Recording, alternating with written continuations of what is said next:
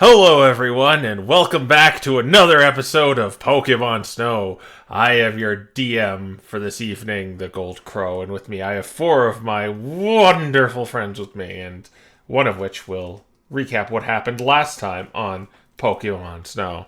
Take it away, Ice. All right, yeah. Last time was a incredibly dense session, but hopefully these notes will make it short.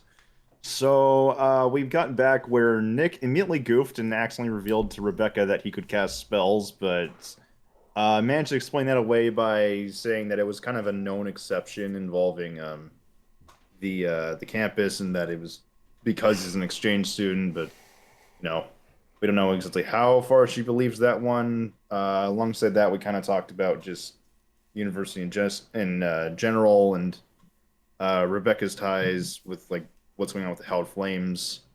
Um, Proteus kind of finding ways to potentially nudge her away from there, but uh, it's a little weird, kind of a weird situation.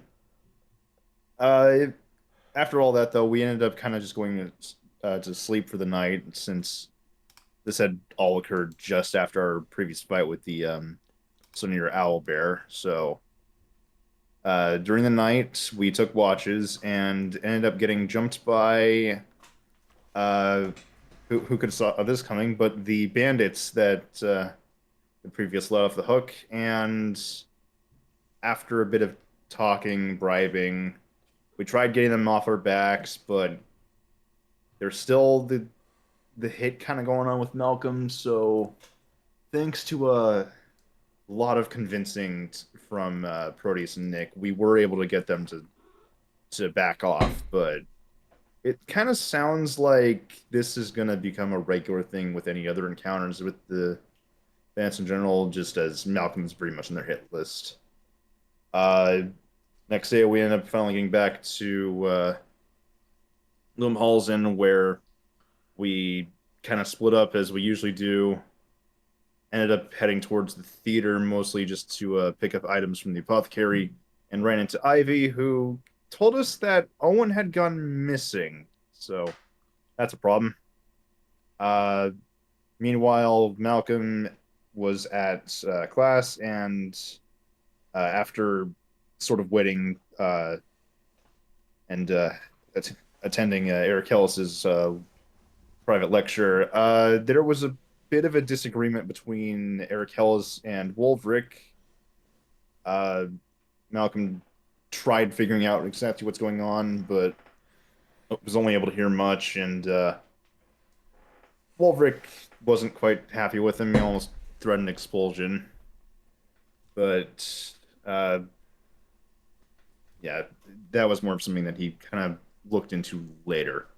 Uh, After all was said and done there for the day, we ended up checking in on the airship hangar. Though, as we didn't really have a full on plan, we kind of called things off rather quickly, much to the chagrin of Quill, as we wasted a bit of gold for the day. Uh, Next day, Proteus and Nick were at the theater. Nick did his work with improving the actual quality of the score, so it's gone from bootleg royalty free music to actual orchestral remixes, so that's a good sign. Apparently, Ivy's actually been genuinely happy too with everything going on. Like Giovanni said, she's been uncharacteristically so. So things are going well there.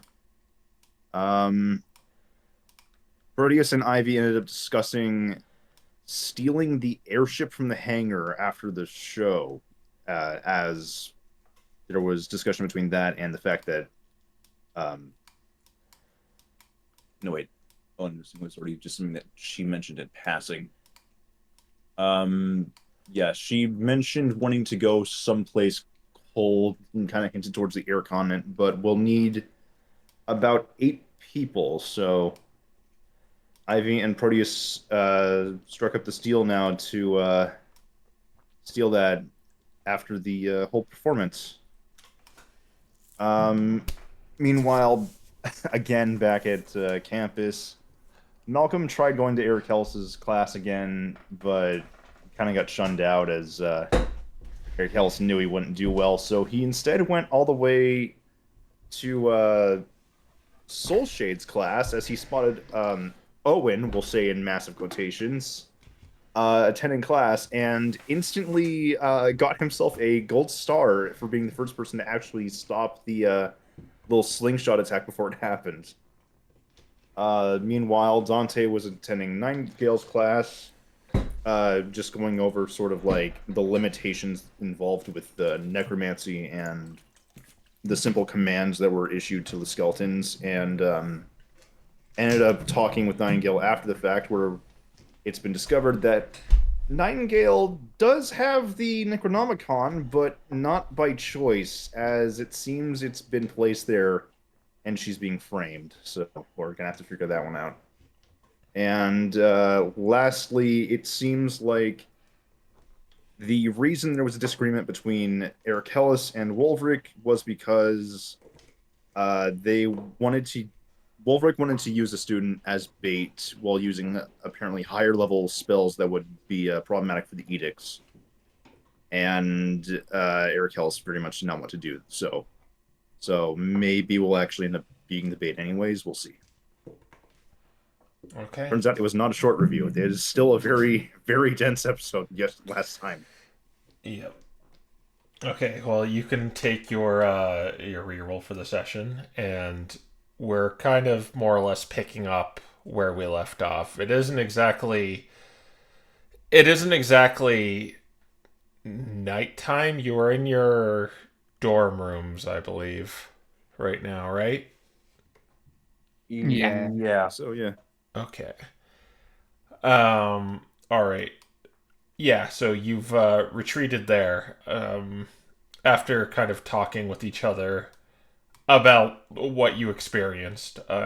Where do you wish to go from here?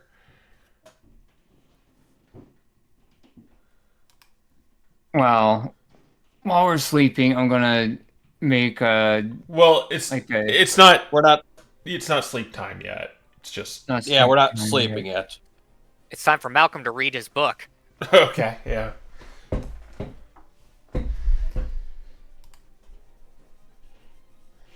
8. Yeah. That's you couldn't draw the power you did the other day.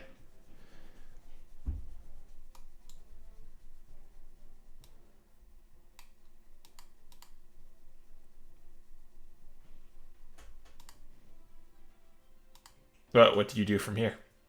And like, how much time do we have left? I'd say it's like around like 6:30. Not a lot. I guess Nick will say, alright, is there anything last minute we want to do tonight? Anyone want to buy potions before we go off the roller coaster?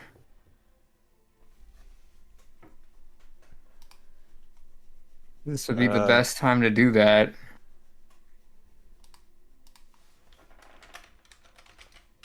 Let me look at how my potions are doing. My potions are doing pretty decent. Then I'll let you guys use them a lot more frequently than I do. Like, just to remind you, like, you have to go there, but this is what's like Yeah. available in the potion shop.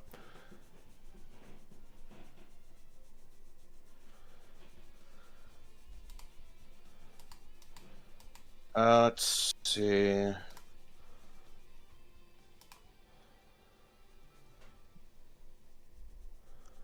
Wait, I didn't open the sheet.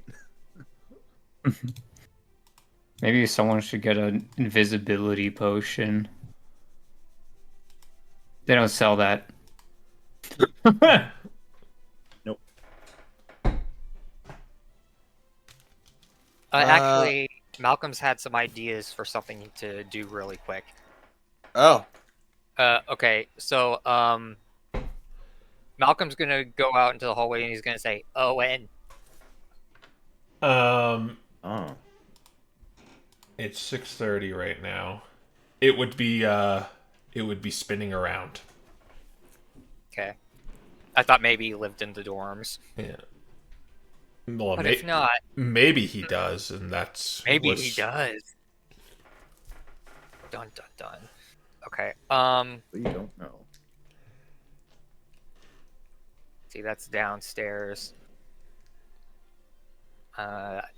Is left downstairs and right upstairs? I believe right is upstairs. Yeah. We'll find out real quick. There we go. He's gonna knock on Figure's door.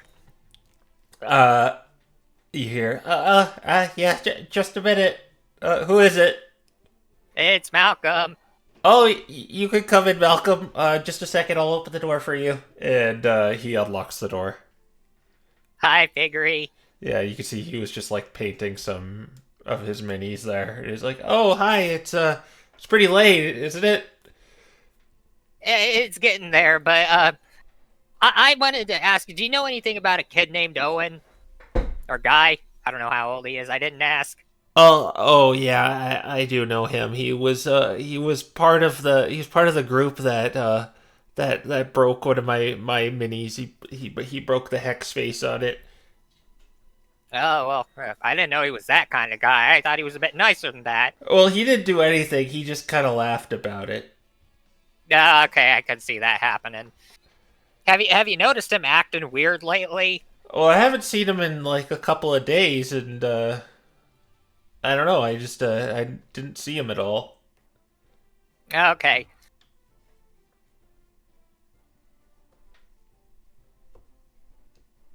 Okay, because I saw him today when I went to Professor Soulshade's class. He's acting kind of funny, don't you think? Well, you said you didn't see him, so, how's he acting funny? Well, he's talking weirder than usual, and he even seems smart sometimes, and I don't remember him wearing glasses. He never wore glasses before, right? Oh, no, he definitely didn't wear glasses. No. Okay. Yeah, that's really strange. I don't know the guy personally, so I can't give you insight into any of that. Okay. So you don't even know if, like, he had any, like, what's the word for things you do after classes? That sort of thing. Oh, well, he was always with his pals, and yeah, they would they were doing they used to play with lawn darts. I remember, but they weren't playing the game correctly. They were I think they just like throwing the lawn darts.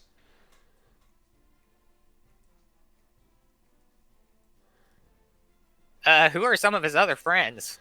Well, it's it's a group called. He's in something called like Alpha, Gamma, Beta, Zeta, Tethalon, Saran Wrap or something like that. My gosh. All right. Do you know where they, like, normally meet up? Well, they're always getting in trouble because they're usually out in the open, the field by the cafeteria. They're playing with the lawn darts, and they hit one of Nightingale's skeletons one time, and they got in a lot of trouble for that. But they were there sometimes, but again, I haven't seen them lately. They're how do I put this? They're not the most academically astute individuals. Okay. So you ain't seen any of them, or just a few of them showing up? I haven't seen. It was a group of 5, and with that Owen guy, and I just haven't seen them at all lately. It's been kind of a relief because, well, you know, I didn't like having to see them. Yeah, I get that. I just wanted to see if you knew anything about any of that. I won't take any more of your time. It looks like you're doing your little minifigure painting thing. You're doing a good job. I like that one. Oh, I'm just painting a mind flayer and an intellect devourer. You know what they do? They eat brains and then replace you. Oh, wow. They'd probably starve if they tried to go after me. Oh, that's not something you say. That's really self-deprecating. But I mean, if you're doing it, I know that's a thing some people do. But yeah, I'm just painting them. Yeah, it's great. Just putting on the wash. I'm gonna have to come back and look at that when it's done. Yeah. Anyway, I'll see you around, okay? Okay. See you later, Malcolm. Oh wait, I can't remember. Were you going to Ozzy's class or was that at someone else? Oh yeah, I'm going to Professor Ozzy's class. Yeah. Are you going to the theater tomorrow? Yeah. I think we're forced to kind of go there. Oh, me and some of my friends are going too. All the ones that you saw with me before. So I guess we'll see you there then. Oh, okay. I'll see you there, Malcolm. Okay, bye. Bye. And Malcolm's gonna go back. Alright. So after like 5 minutes, Malcolm returns. Hi guys. So it seems like it may be just more than Owen that's disappeared. The entire group of the Alpha Gamel Ball Saran Wrap. They don't. They've been not showing up at their usual spot lately. I've known about students being missing in general, but This Well, I mean, this is does, 5 guys. This does make me curious. I wonder, because the last group that disappeared was Figury's group, and now Owen's group. I wonder if this thing is like targeting entire groups somehow.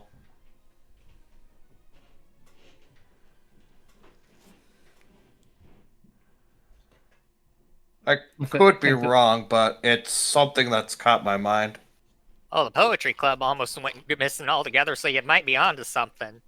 Yeah.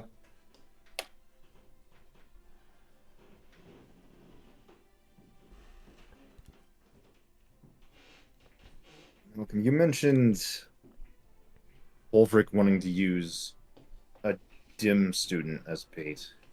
Yeah. Then I guess we don't know all that much when it comes to the poetry club, but that could have just been different from this. But Well, the reason he wanted to use me was because he wanted Professor Ericulus to do some magic-y thing, and I'm guessing because I'm kind of stupid that it's easier to do stuff like that to me. huh. I didn't consider that angle. I was wondering more if maybe the dimmer students are the ones that are being replaced more easily. Or if it's just any. It's hard to say for sure. Well, I wouldn't call Figure dim. I mean, he and his friends were just kind of like, the Oh, wait, outcast, I right. guess.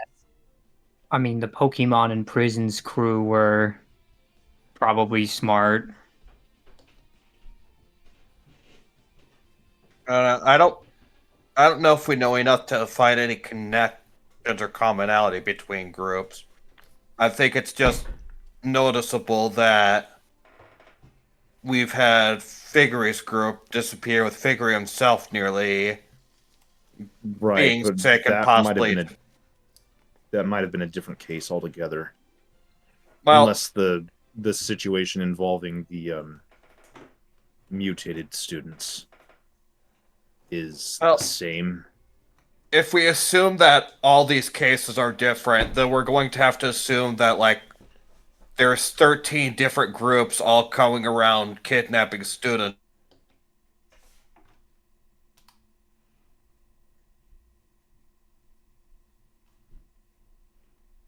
It happened again. I can't hear anyone. There goes my ping going to like 5,000 for no reason.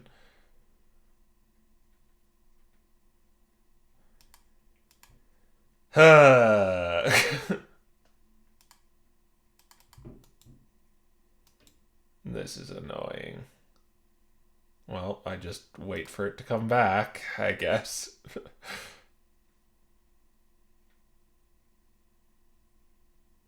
Yeah, you can hear me, and I can't hear you. And the bot died, I know. This is technical difficulties, audience. Just a second. I have to wait for my ping to, like, shoot back up.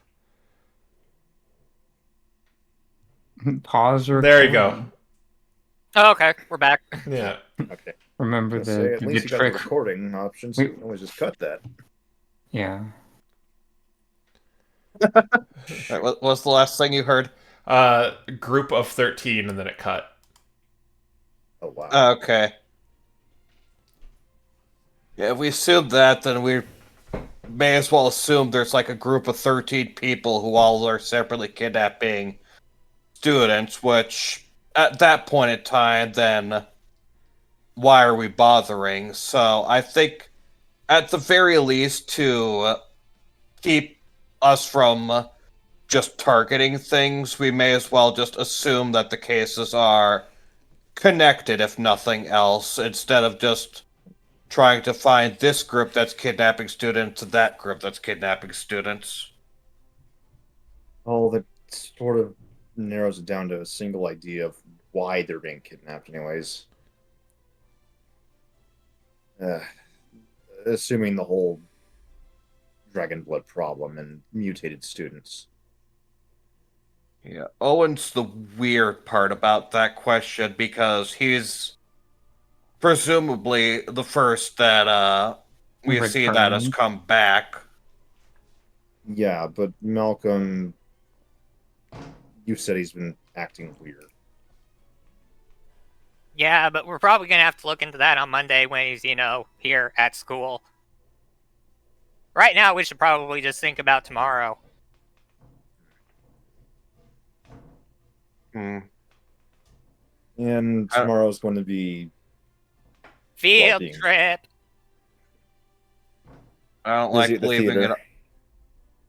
I don't like leaving this off, but I suppose you've got a point. At the very least, where did you hear? Oh my god. It's happening again.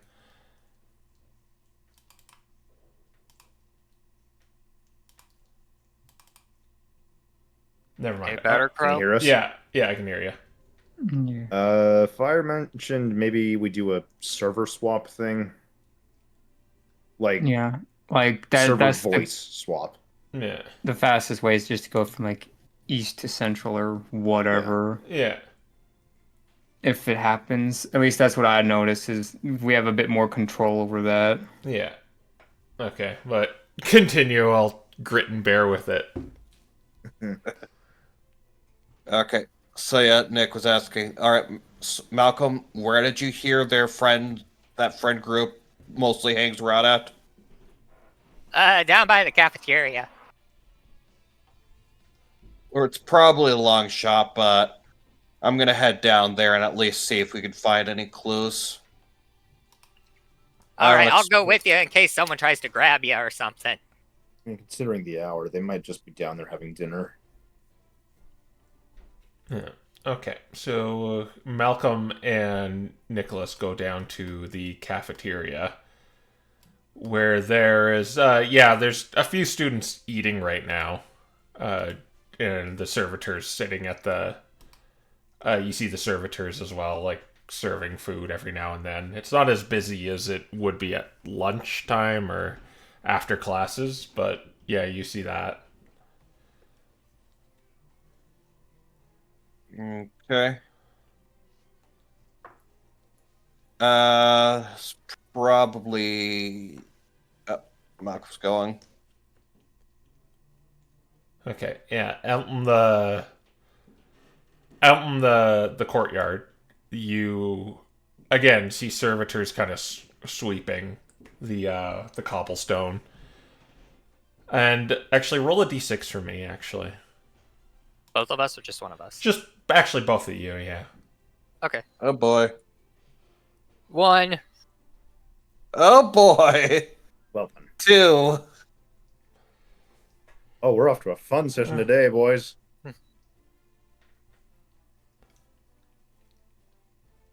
you see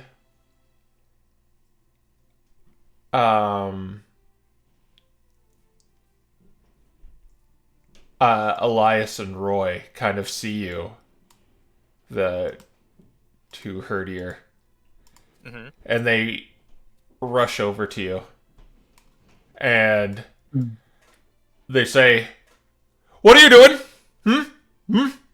Not planning anything, are you?"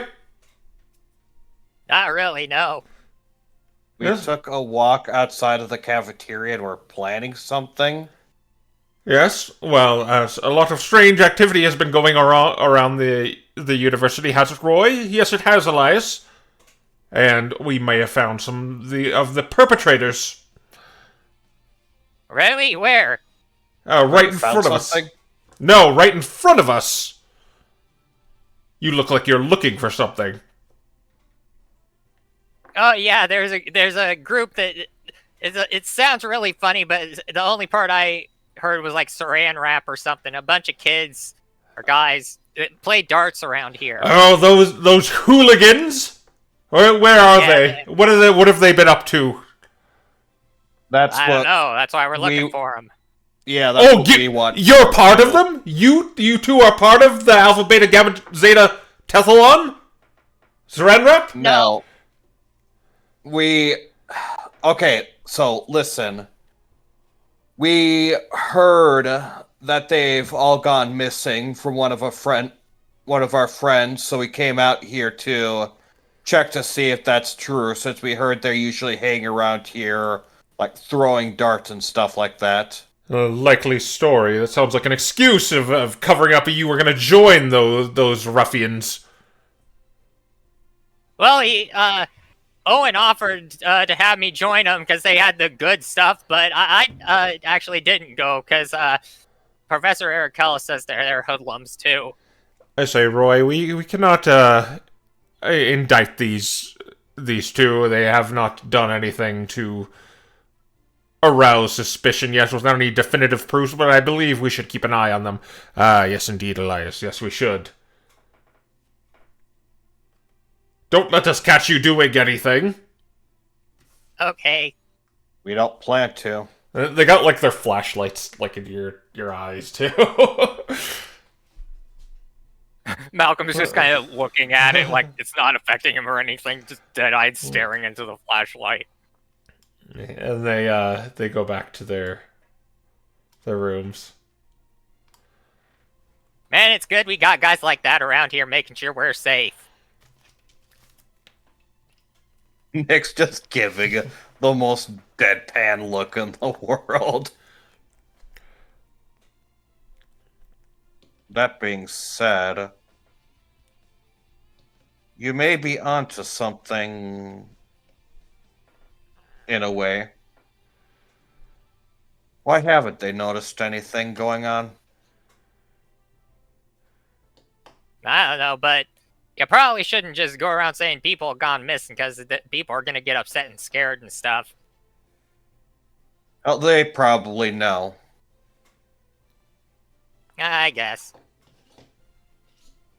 We're not telling But, students.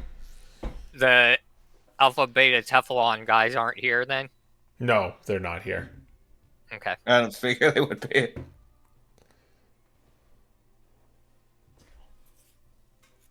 Is there anything else of note around here, or is it just kind of a courtyard right now?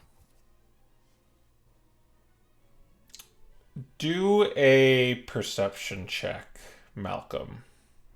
Alright. Probably better at this than me.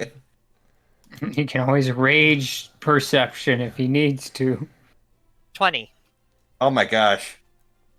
Wow. You notice Mordain leave the library. Okay. And Oh, baby, that was the guy I wanted to visit. and he begins heading towards the tower. But okay, do a straight up intelligence check, Malcolm. Oh, come on. Well, it's Yeah, it's fine. It's relevant to this. Yeah. Okay. This is a little weird because the library closed like an hour ago. Hey, Nick, didn't the library close like an hour ago? It did, yes. I mean, I guess you could have been just like organizing the books or something, but Nick is gonna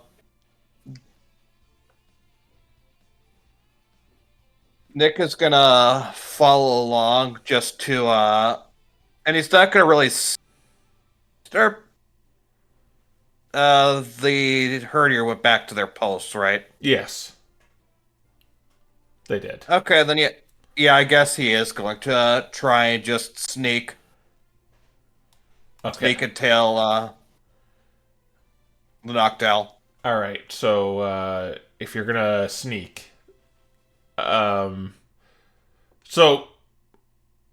if you fail this, it's gonna be obvious you were kind of stalking him. Is the warning I will give here. B.I. B.I. B.I. Can I be on myself in this situation? Yeah. There's okay.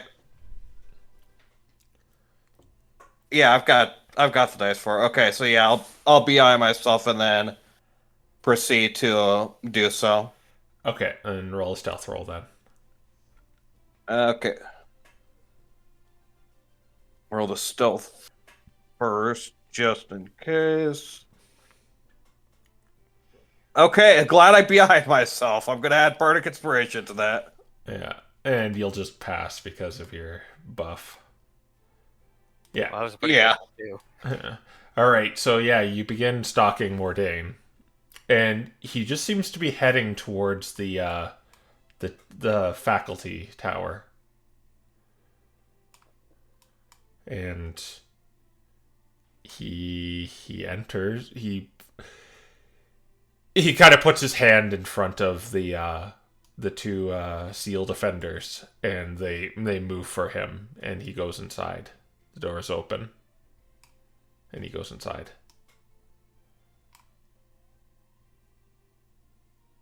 Okay.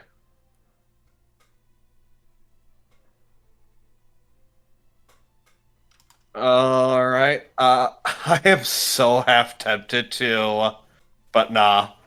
I don't think I'm gonna risk that. I'm half tempted to invisibility myself, but I'd have to play the lute, and that would make noise. So, Okay. all right. Yeah, I think seeing that at that point in time, Nick is just gonna casually walk back as if he was just taking a stroll. All right, and you reconvene with Malcolm. Yeah, by this time Malcolm's probably over near the library, just kind of peering in through the windows as he's kind of walking along the path.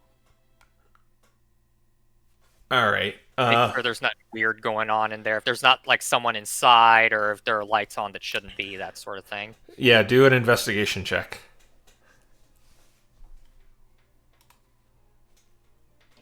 $16. There appears he was writing something on his desk. You can't really see. If you were to look through this window, you'd kind of see there was like something he was writing on the desk there. Okay. Kind of looks like he was writing something on the desk, but I can't see that far away. And even if I could, there's still letters I don't know. Suspicious. Go upstairs and get Proteus down here. Okay. All right, and let's circumvent this. And Yes. would you go there, Proteus?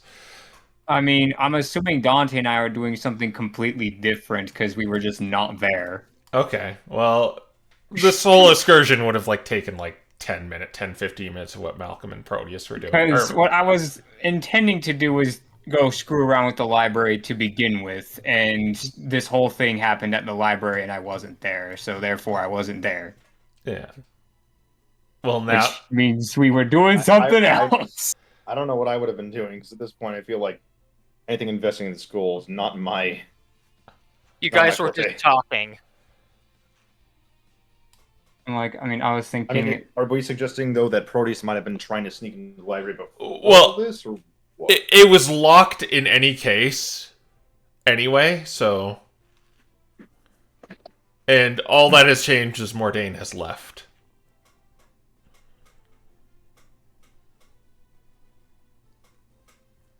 So I mean, we could just you guys were in the room, so unless like I don't know. like, Let's not I make would've- this harder than it needs to be. yeah. Yeah, for Agreed. this, but okay. All right. All right, sure.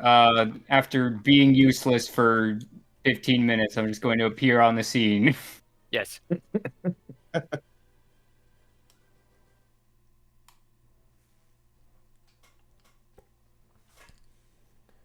All right, and I'm just gonna cast Tiny Clone. Okay. Where? And I'm gonna have it appear next to the desk and read the note. Okay.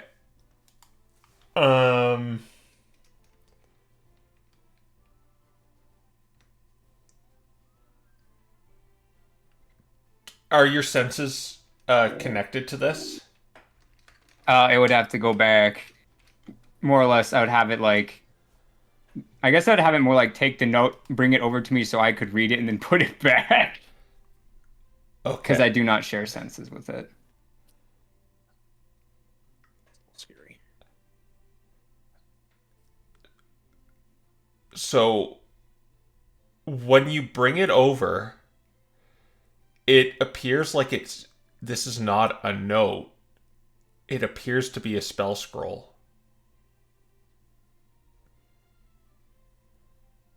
But it's almost disguised in a...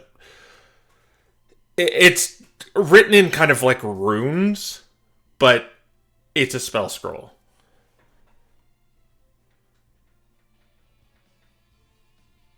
So it's like a Rune Knight spell scroll or something? It in the world of wizardry, there are wizards and Monoborn kind of remix the language they use to channel spells in very different ways. Meaning, like, your spell book looks very different from Sabrina's spellbook, even if you share the same spells, just because they're kind of coded to you. But he's effectively, it's his style of writing spell scrolls. Well, this was Yeah. just on the desk. You didn't see him write this. This was just on the desk. What spell is it? It is...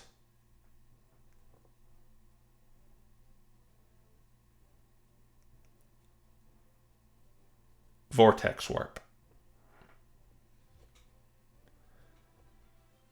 Wait. That was one of the spells I learned from the library. Mm-hmm. Okay, this is getting slightly concerning now. In fact, it's now that you're actually looking at it, it's the same one that you kind of, basically reverse engineered to yourself. Yeah.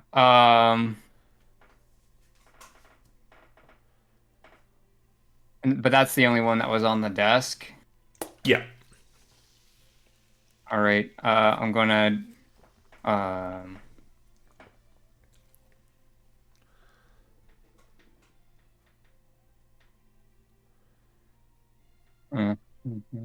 he has paper clips there, right? Yeah, definitely. There's like a stapler and paper clips. Okay. I'm gonna have it try to look through like the back side of the desk, and if it has to, it can use paper clips as lock picks. um. Okay, and it's its own thing, right? Like you can't see through it or anything. Yeah. And So you're Does instructing it it still? to, and like what are you what's your like command for it? more or less to find more. I'm going to have it specifically be looking for things that we have checked out, and I'll kind of give it a list of those things just to speed up time. Okay. Basically like what you have checked out. Yeah, Okay. because I would have had to have checked out that spell scroll to copy it down, I presume. Uh the three of you are the three of you engaging in this? Nick's I'm still basic. upstairs. Nick's sort of keeping watch, making sure that nobody notices Proteus doing this. Okay. Malcolm's eating grass. Okay. I might tell Malcolm to go get Dante, or at least have Dante be close to the scene where he can run in with his monk speed. Um well, if what would you be doing, Dante?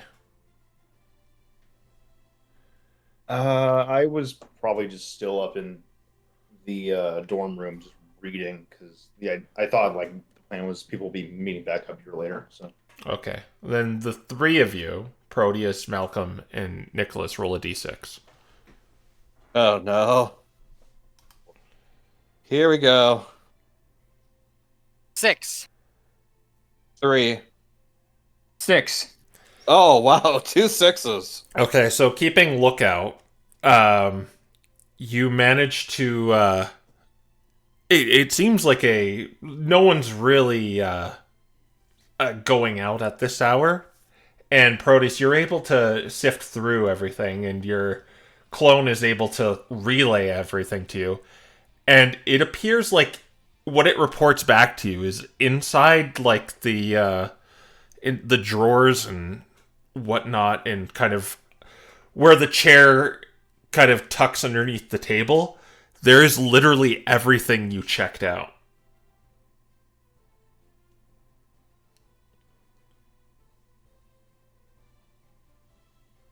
Okay. The books with the missing pages are there. Every spell you've tried to learn is there, or you have learned, should I say?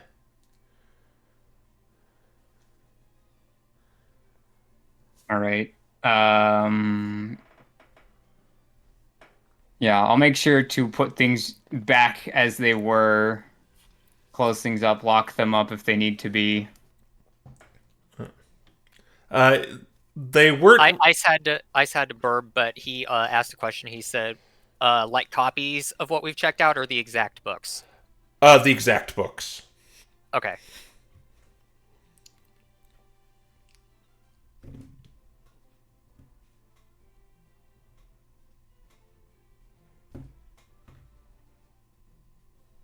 Is Malcolm's book that he checked out there too? Yes, even that one. The every book that you've kind of taken and started reading is like here. Is Proteus relaying that, or Yeah, I'm just making sure that the clone makes sure that there's not any evidence before I disperse it and then communicate. Yeah, they weren't hidden away or anything. They were hidden in the sense like they're behind the desk. The only one that was out in the open was the vortex warp one.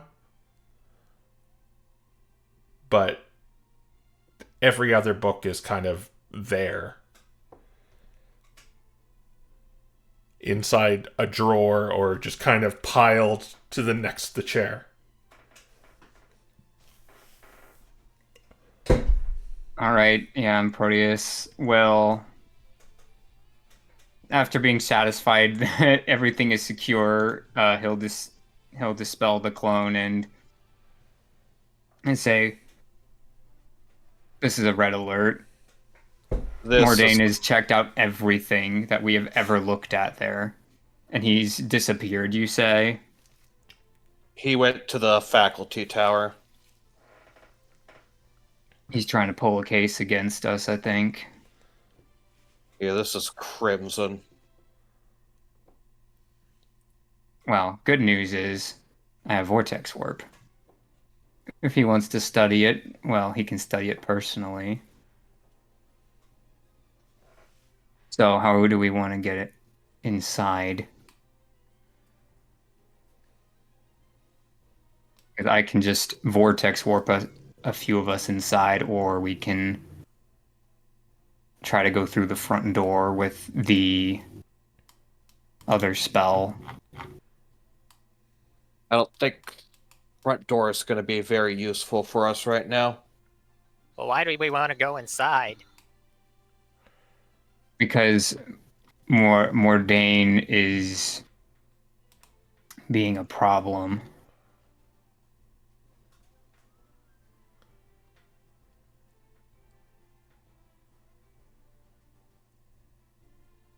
We should head over and let Dante know of what we found here. Yeah, I guess we'll go collect our Dante. All right. So I'm pretty sure Dante is still burping, but Just got back. Yeah. okay. Great. So Mordain's keeping a record of everything we've taken out. More or less, yeah. Yeah, but he decided to study it all at once today for some reason. And you said he just went off to the faculty tower. Yes. Yeah. I'll also point out he was questioning me earlier about why we checked out the Dragon Book a second time. And yeah. Whenever we talk about these things that we keep finding disgruntled information on, he's always the first to begin to question us, yet he doesn't seem to care so much about Malcolm's Dream Book until today, it would seem. I think it's fair to say he's already pinned someone as malevolent here.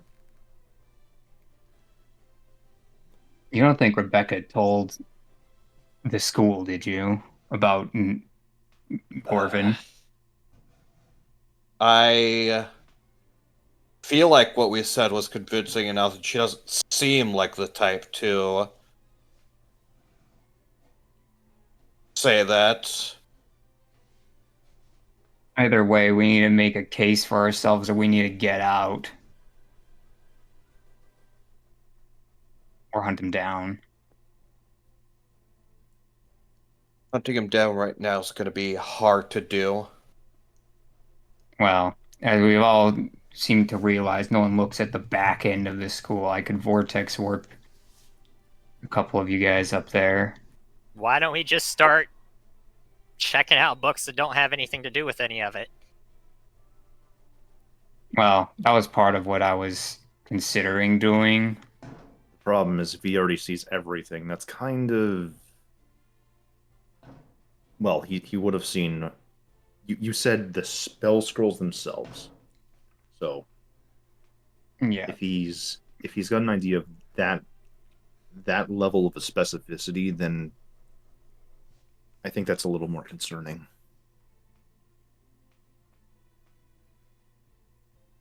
It might already be too late to even try something like throwing him off trail. The only thing I Yeah. think we can do now is try to intervene. It's just how we intend to do it. I personally want to go with the show up in his room strategy, or at least nearby, because I think that'll send the message to him back that we are not to be trifled with, and that we know that he's also garnering an equally powerful secret.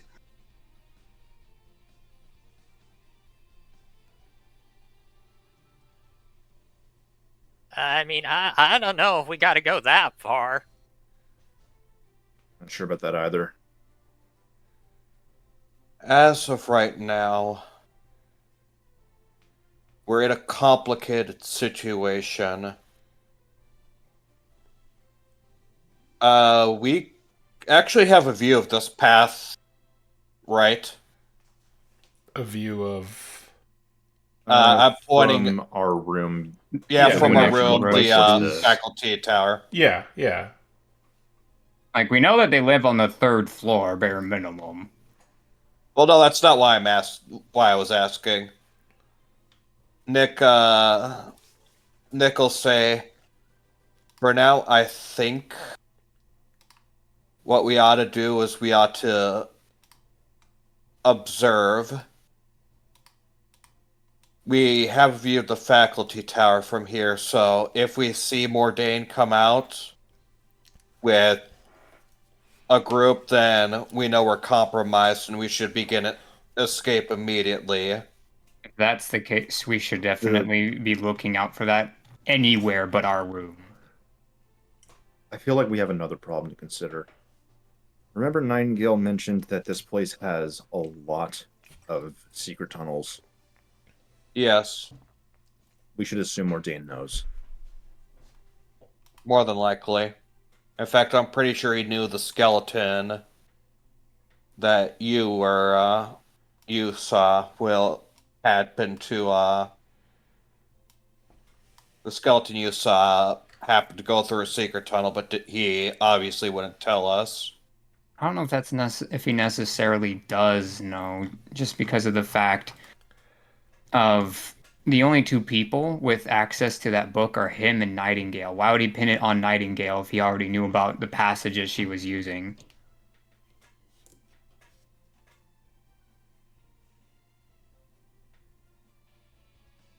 We don't know yet, but we do know at the very least he's fairly. But I think you're right. We should be prepared for someone to use those passages, even if it isn't Mordain.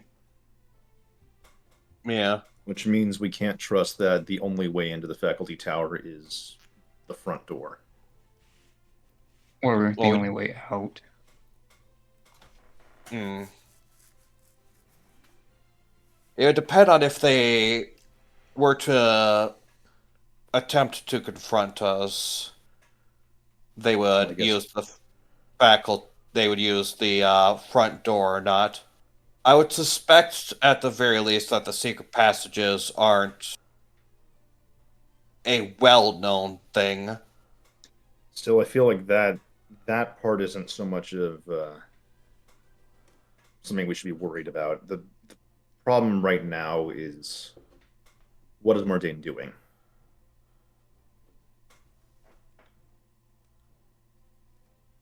What are we doing? Assuming we don't want to go guns blazing, assuming we don't want to watch from our rooms, were there any windows? Could we see any windows over here? Which map are you on? I'm on the 2nd floor. All right. See any windows? The only 2 windows, these ones. In your room, see, like, they're there, but there's one window right here. Okay. We could go over. Wait. I actually don't know if that's the library building. I don't know if that's. Yeah, I just realized that's the library building. Is the library itself the only thing that closes over here when like the rest of this building stays open until later, or does it all close at once?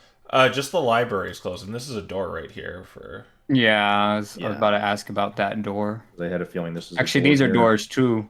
Yeah. No other windows. Oh, this is a No, door. that's That's the window. These are doors. Oh, okay. We could In watch blue. from over there if we're worried. Do we want to spread out? No, we shouldn't spread out. We want to make sure if they are going suspicious of us and they are going to try and confront us, it'd be better if we're together. That way we have more options of escape and we have more communication. Alright, Unless we spread out in positions where we could see each and every one of us. My I thought is don't- that most likely he's building a case against Proteus.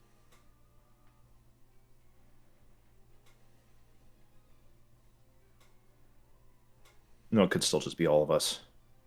Well, I don't think anything's gonna happen tonight.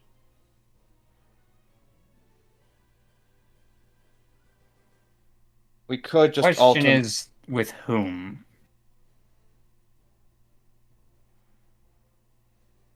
I'm thinking he's working with Soulshade. Why? Well, Soulshade has the motivation to put things together, and if this is the case, it would be easier for them to work together than apart. Bullshit is definitely suspicious since the attack on us fits his MO. Yeah. Pick out the problem first before it becomes a problem, assuming he does view us as a problem. Right, but the problem is, if we're thinking back to even the necromancy pages at that point, remember that It needs a high Nightingale level. herself said it would have to be a high-level necromancer. Just a high-level mage or a manaborn. Ugh. They might not be able to read it fluently, but they would be able to read it. Pretty Mordain could possibly read it even without being manaborn. To be honest, I wouldn't put it past him. But Soulshade and him working together means access to a lot more spells and other things while still being able to maintain his position as a But why teacher. frame Nightingale at that point? That's the other question. At this point, we're going to be asking a lot of ifs. Yeah, we're asking too many what ifs. I think at this point in time we need to decide, do we want to just leave and come back tomorrow? Yeah. It's probably safer we head off to the hotel tonight. There's a part of me that wants to stay to see if something will happen, but I kind of want to stake the area out as well. Alright, I guess we'll stay in our room for the night. Okay. Yeah. Does that mean we're planning like rotating shifts, just watching through the window? We don't need to. Someone has a cloak that can do that. Oh, I guess I should. Well, when do they close the campus? I believe at 9 is like when it's kind of students aren't allowed to wander about or enter anymore. Yeah, so I was thinking Yeah, of we should just leave after staking 9. out from this room as long as we can, and then going to the hotel before campus closes. Which room? This one with the big old window. We don't know what room this is back here. If this is like If we find out it's locked up, that's just another thing to investigate in the future. Alright, well, if we're gonna do it, let's do it. yeah. So I guess we're heading to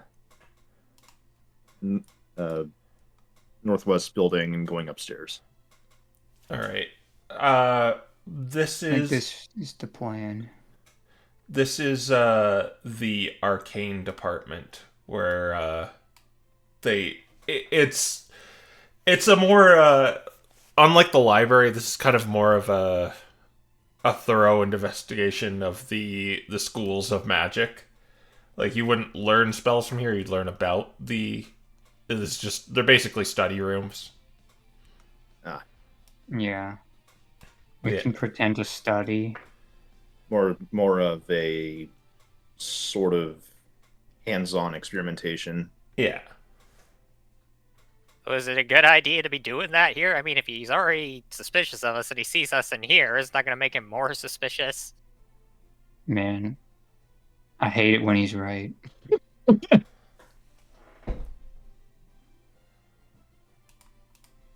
I mean, if he's And that center room is the planet, kind of a model, like this hologram of the planet, and it kind of shows the different continents and like gives you information about everything. Oh, that's neat. Malcolm likes that. Spinning it around.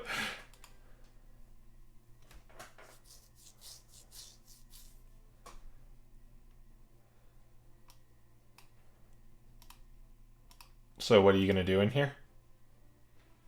You're just gonna... I think We're gonna sit there, keep an eye on the teacher's lounge for the time being, and once it gets close to closing, then we're probably going to Malcolm. it spins. Yeah, you can like spin it around and it like simulates like the like day and night cycles, and if you do it really fast it's like flickering and Malcolm is entranced. there's like a little Malcolm. voice when you poke things like Mage Tower of Air Continent. Home to 4,000 mages. Manaborn. They have exact records. That's It's just a census. I suppose. I'm gonna Impressive. play with this. You guys go over there.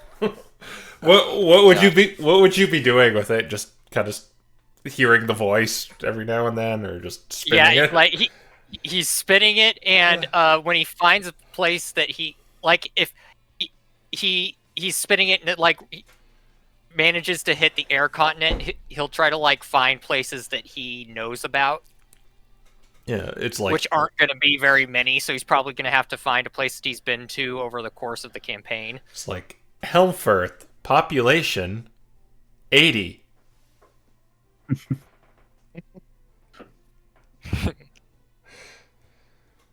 He's going to keep doing that.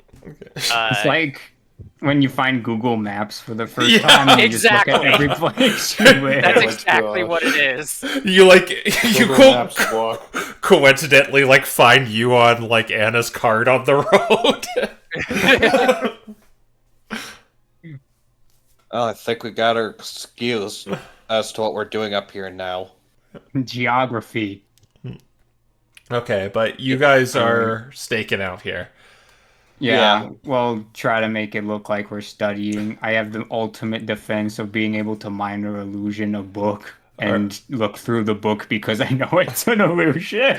All right, so give me a ballpark of like when you would start, assuming you found nothing or saw nothing. We would probably leave like 20 minutes before its campus closes. So like 8:40. 840. All right, so you're gonna be Yeah. here for 2 hours then. Yeah. Okay. All right. I will have you roll a d6 first. We're rolling so many d6s and we haven't even reached All the. four of us? School. Yeah, all four of you, because you're all... School is a dangerous Oh, place.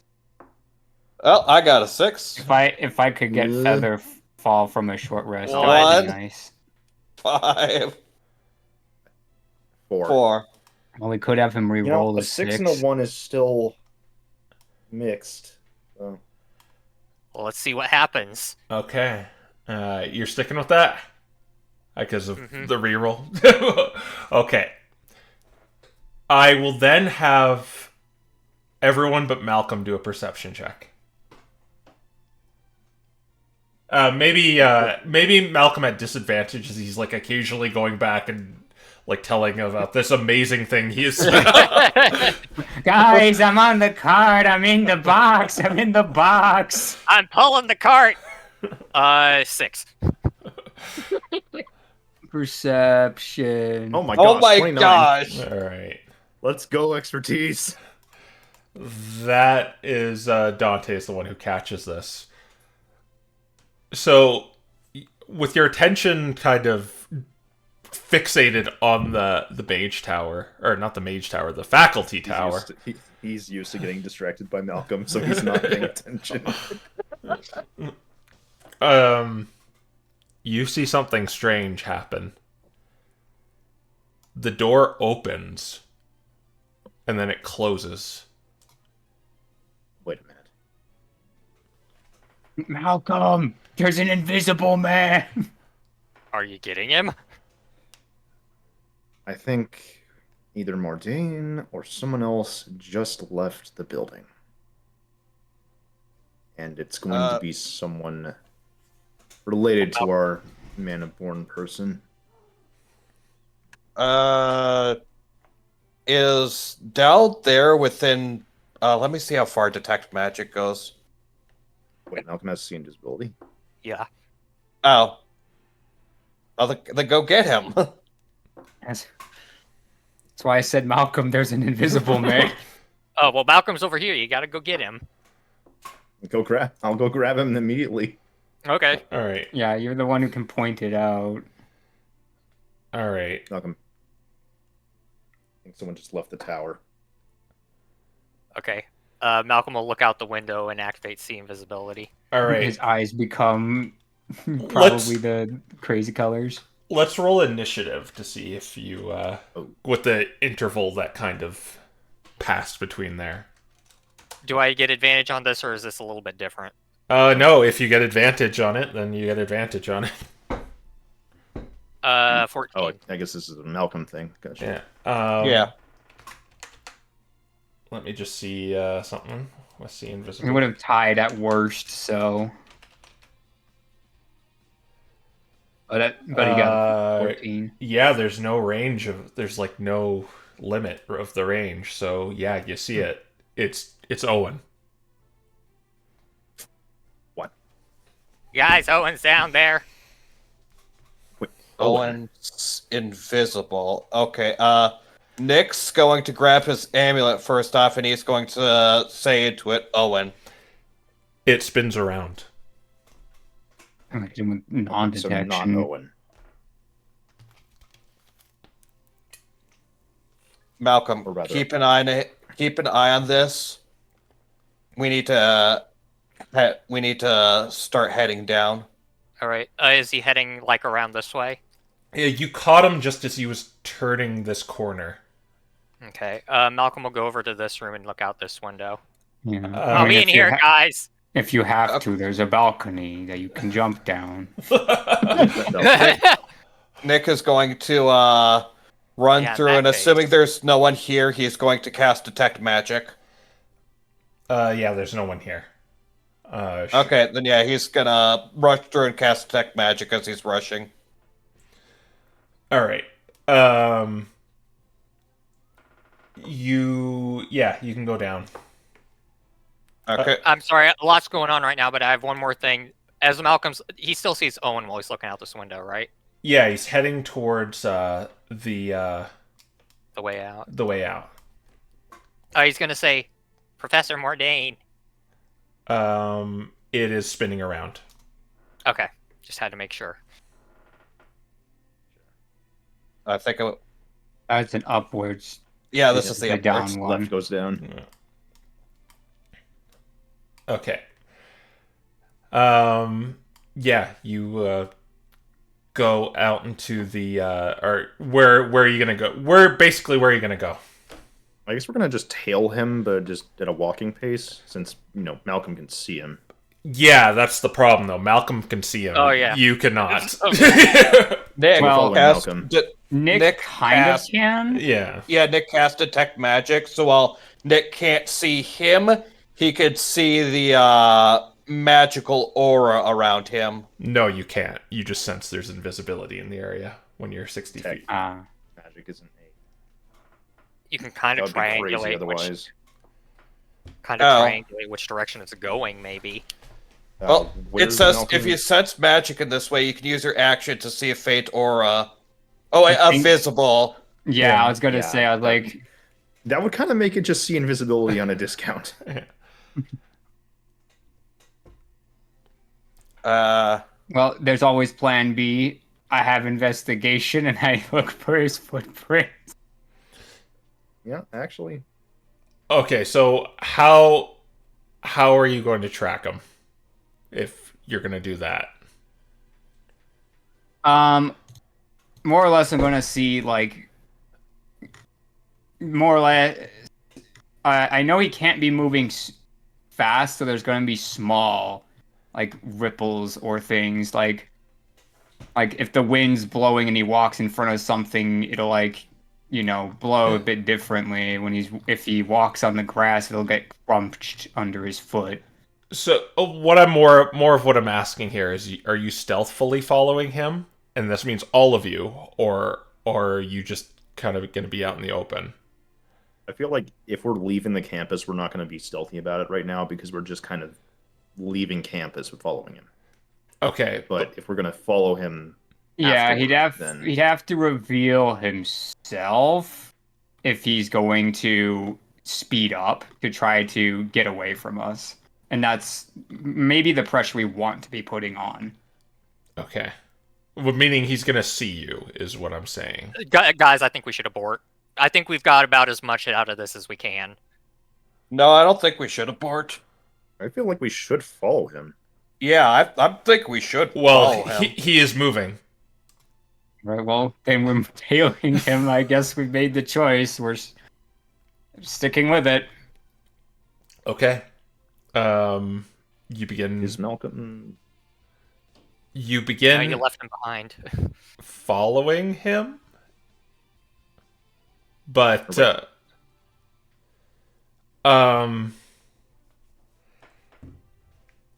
and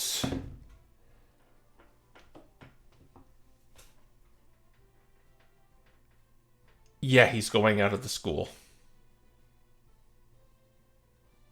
What was that you were saying about Malcolm?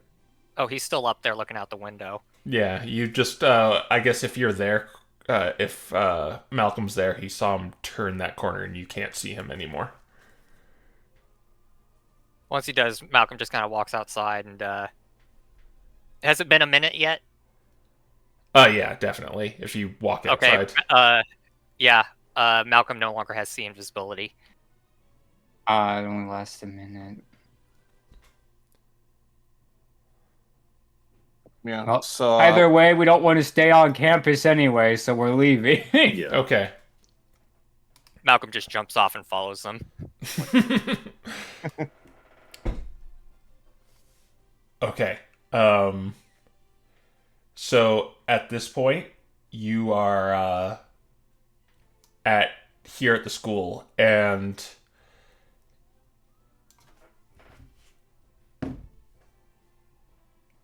you kind of lose sight of him. I still sense the invisibility. Are you running? We're probably like he's running himself. Are you running? no, we were probably walking. Because you have to Like be we're matching his pace.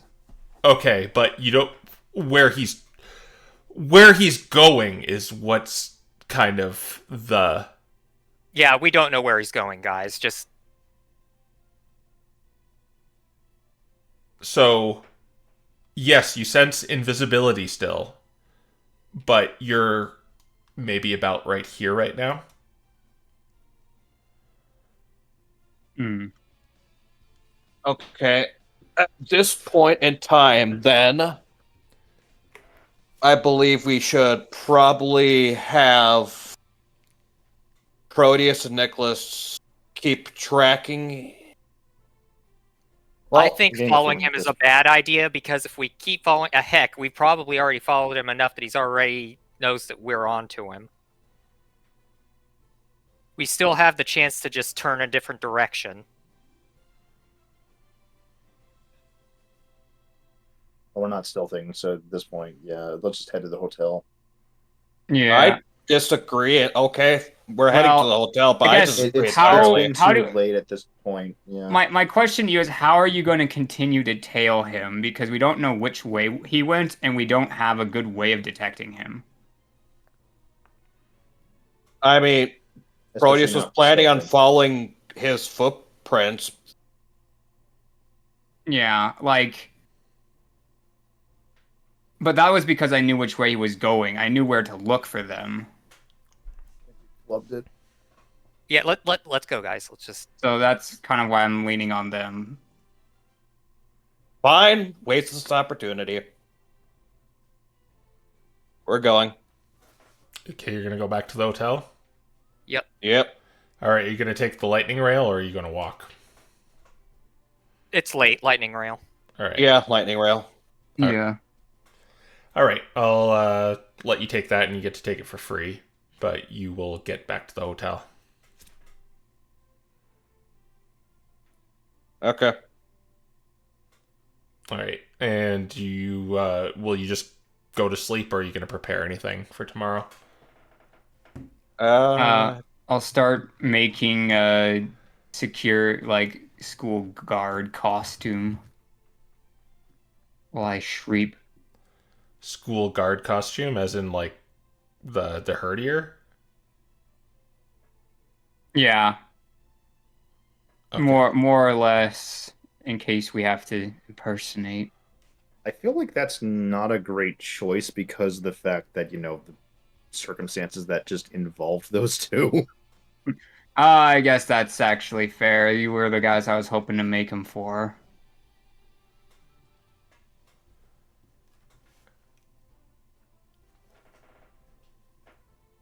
The servitor costumes are probably just better because they're generic. Yeah. I'll do that then. Okay. Smooth, polished skeleton Halloween costume. All right, so you could do I guess what did I do? Intelligence sleight of hand. Something like that. I remember I had a +8 to it, so that would check out.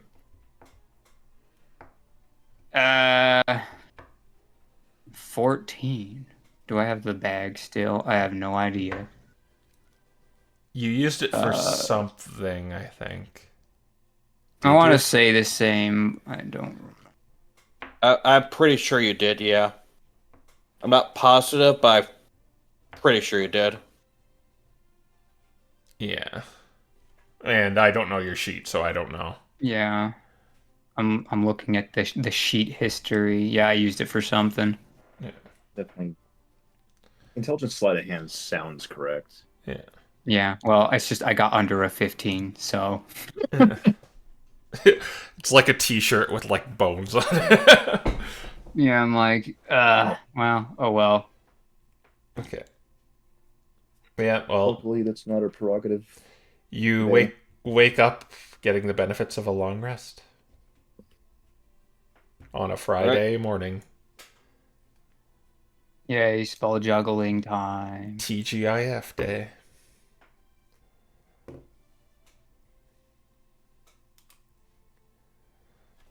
All right. And the room service comes as usual with your coffee and your breakfast platter. Beyond Proteus preparing spells, is there anything else you guys wish to do here? And where do you wish to go afterwards? Not particularly, and yeah, we are probably just gonna head to the... Unless we want to, like, head them off and head to the, theater itself. Actually, it might be worth it for, like, Proteus and Nick to head to the theater while Dante and, Malcolm go to class, because they're probably... The school's field trip, they're probably not expecting the students to, like, pay for the field trip, so...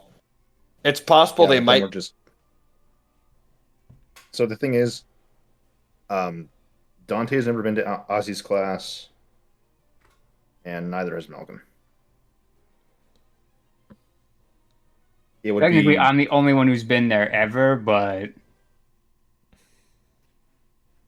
If we I'm just show just up on gonna. the day of the field trip, it's going to be kind of weird. I mean, I guess Proteus could Like, go I'm to just gonna us. go to the theater. Like, I'm in the production. Me not being there beforehand is going to be disastrous. I feel like we should just directly go to the theater. Yeah. All right. I thought it might be a way of saving you guys money, but that's fair enough. Yeah. Did we lose Crow again? No, I'm still here. Okay. I heard the music cut out, so I was like, oh no. Yeah, the music just cut out for some reason. That was the telltale sign last time. Yeah, then I guess, yeah, we'll just all head it off at the theater. Okay. Goodbye. Another 10 gold. Free for some, 10 gold for the others. Mm-hmm. Guys, I'm Marked below, it already. below 800 now. Oh no. No, I'm gonna starve. All right. So you are able to get to the theater early in the morning. And yeah, you're basically just allowed in. Because you're with the production. You see Giovanni greet you. They appear to be like it's in the state of disarray right now because they're preparing everything for the illusion or the Aussies class to come here and set up things. And he sees you four. Yeah, all four of you are going. And he says to you, Proteus, it's nice to see you again. Yeah. Well, it's good to be good to go for the rehearsal. We're not exactly doing a rehearsal today, or we're simply setting up the props and lighting and, well, I have a checklist of here what Ozzy is doing. So because we're in a state of disarray, but we shall assist them.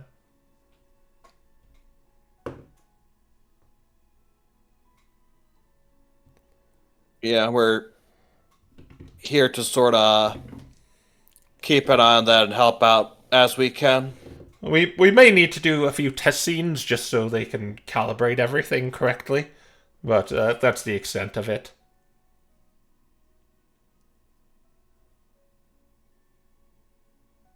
Oh, Yeah, well, they shouldn't be here for another 2 hours or so. Oh, you can make yourself comfortable until they do. The coffee machine is still working if you wish to have some coffee.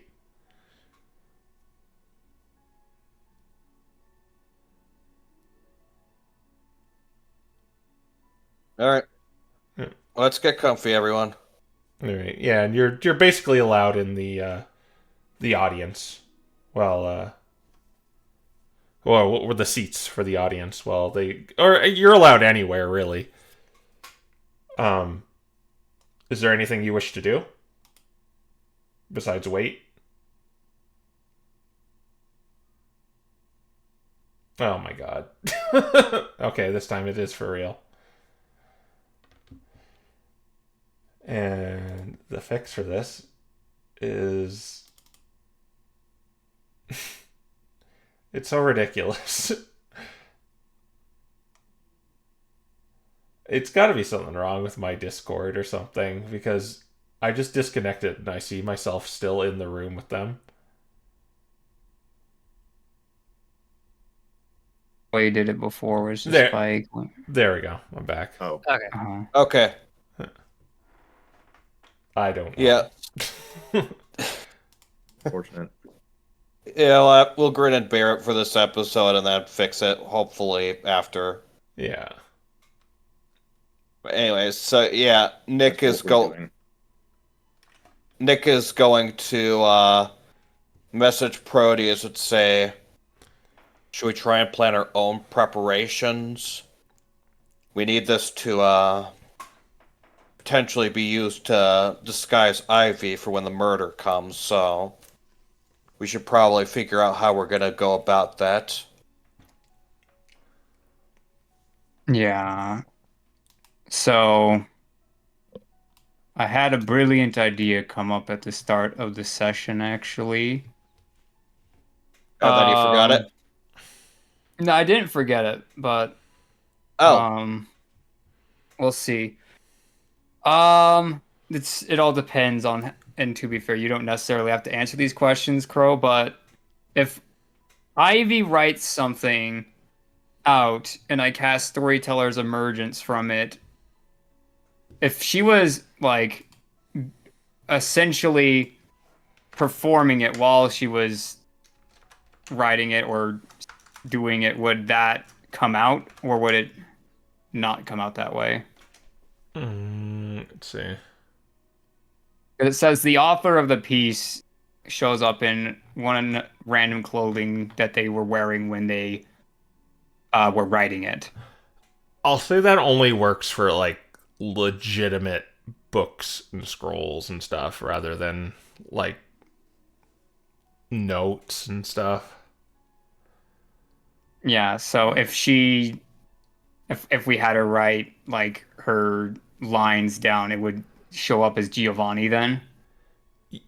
More or less, like this storyteller's emergence. Like I'm ruling it only works on in books or like scrolls or as it says.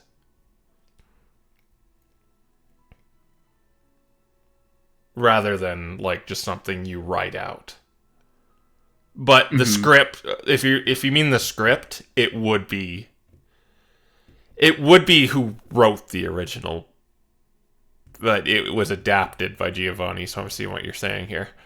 So Yeah, exactly. That's yeah. So it would probably be him. Yeah. okay. All right, so yeah, there goes that plan. But it was good to bring up. Yeah, it would have been actually a really good way of going about things if it worked, but oh well. Problems, of course, going to be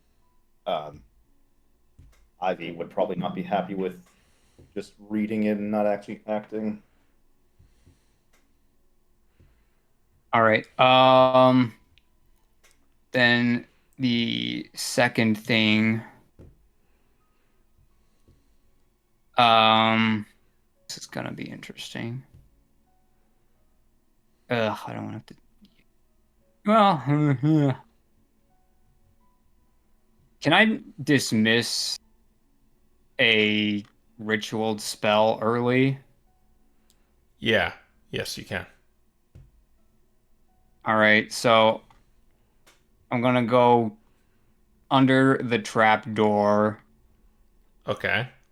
and then I'm going to use hide object on the trapdoor to see what vantage points I can get to help me figure out where Ivy should be positioned during the play. So that way I'm able to cast Deceptive Rescue on her if needed. Just a sec. Okay, where my trapdoor?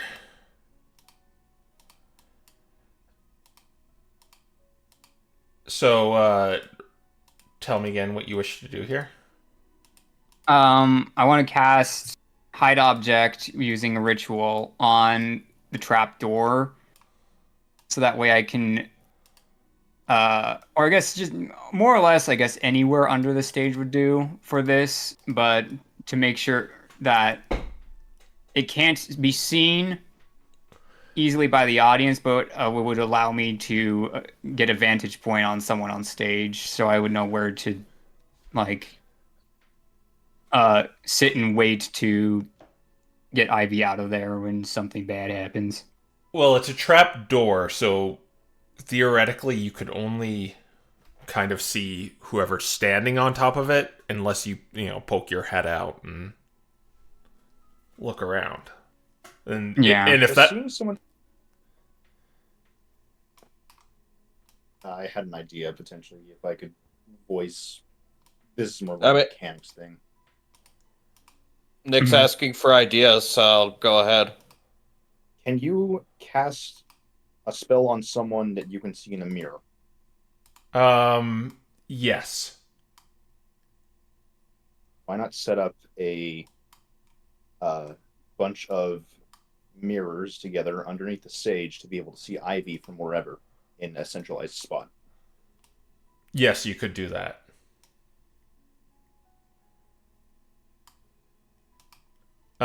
Yeah. But you'd have That to would make like the trapdoor is right here. Oh, hey. I mean, of course he has a stage map. I think we've seen this one before. Like All that. right, this is where Nick will be, right? I mean, it won't be conducting, I don't think. Yeah.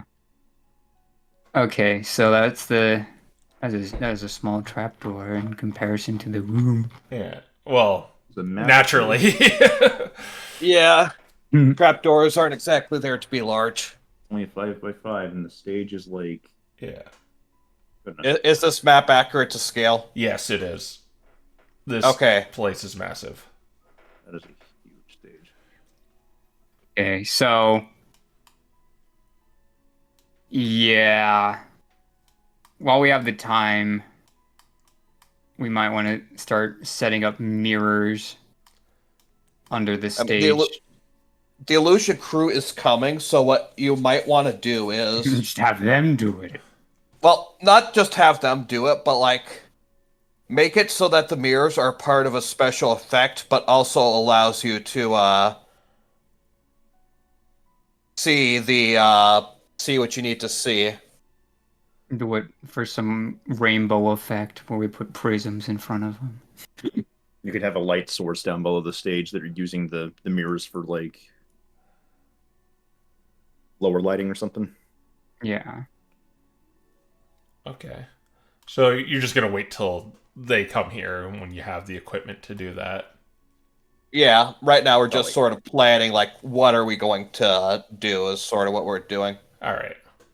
The assumption is Proteus has to die during the actual play itself, and then he'll be off stage for the remainder.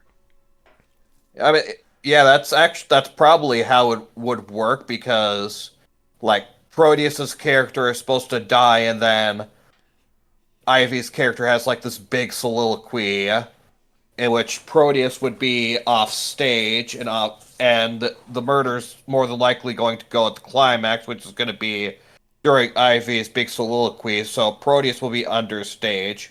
Yeah. Proteus dies at the end of the second act. Okay. Yeah, so that's yeah. I've more or less been planning a deceptive rescue stakeout for a while, but this is kind of like finally putting it down, I guess. Yeah. So yeah.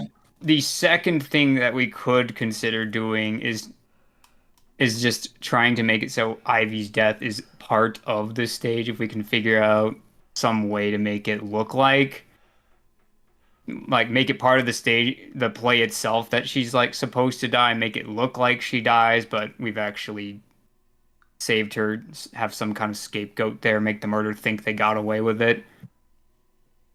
A stunt I had double. a really awful macabre idea just pop into my head. Are you going to steal one of the skeletons and dress them up? No. Hey, you remember that I have access to third level spells? You know what's in the third level spell list on Cleric? Ray's dead. Revivify. Revivify.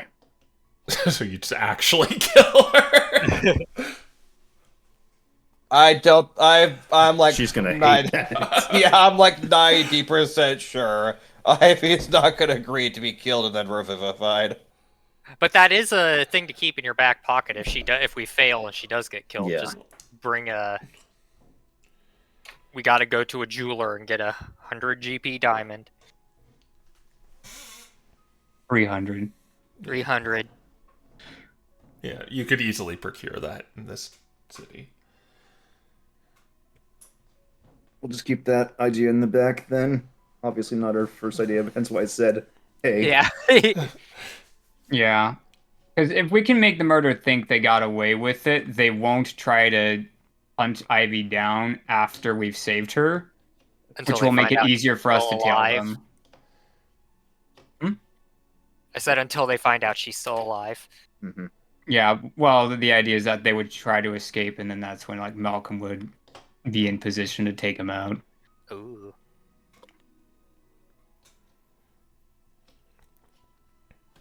Because once they make the shot, they're revealed to us, right? Yeah. Hmm. This is obviously the orchestra pit right here, too. This is where all the cricket Yeah. toads and cricketoons will be. Diddly whooping away. Yeah, there's a balcony up here. There seems to be like a special VIP booth right up here, too. Malcolm, what are you doing? He just kind of looks back up. He says, I don't know, this spot felt important. You see a That's bunch. where the conduct. You see all No. the instruments there, like in cases. Most of them are in like big black cases. Is the harp real? Yes, the harp is real. Oh no. Oh no. No. Malcolm, Yeah. don't break anything. You touched that and you're down $1,000. Oh, that's a big number. It's most of the yellow rocks that in your possession. Okay. I can stand in this spot though, right? Or what about up there? Can I stand up there? And he points the plant. I think this is no, that's fruit. Never mind. There's a cucumber with that fruit. Actually, it might not be a bad idea to come up and figure out how one accesses this area up here, because, other than being like up in the rafters above the stage, over here would be another good sniping spot. Yeah, you easily get there by going back into the foyer and climbing just the stairs to the balconies. But they're reserved for special guests and.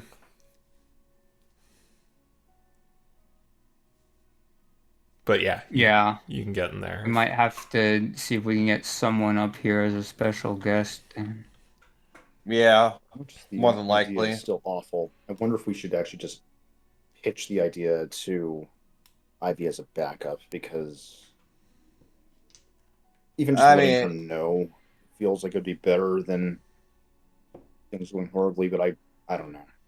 we could also I mean- try to make it so the shot is like this a special effect, because when I use deceptive rescue, the person like fades away, so maybe we could try to leverage that to our advantage and just change like the last bit of dialogue there to make it fit as if it was a dramatic exit.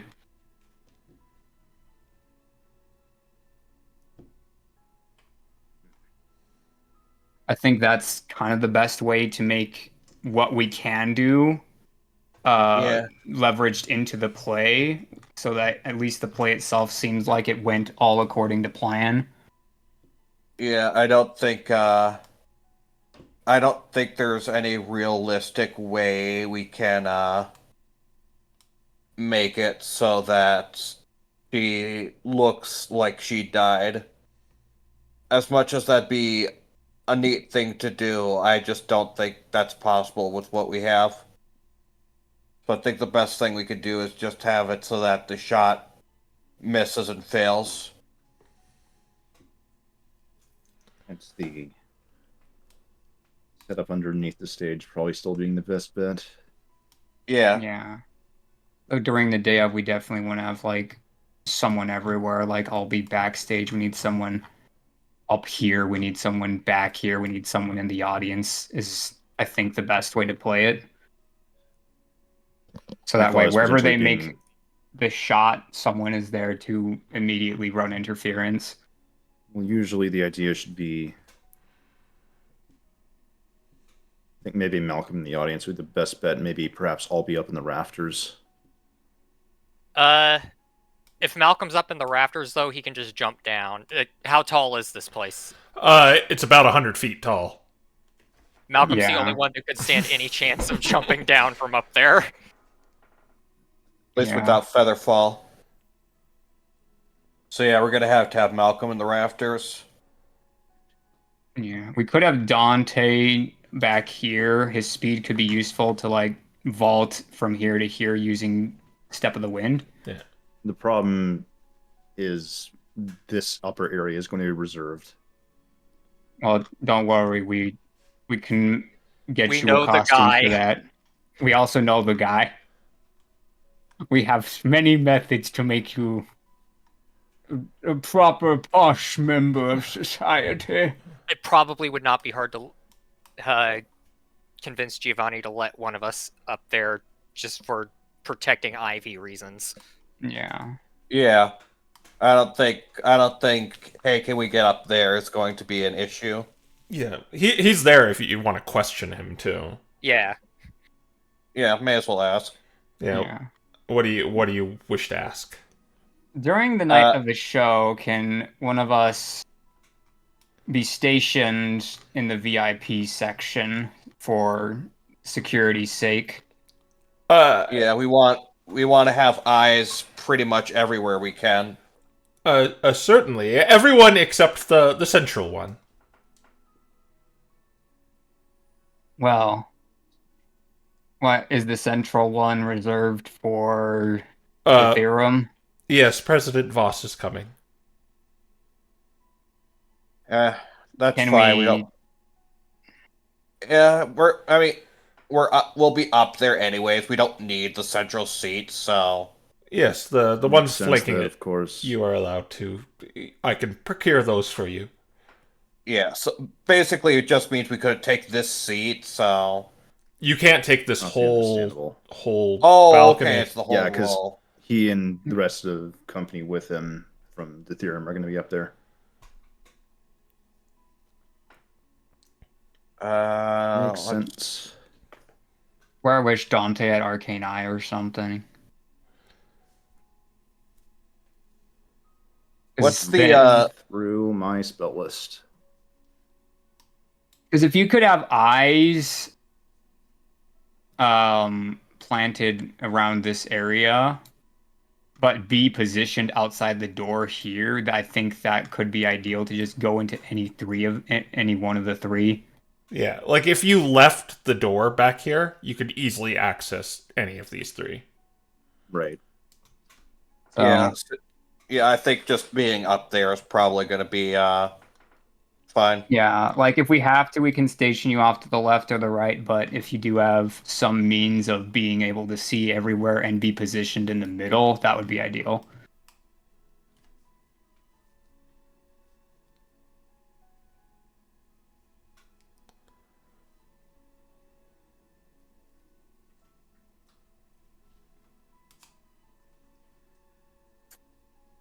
I'm just double checking options in case there's anything I missed in my spell list, but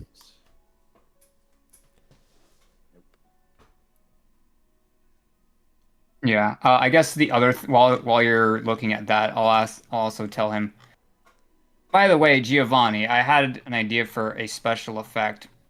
You know how these stories have like somewhat faded to time? I was thinking we could have the effects crew try to pull off an effect where at the end of it, like Lysandra fades out of the stage rather than walking off stage. It would be a dramatic finish to the plot, and doing it would also give us a bit more wiggle room against any unforeseen consequences.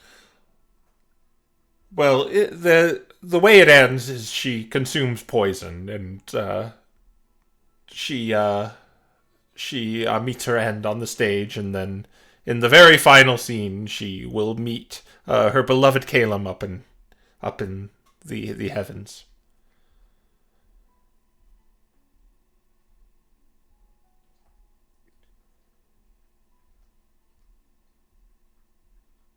All right, More I'm like trying to the remember shooter. because I've ran the play at least a couple times Yeah. at this point.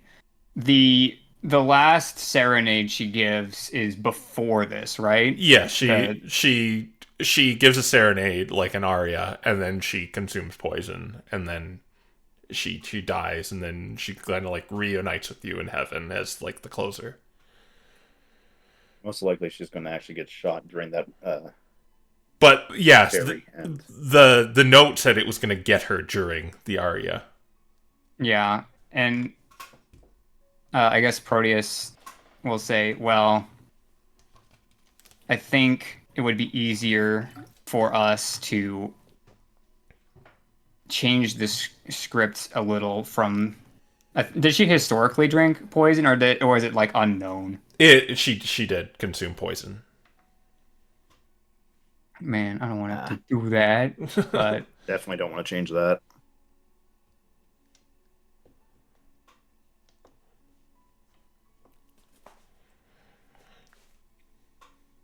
well, they're gonna ruin it anyway. What's the concern here with the... You don't need to worry. We're gonna triple, double, triple, quadruple check it's not real poison, as that's what I thought they were going to do. Yes. Well, I think that they're going to try to use a weapon, which is why I'm thinking if the effects crew has a way of, if we can use that trapdoor and have a way of getting her off stage while still maintaining their performance as if it were all according to plan, that would be ideal, because if they do take a shot like that, there might be panic if it is not seemingly part of the show. Yes. I mean, most likely I she don't would disappear want through the to- Yeah. I don't want to change the script for its historical accuracy to what happened, but given that we can't necessarily stop it from happening, I want to make it so what they have done will be elevating our performance. Well, you're probably going to have to talk to Ivy about that. She's made some significant revisions sometimes, and it's what she says she feels more comfortable performing. All right, well, I'll talk to her about it then. Okay, yeah, I think she's in her dressing room. But yeah, again, you're free to scope the place out and add any suggestions for the crew cupping.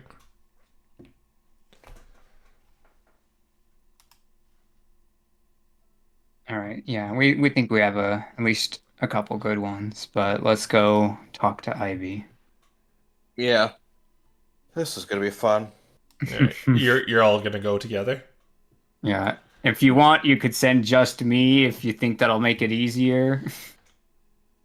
Uh, well, Right. uh, you're free to speak with her. I mean, she's in her room. Yeah, we'll all go. Yeah. Okay. Yeah. Yeah. Yeah, and you knock on your door, and she opens it, and there's kind of like a slight grimace, and like, come in. All right. We'll file in. Well, what are you coming to bug me with this time?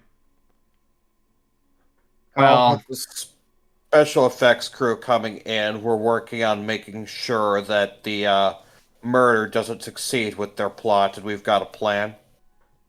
Mm-hmm. And what's your plan? I would say we have two plans, potentially. Well, what's your Proteus? plan? well, so we're pretty sure that we won't be able to stop the assassination attempt, so we want it to become part of the story, but that requires changing the script. I have a way of keeping you safe and getting you out of there, but part of that effect would make it look like you are fading away.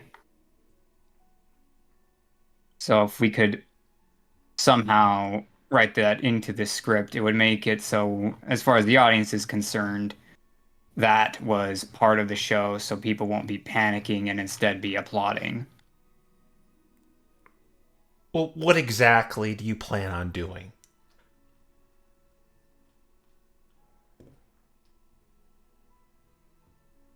And well, well,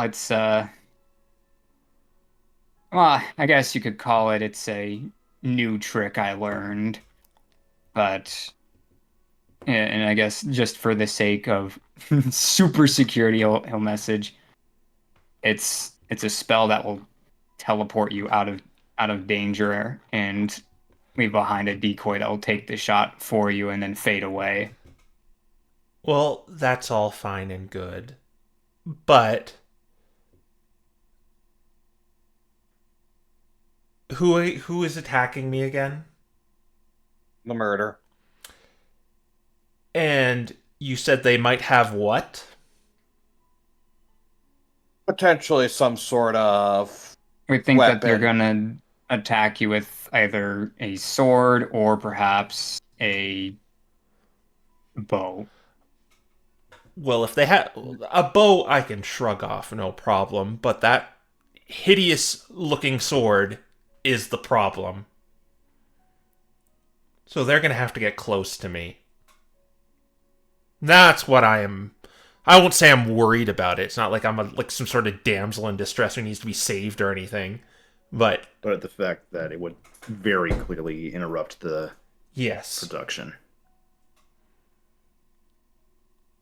Well, if we're going to make it a part of the show, and if we know they're going to attack anyways, and if they're just going to, be brazen enough to get close to you about it, because you're on your own for your final aria, and that's when they're planning on attacking, if I understand the script correctly. Yes, I'm the only one on the stage during the aria. So, but that leads me to the question: how they're even, if they're going to use a sword, how are they even going to get close to me?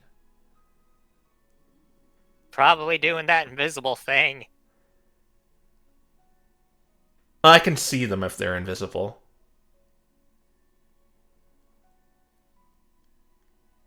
I know, my Oh, senses wow, are perfect. Yeah, I can only do that for a minute. Leads to the question if the whole note is just a misnomer. And I know they're expert assassins, so they probably already know this. If they worked with Hemlock, so they have to know that I can see them if they try and turn invisible. Like that cheap trick's gonna work on someone like me. Only idiots get fooled by someone going invisible.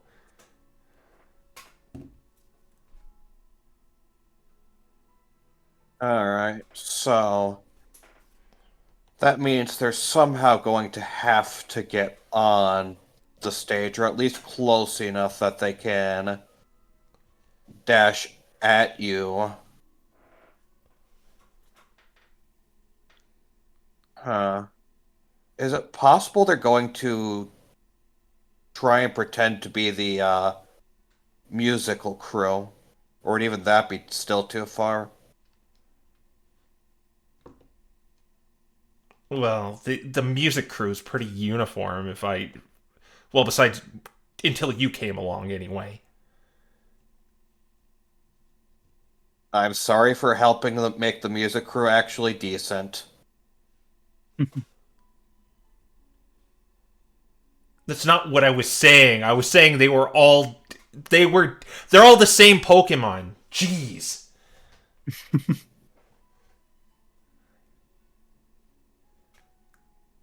Well, it's still possible they could disguise themselves as.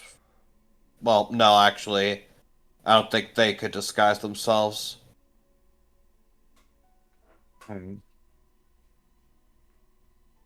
See if they're dumb and brazen enough to just rush onto the stage, that'd be easy to put in the script. We say that during the final aria, if assassins come, you call for guards, and we come swooping in, fighting them off. That would be the easy part to change the script for, but That's assuming that line of attack, which I feel like the murder's not going to be that brazen about it. Well, I can improvise. I'm really good at it, actually. So if they do manage to get on the stage, just kill them or whatever. The city won't care. Okay. The other option, and this is one that I figure you're not going to enjoy the idea, is leaning into the death itself, and I could revive you between acts. You mean That's actually kill me? I didn't like the idea, but I'm saying it is an absolute safeguard. I don't For reference, trust you that much to let me die. I didn't intend to go with that route anyways, and I knew you wouldn't like it, so Yeah, well, you have that as Plan X. Well, I'm just going to put down that it is the I'm not saying not to worst be ready case for scenario. it, but yes, I still think it's a good idea to have it as an option in case everything goes wrong. I'm personally more inclined to ensure that everything does not go wrong. Well, helps to be prepared.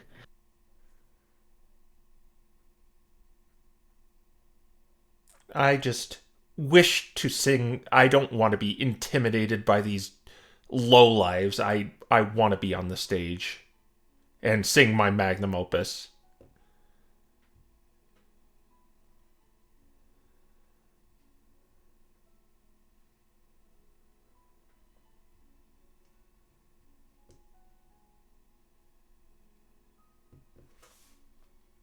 It Well, most likely won't be an arrow. It's almost certainly going to be them actually trying to stab you. Yes. at the yeah, at the very least, that's what they'd more or less have to do. But they wouldn't be so brazen to just jump on stage. Well, it could jump from up high or teleport in. We know that they're capable of magic. It's possible that they might be on high. We saw them on the balconies before.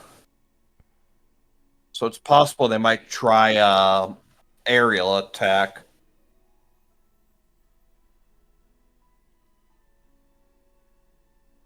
Yeah.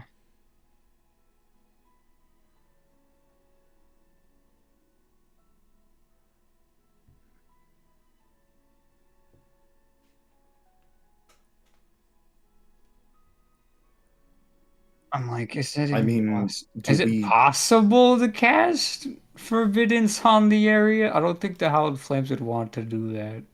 That's why I suggested Nevin. do we add a sort of in between act that is the poison taking its effect and work that as the assassination? No, they're doing it during the aria. So the poison taking its effect is not going to be when they is. Right? It's not going to be when they do the assassination. They're going to do it during the aria itself. There's no reason to add any extra acts or try and manipulate it around.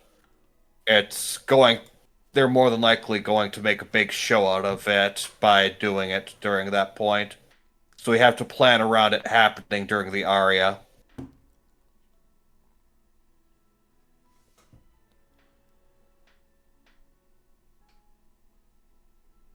My general recommendation is we more or less. My general recommendation is, as much as I hate to say, we go as we've sort of been planning. I'd say we do what Proteus is planning. Have him keep an eye on things and prepare to maneuver Ivy out once they appear. And then once they appear, we add a action sequence or something like that where the guards, seeing that the Princess of Verdure is getting assassinated, come in and prepare to take care of the assassins while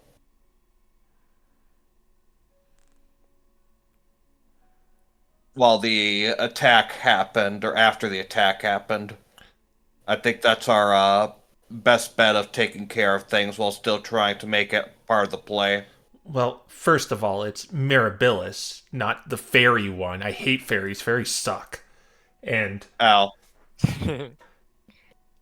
and yeah, I could improvise that. I would rather the scene goes as written, as I've put in some input in that song.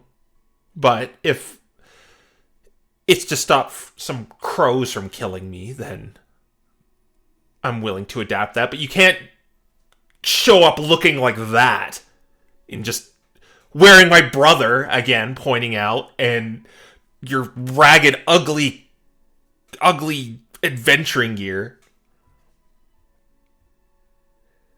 Actually dress up as guardsmen. Yes. Well, at the very least, that sort of thing could be properly protective.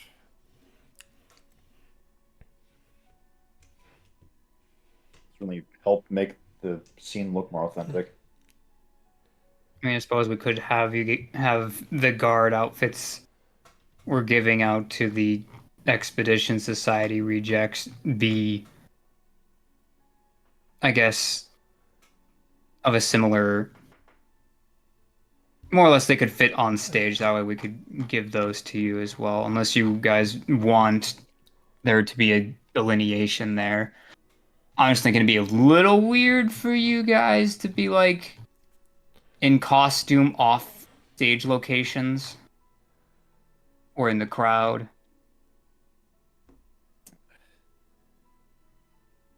Problem is, we'll have to be wearing those if we're to just step in. Yeah, that's why I'm saying the actual like guard outfits we're giving out should be the same as something that would be on stage. It will be weird, but at this point in time, I think we more or less just have to do it. Guess we're getting our costumes and joining the production ourselves. Yeah, I think that's just how we have to best do it. All right. Well, I think we should probably have Anna do those costumes because it would take me like 3 days to do this if all went well. You need to talk to her, by the way. Oh no. You know what she's done some. She wanted to make a doll of me that poops. What? Yes! Yeah. What kind of Why? sick freak would like a doll like that? That's disgusting. What? Yeah, it's baby Lysandra. She wants to make that. Or baby so real Lysandra.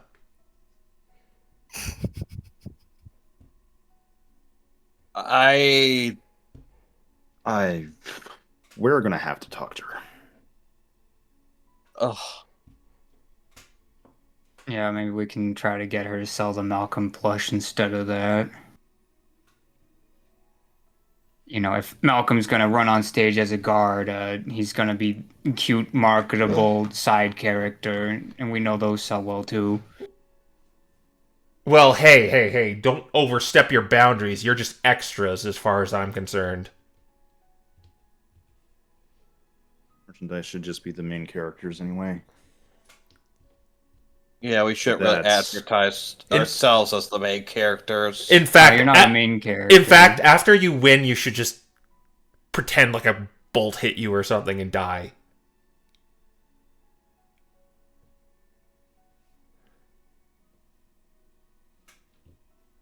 That or just...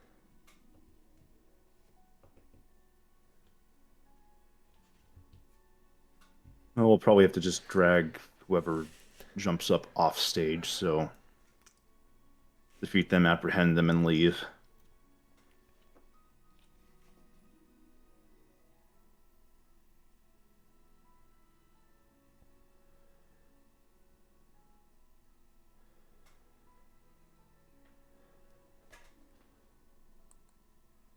Regardless, I think we've more or less got our plan.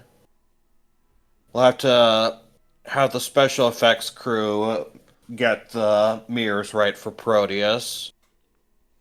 And then, after we're done helping the special effects crew with this, we'll probably want to head to Anna and talk to her about procuring guard uniforms.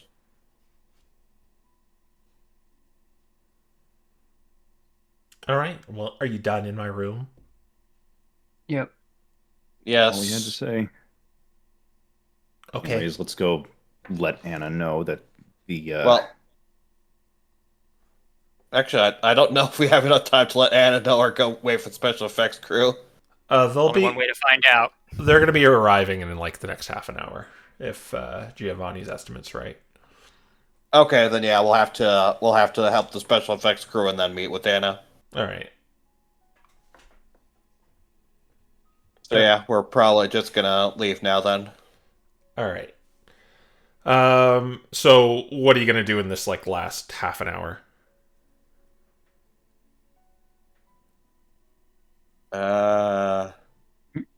kind of thinking about checking the like all the support beams and stuff above the main theater here.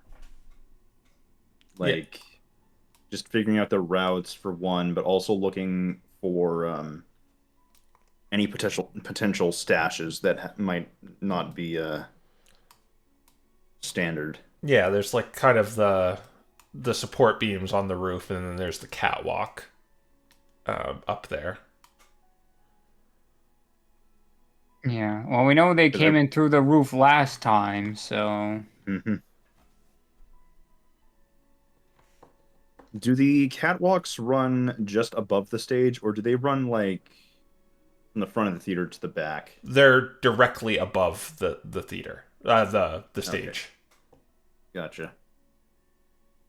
No way of sort of clearing above. Gotcha. Yeah. That actually changes that plan because I was wondering if anyone would be like up above this area down here and could clear that distance from front to back of the theater.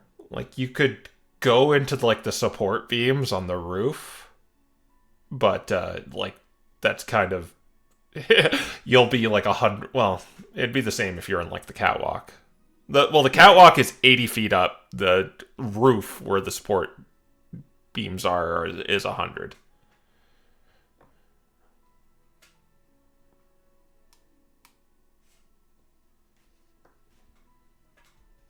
Well, massive fall if someone to go up right now. If Malcolm were to jump off the catwalk onto the stage, he wouldn't break the stage and go through it, right? Well, you can try. Certainly try. All right. I want to that's test all. it out. Yes, we should test it out. What? I don't want the day of for Malcolm to go plummeting through the stage and we just don't get any murder members because he's 5 feet under. There are pads there for kind of action scenes for you to like fall, but they're not intended for jumping from the roof, but they're intended for like jumping from like 15, 20 feet onto the like the pads. Mm-hmm. But there are those all over the place. But do you want him to just jump onto the stage? Oh my gosh. You're gonna break the floorboards and require repairs. The question isn't if they want to. The question is if I want to, and the answer is yes. Oh no. We just see Malcolm already running to test it. Yeah, so like to the stage right, there's like stairs that go up to the catwalk. All right. And yeah, you are on the catwalk. Oh my gosh. What is he I'm gonna set a doing? new record for McFluff kind, and he's gonna rage and jump off. Oh my Well, gosh. well, first roll a d20. As he slowly falls down to this beautiful music, rotating slowly.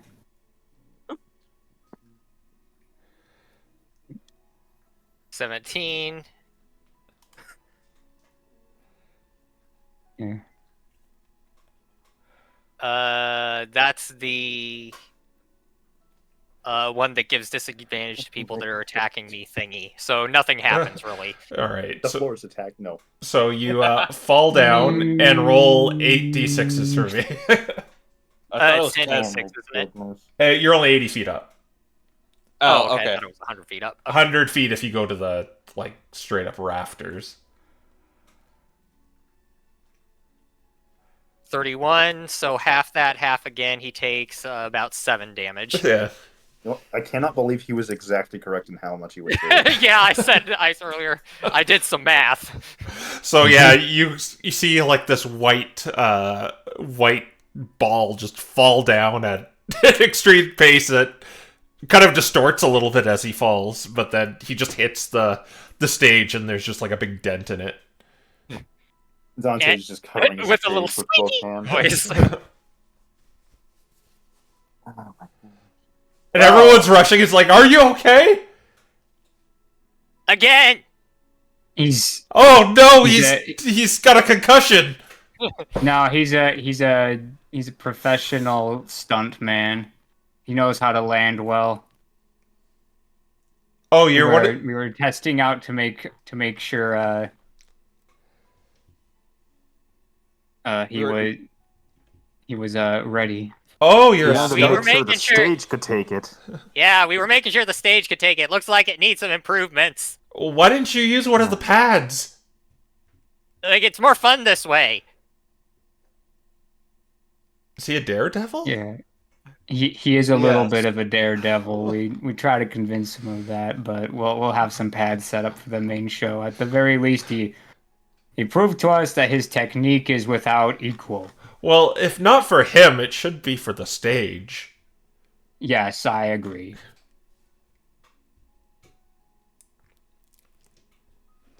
Yes, but Malcolm has successfully jumped 80 feet. Proven that the stage can withstand a Malcolm. Oh, God. Oh my goodness. Oh, I'm gonna be laughing for a second. Give me a second.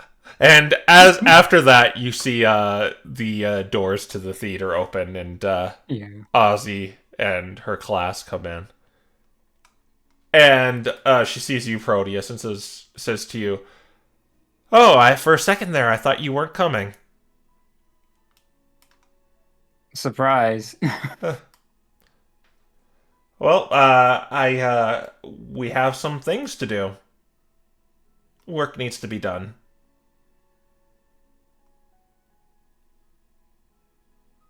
Yeah. Oh, are you joining too? This sees you, the rest of the crew with Proteus. More or less, yes. Okay, well, We've kind of been here just on our own time, but yeah. you are going to get to work then. I haven't seen you in my class before, but I hope to see you later. Maybe. Well, we're going to be breaking up into 4 groups. I'll pair one of you up with the groups. Proteus, you're going to be on the lights. You, the Florgato, you are going to well, you have a lute with you, so you're going to sync the music cues. And the Wooloo, you're going to move the heavy fog machine and thunder machine. And the Typhlosion, you can be with the props and backdrops.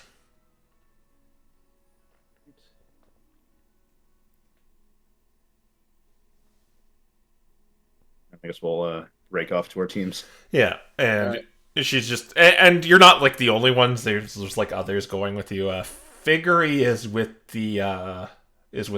Dante. If you're wondering where he is, Malcolm. Yeah.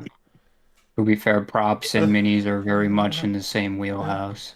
Yeah, Malcolm's like waving to Figgery when he sees him. He waves to you. You're like upside down. Yeah, and he waves back. Okay, so this is more or less going to be a skill challenge between all of you. But first, All right, well, we're going to go to Proteus first, where you're in a team where they're setting up lighting that it's actually two different kinds of lights. That one is just a basic light, and the other is kind of a shadow light that it distorts who it's focused on. It doesn't make them invisible, but it makes them hard to see. So you can like shift positions and whatnot. Yeah, I'm familiar with them. The ones where light can't pass into it, but can pass out of it. Yeah. And so you're going to do a series of skill checks. The first one is going to be adjusting them on the catwalk to sync with the stage cues needed. So you are going to do a... Before rolling, just because I feel like you'll make me do this, I'm going to, quote-unquote, get my tools off stage and cast Enhance Ability Dexterity on myself. Okay. Yeah, you could go into a closet and do that. Yeah, so this is going to be a sleight of hand. Straight up sleight of hand to kind of get them in the right place. Alright. You're, Sleight of hand. You're working with several other students. Well, that's not good. That's why we have the handy bag of tricks. Nice. By 1. 14. All right. Well, goodbye, last luck point. I hardly knew you. All right, that gets That's a 15. Well, 15 was exactly what you needed. They're really shaky as like one of you's holding them and the other's like tying them down and like hooking and latching them to parts of the catwalk. And yeah, it's in position. Now you're doing the calibrating. Where you're kind of setting them, like positioning them correctly so they reach certain spots. And as weird as this is going to be a deception. It's basically someone who is going to be using deception could use these properly. Or let's say someone who's not very good at deception could like easily, use them. All right, so charisma deception. Yep. All right. Well, that's the number of the day. you still have the reroll as a reminder.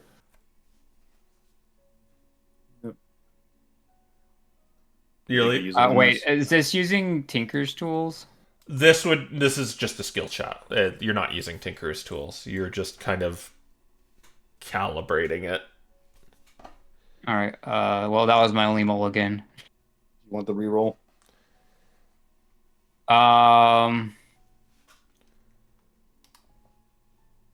Given how much of our plan depends on the lights, we might want to. Then yeah. All right. Nat 20. All right. Oh my god. Everyone write it down. The reroll finally gave a significant outcome change. All right. And the last one is matching the lighting to the emotional tone of every scene. So you're basically kind of going through putting those like kind of translucent things over each of the thing, and this one's going to be a performance check. Yeah. All right, here we go. Nice, perfectly balanced. Yeah, you just put in like you're not really good at this, and you start just putting in the or you just don't have the right ones, and it's just kind of like a static where there's just no difference at all with each filter. I just cheat and put a minor illusion in there instead. Yeah. All right, so that is 2 successes, 1 fail. All right, that is the end of yours. we'll go to Nicholas next, where you're in your familiar place down in the orchestra pit, Oh and boy. what you're doing is you're trying to make dynamic music with the lighting, like where you got the da da as like it turns red and stuff.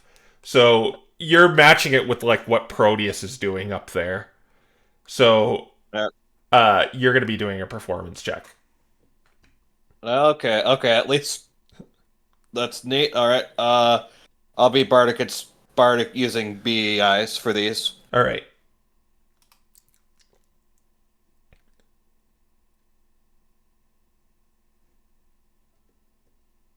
23. That's a pass. All right, yeah, you got the dynamic lighting with your original score now.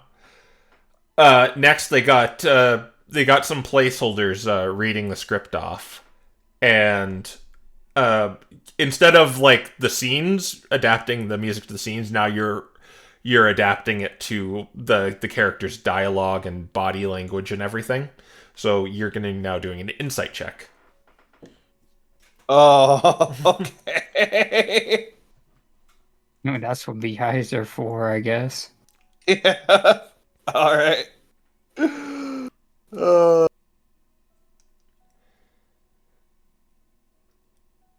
19. Yep, that's another success. I believe that's 4 so far. Yep. So yeah, you and it's not the literal actors, maybe some of the class too, just kind of reciting some of the passages from the script. But yeah, you get it. And now you're working on something that's not too familiar with you, but it's ambient music. So you're gonna be finessing and fiddling with kind of these practical. Have you ever seen that video of like how they make sound effects in movies? You're basically like I've not. with like where they just like squish a sponge to make the sound of water and like clop like some shoes Oh. and stuff like that. Yeah. I haven't seen that specific video, but I do know about that stuff. Yeah, that's what you're going to be basically doing is kind of more or less programming it into this contraption and kind of finessing it to certain scenes. So you're going to do a sleight of hand as you're squishing sponges and clopping shoes. Okay. Well, that is the only dex check I don't have any proficiency in, but Bardic Inspiration, save me. Oh, 30. Oh my gosh. You don't use the Bardic Inspiration if you don't fail. Oh, okay. The roll 22. would have been 16 plus 4. It would have been a dirty 20. It All was right. 22. No, 20. The 22, plus. you got an 8. Oh, wait, no, he's right. There's a +2 Oh, on the right. BI. Yeah, there's a plus 2 on the BI. I mean from like the last two. Oh. Okay, the first one I definitely needed the Bardic Inspiration for because I only got 6 and 6. Wait, 6. 12. 13. Yeah, I would have used the Bardic Inspiration on the first one because I would have only got 13. You only needed a 13. Oh. Okay. The second one was a 14 plus 2, so that would have been... yeah, it would have been just a 14. And 14 was just what you needed for that one. Oh my gosh. Okay. Is this levels of success or is this just pass-fail? This is pass fail. Oh, okay. So I put a Yes, Bardic use none. Inspiration on Nick that I have not needed to use. And the last Yes. one, what was the last one? Yeah, The last one 20. would have been 20. yeah. So yeah, you didn't need any of them, and you're at 5 successes right now. Now we will go over to Malcolm in the back with the fog machine and thunder machine. All right. So this is moving it. So this is just a strength check. It's All going right. to be athletics. All right, do I have advantage on this because I was initially raging? I don't know how long it's been since the start. I will say you're not raging anymore. Okay, well then I'm gonna rage. All right. Let's see, it's a 15. What does that get me? Malcolm becomes invisible. Oh no. Oh man, Ivy is not going to like that. So, And then- where did you do this? He probably just like did it right next to the thing before he did it. He just walks up to Because the thing and just like the- shove. there's other people with you. Yeah. Yeah, okay, so they Down just here. watched you become invisible? Yeah, pretty much. Okay. Oh no. Where did he go? I'm right here, don't worry about it. How did you do that? How do you guys do your illusion-y stuff? Oh, it's actually a process where we refract light and shadows to make us seem invisible, but we're not really invisible. It's just a deceptive disguise in order to do that. Oh, well, how about that? That's exactly what I do. Oh, wow, okay. Do a persuasion roll. Can I do deception? Yeah, you can do a deception at advantage, actually. Actually, because hang on. Is it just do I have advantage on this? Where is that stupid thing? I Well, think he it's said you have advantage, Yeah. so it doesn't matter what it says. that's intimidation you're thinking of, I think. Yeah. Okay, so it's just D20 plus 3. 7. It's an advantage. Yeah, Oh, okay. like Positive. he said you have advantage, so you Okay. didn't have to look it up. Yeah. Situational. 17. Oh, look at that. Oh! 17. Okay, I didn't see what tools you were using, but I guess that might be useful. Well, let's lift this thing. Alright, and yeah, you can do it in athletics, now at advantage. Double 15 Plus your modifier. plus 8. Yeah, you easily do it. You're almost like the only one actually contributing, unlike the rest of these nerds. Just like looks like the stage equipment is moving itself. Alright, now we're gonna have to install it with the battery. Alright, so we're gonna hook this up, and if you have Tinker's tools, you can do an Arcana check. Well, I do not have Tinker's tools. you did Sad advantage, Proteus sounds. so just do an Arcana check. Okay. Oh, goodness. He's not invisible anymore. That only lasts for a minute. It's 10 minutes. No, it's 1 minute. Rage is 10 minutes. The invisibility only lasts 1 minute. I checked. Ah, I see. That's so weird. 10. Okay, as you're kind of, they hand you over some of the plugs and wires to put into the battery. Yeah, they give it to him and he just sort of looks at it. Yeah. What's this? Just plug it into, attach it to the appropriate nodes, and you should be fine. Oh, okay. And he's just gonna tie it to like like if there's like a little bar coming out of it, he's just gonna tie the cord to that. Alright, yeah, well, they're all doing some other stuff on top of it. They just left that to you. Okay, and we're just gonna do one last check for the pipes and seals for the fog. And this is an investigation. 3. Oh, Gosh. Yeah, and everyone's kind of inspecting a side, and you're inspecting your side, and I mean, What am I looking for?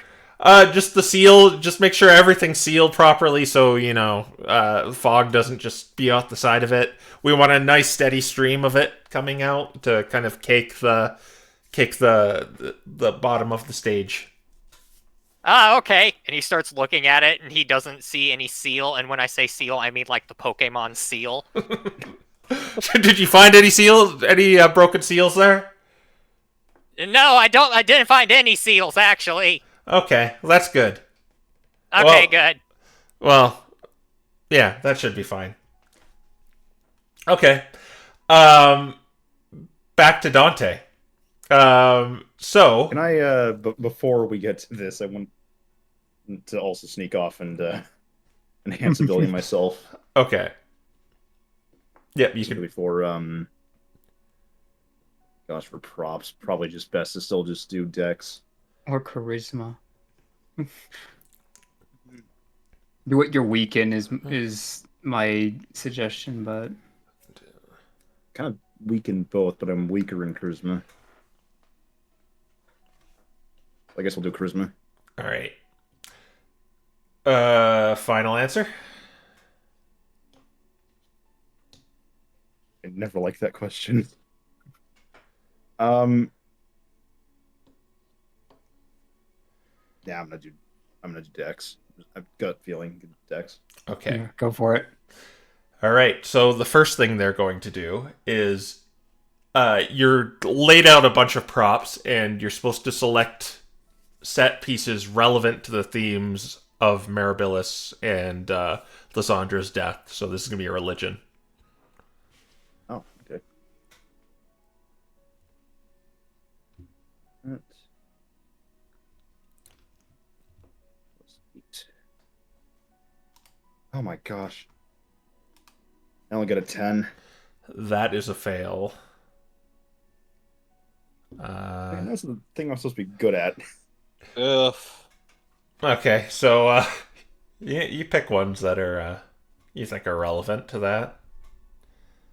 that. Next, you're gonna tie rigging and move backdrops without being seen to the back of the stage. So this one's gonna be a sleight of hand. Okay.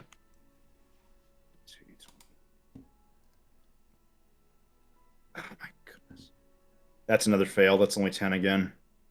Isn't it more than that because it's your dex? My dex is a +3 in stealth. Ah, okay. Yes. Sleight of hand. Okay, Yeah. let me just tally some stuff up right This now. is my main stat, not dex. Enhance ability. You were the chosen one. All right, and last is the theatrical references to get this right set era for each act. So this is going to be history. Oh my gosh. Maybe the dice will be nice to you now. Yep. Wow. Wow. Yep. Okay, so the way this was going to work was it was actually 6 successes, and that was the 6. No, that was. Wait, no, you got. I thought we were on 7 passes, 7 fails. Let's see. 1, 2, fail. Nick got all 3. That's 5. 5. Malcolm got 1. One success. So And then Dante I got got one. one success. So yeah, we've got 7 successes. yeah. Yeah, and then 1 fail from me, 2 from Malcolm, 2 from. So it's 5 fails. Yeah, 7 successes, 7 5 fails. Yeah. It was 6 successes you needed before 6 failures. So you got it. ugh. Hooray! Yeah. Okay. 1, 2, Like the things you failed at will be corrected later. But yeah, it seems to be all set up. But as you finish that, Nick, one of the cricketoons is here, and he says, "Hey, you put in that new score, right?" Yeah, I helped work on the music. Okay, so hear me out here. So imagine we do a chord so dissonant it reflects Lysandra's fractured soul right as the curtain drops.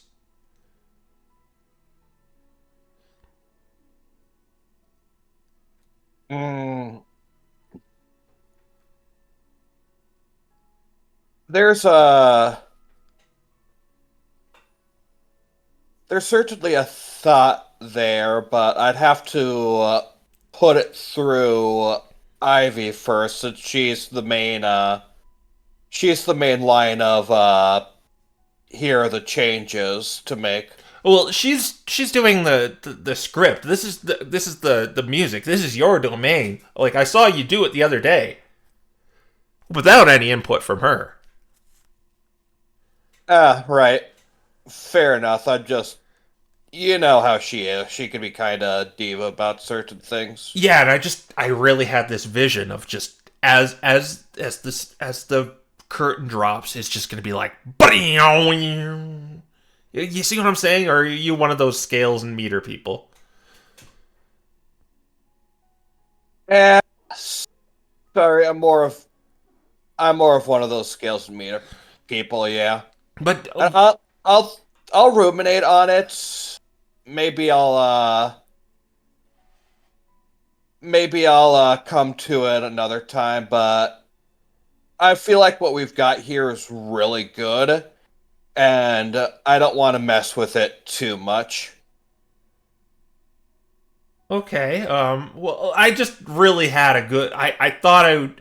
I was really feeling the music you were putting through, and I just thought, with some more input, because with more cooks in the kitchen, some people say it spoils the broth, but it.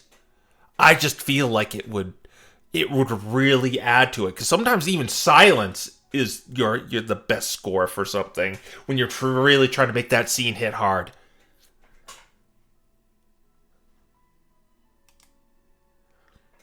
Uh, actually, your suggestion, hmm.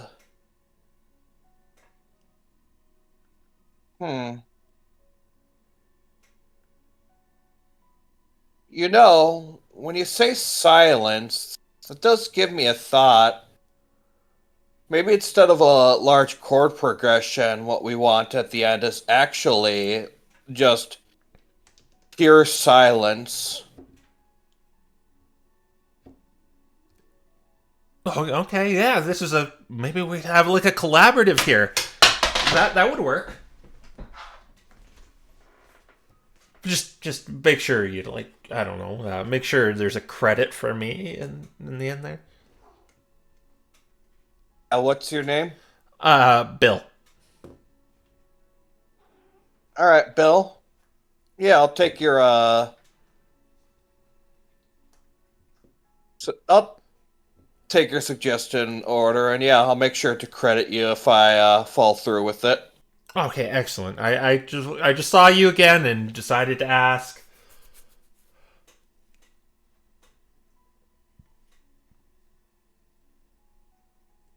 Yeah, yeah. So yeah, definitely. Thanks for the suggestion. I really like the idea we're getting to here. So yeah, I'll uh I'll see about putting it in anyway, and I'll make sure to credit you. Excellent, excellent, excellent.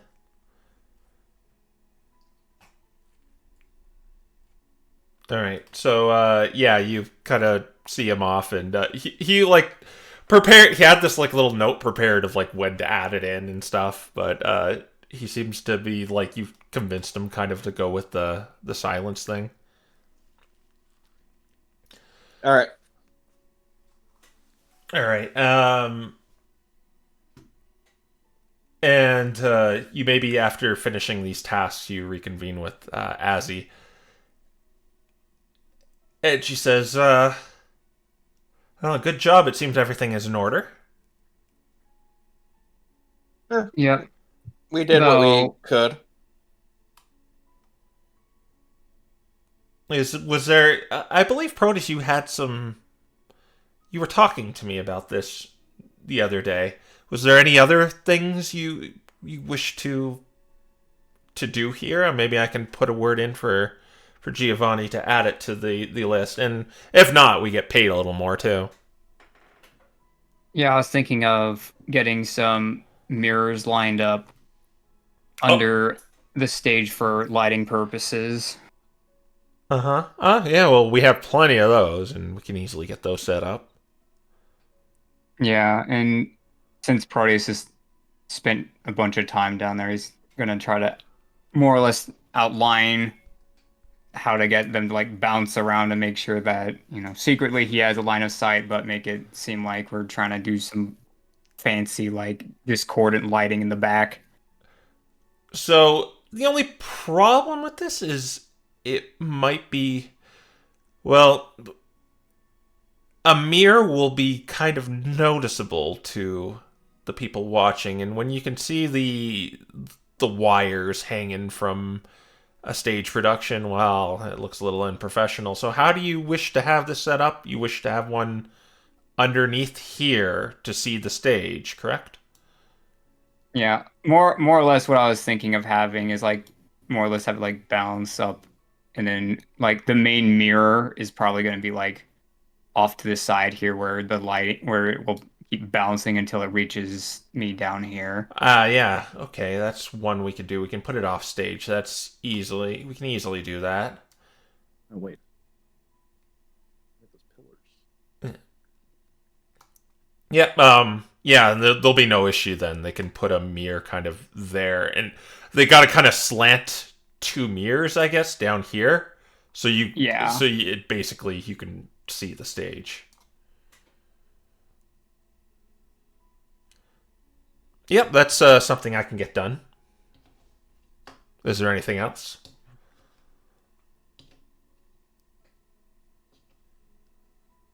I'm like, I hope my brain crashed. I don't think there's anything else. We've got visibility on the stage, which was the concern. Yeah. Trapdoors there. So yeah, I'm pretty sure we're good there. Yeah, so Proteus is kind of there.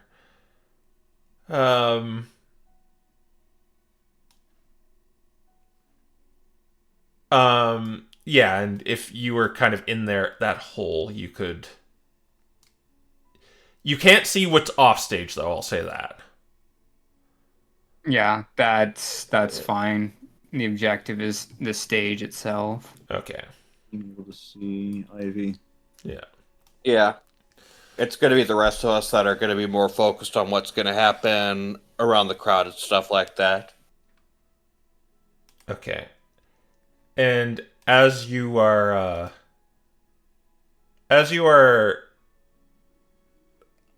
walking in or going in, who you see walking in is that Persian once again coming in, flanked by two Caesar and a steel defender.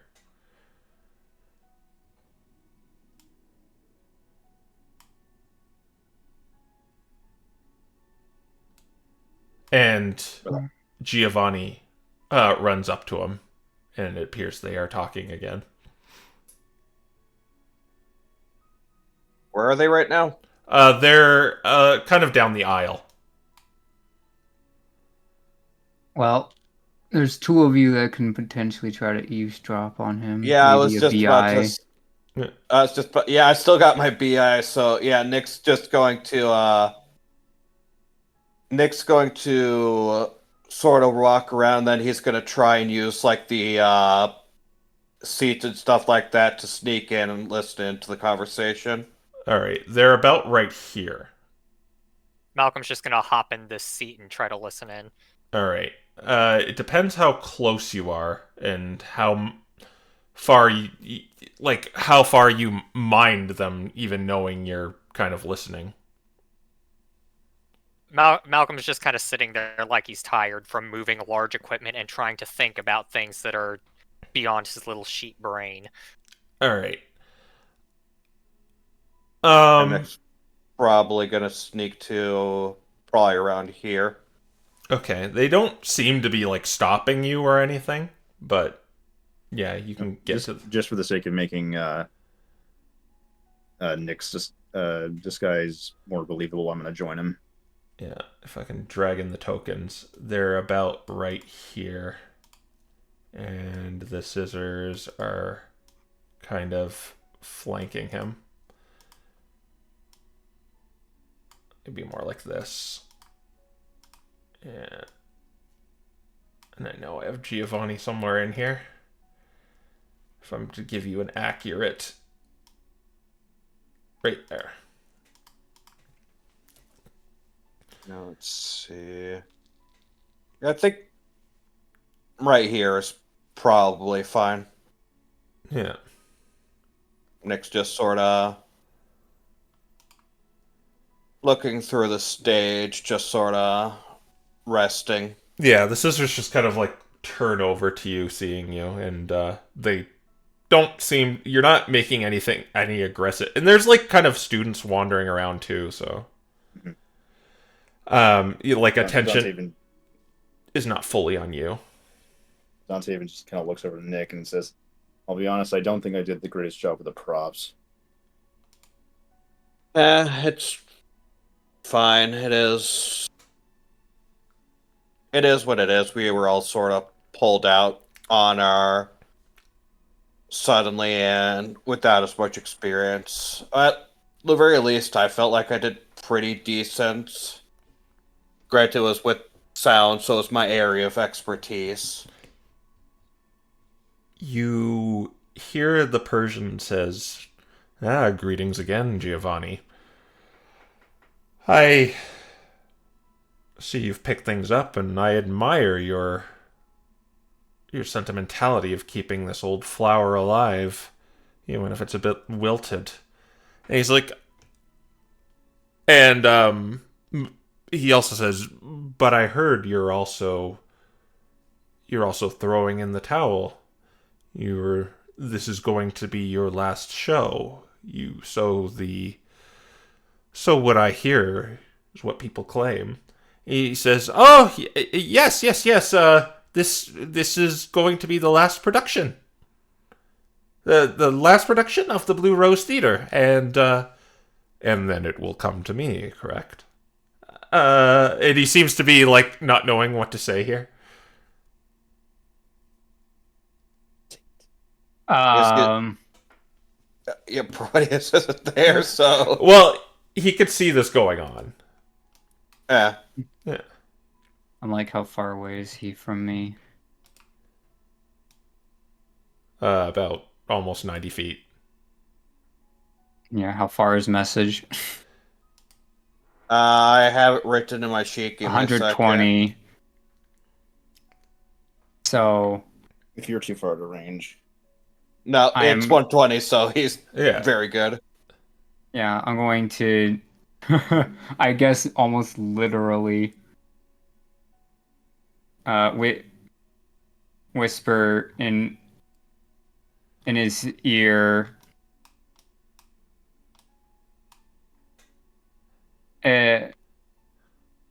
We will discuss terms after production. That is, his eyes kind of like light up for a moment. We will discuss terms after the production. Well, I did have another question for you, Giovanni.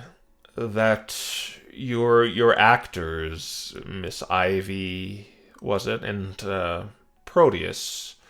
Forgive me, I just find it strange, a major production, and you're casting what it seems to be street talent with no oversight or guild training. It just seems a little risky, don't you think, if this is going to be your last production? Where did she come from again? Where did those two come from? I found them on, well, as you say, the street. Well, usually that's a resort, isn't it, Giovanni? Don't you want more qualified actors? I'm sure the Actors Guild of Limhausen would be more up your alley. I know you haven't had the best of luck with that, but you would at least get talent that has had experience, wouldn't you say?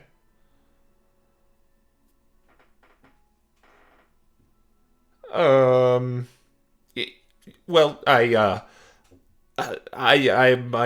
fully confident as those two will deliver a quality performance. Just like the last. No offense, Giovanni, but you seem to hire these talent in a rush after it falls through, and if I'm being blunt, it doesn't seem to be working out for you.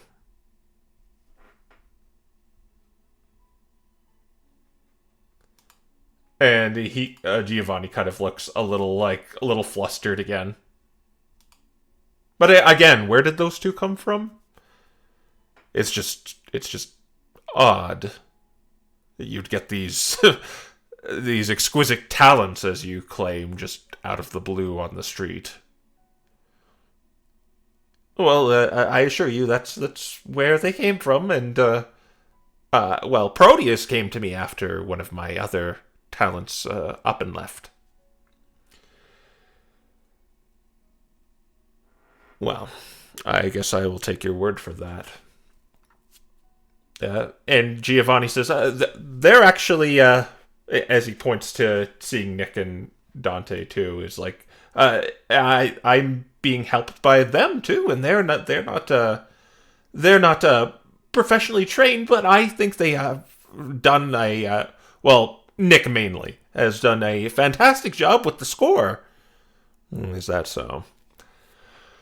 I guess now that Nick's been pointed to, he says, yeah, I'd say I did a pretty good job. I mean, I've got a decently good music background, and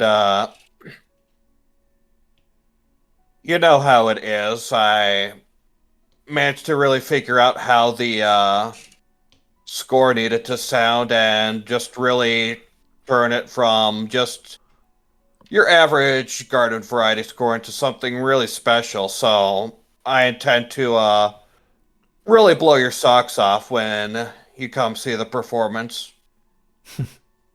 Well, I will be here for it.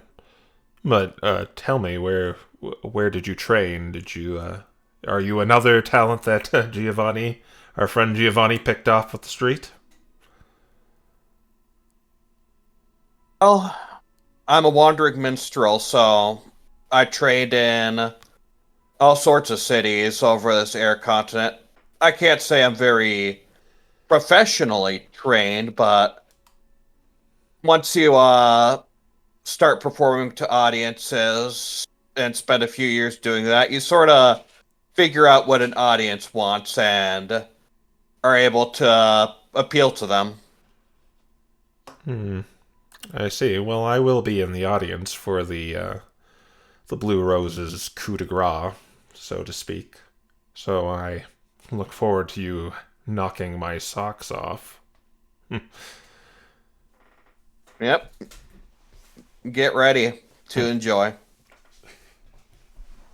Well, Giovanni, I didn't come here to needle you over your talent. I came to you because I know you love this place, but love doesn't pay lighting bills or seamstresses or the actors. Let's not kid ourselves. The theater's been bleeding your coin for years, and it will continue to do so. You haven't put out a quality production at all in your career, and I know your family is... You have a legacy, let's say, and, well, why not just not embarrass yourself with this ploy you're setting up of this being your last show? And I will simply... I'm prepared to take it off your hands right here and right now, with enough to let you comfortably retire. And so you don't have to throw your money away to a less leaky ship. It's time this theater bloomed, no pun intended, into something new. It's going to be a factory, or a research annex, or even a job hub for the people in the slums just south of here.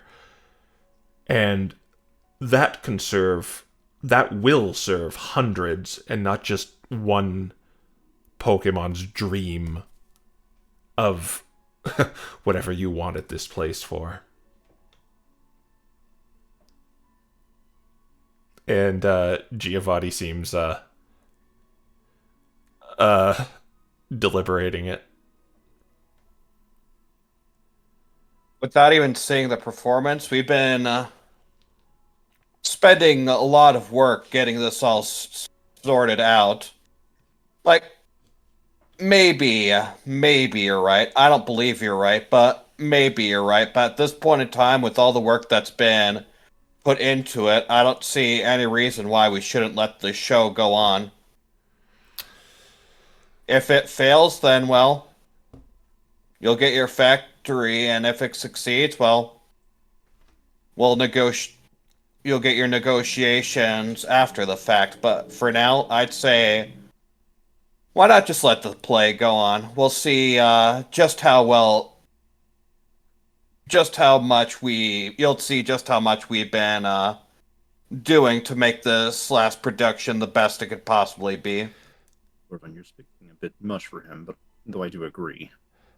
Well, this is simply a pattern with how it's been going, and I don't mean any offense to you, Giovanni. It's just this place could be actually something productive, and we can start right away rather than hold this property hostage for just some fleeting dream of yours.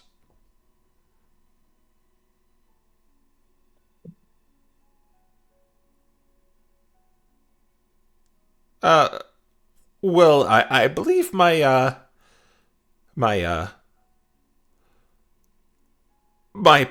crew is rather right, and I've already said I would go out on my terms, but I may have said this will be the last production of the Blue Rose, but our deal still stands. If it is a success, then I will not be selling it to you, Mr. President. Well, I was just thought I would, as a friend, I thought I would give you the offer. That's when you hear a shout from the audience. A feminine voice said, "Giovanni, I'm done. I cannot work under these conditions." As a Curlia walks out. That diva refused to rehearse with me again, and I am not going to be upstaged by someone who never even auditioned. And it's one of the handmaidens for Lysandra, and then she just throws down the costume and begins storming out. Proteus will message her. And how much money did he promise you? he'll try to mask his voice as like, I don't know, when he'll try to time it as she passes someone with it and try to mask his voice a little bit. Okay, so she gets to right here-ish, and she kind of stops for a second and begins looking around. Dana, why? We could talk this out. We could just sit down with Ivy and you, and we could come to an understanding here. And she says, "Do an intimidation check, Proteus." Oh boy, I'm gonna have to hope on my inner Malcolm for this.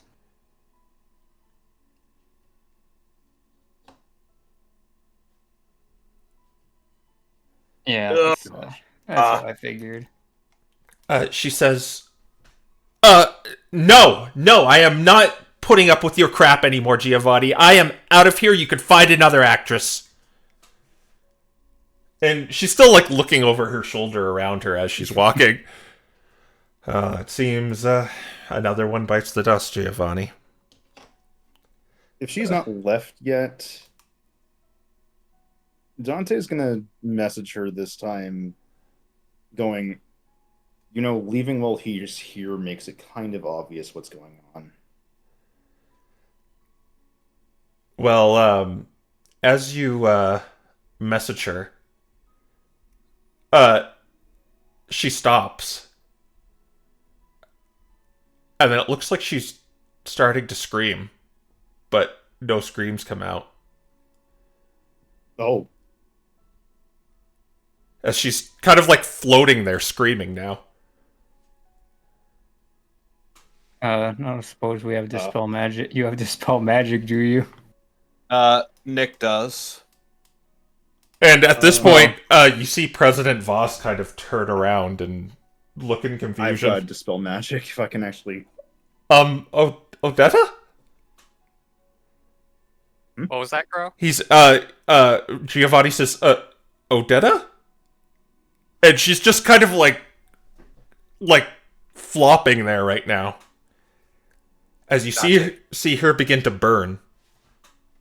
Dante, go. Whoa! Okay, yeah. He's going to move toward her now and cast dispel magic on her. So, as you begin to move, you see what's sort of happening now as this giant viscous blob seems to have enveloped her. And from the top of the rafters, this black viscous ooze begins to drip down onto the stage and to the left and right. On the stage, and as you hear a hiss as it starts burning the velvet carpet in the stage. And I will have everyone roll initiative. Oh, okay. Oh. Still middling. 13. 21. Such gentle music. Yeah, don't worry, it's gonna change. All right. I'm about to hit the.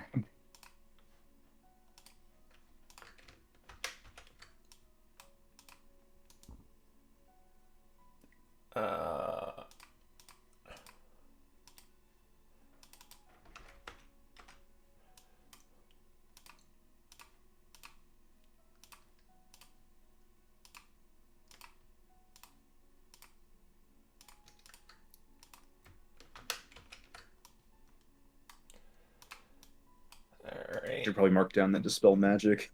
No, you haven't used it yet. You're preparing to do it, but I'll let you do whatever you want during your turn. Oh, the pudding's got pretty high. So it is not, in fact, a silence.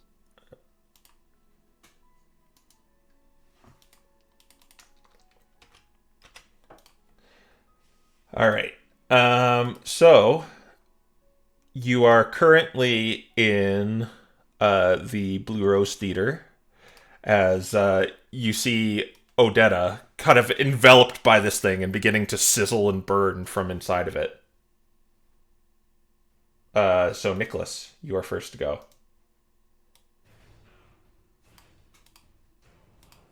Okay. There's a Curlia. Yeah. Thank you. Oh, this is a really awkward position. Oh, wait. These guys.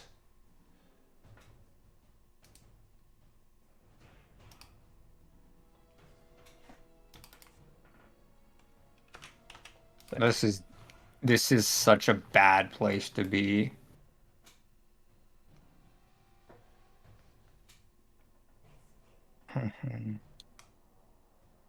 Oh, dude, this is such a bad place to be.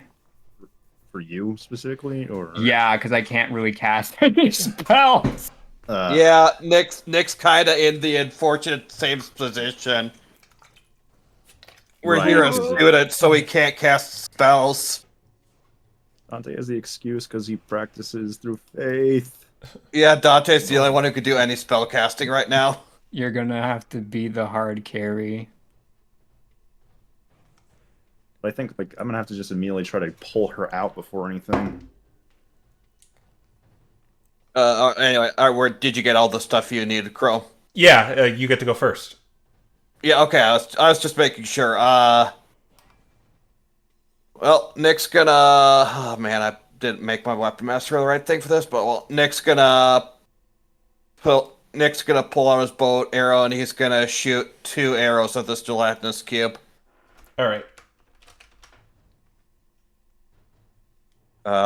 Both will be using his dex, so it'll be +6 for both.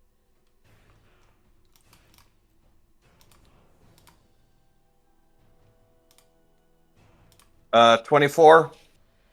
That'll hit it. Okay.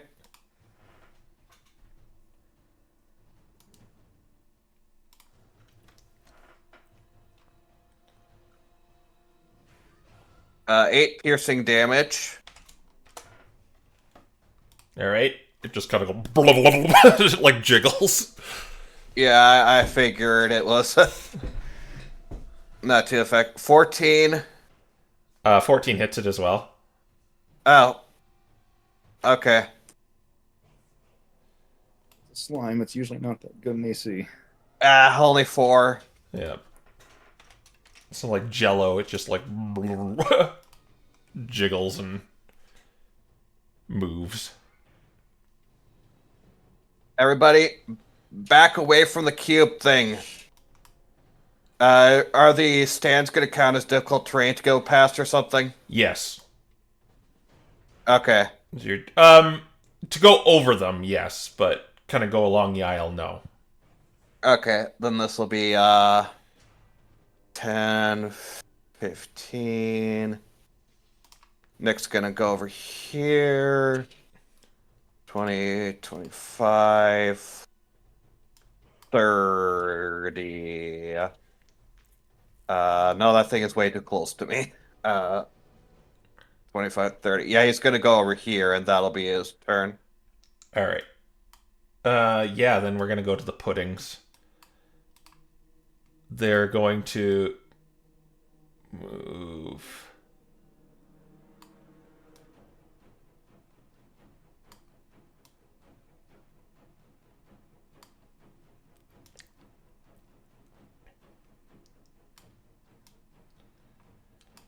And you see in the black puddings a face start to form, and it says revenge.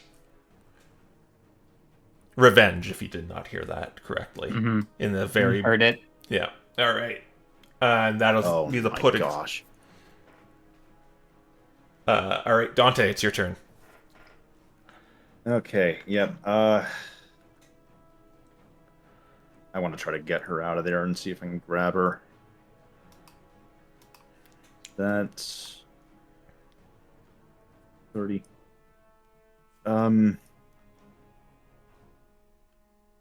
I think trying to grab something out of the gelatinous cube is like not just grappling that creature, right? It's special. Let me see. Engulf. No, you can make it, but it'll be your athletics to try and pull it out. Okay. If only it was my acrobatics, because I'd still have enhance ability up right now. Should actually mark that down.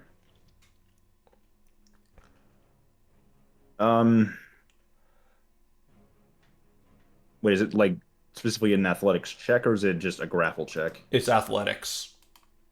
Okay. So basically, you're making the check they would be making to get out of it, and it's gotta Gotcha. get yeah. And I'm gonna assume that takes. Is she already hurt? Yeah. Wait, let me see when it takes place.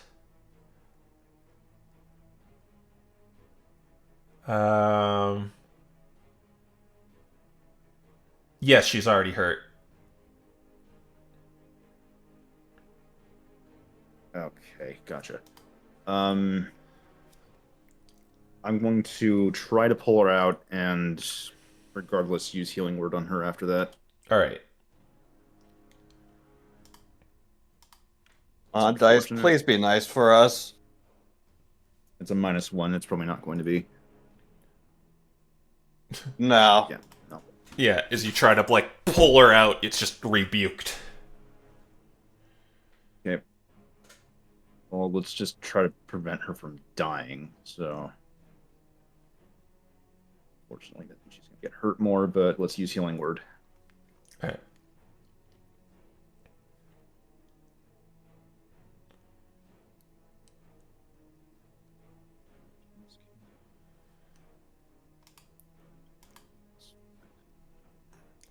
She's taken 10 damage so far, and she's healed 10 damage. She's gonna pull it back. All right. All right. Is that all you're gonna do? And well, I'm gonna end up risking an oppie, but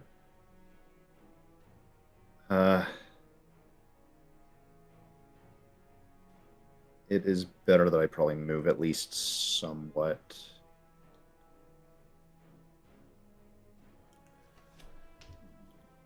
Okay. Yeah, I'll just be there. All right. It'll make a pseudopod at you then. Getting a 20 to hit. Wow. Okay.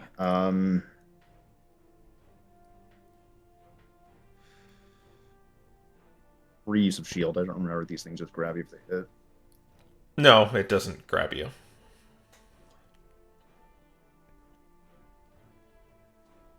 I already committed and said I'd used it, so. All right. So you're shielding. Mm-hmm. All right. So then it does not hit you.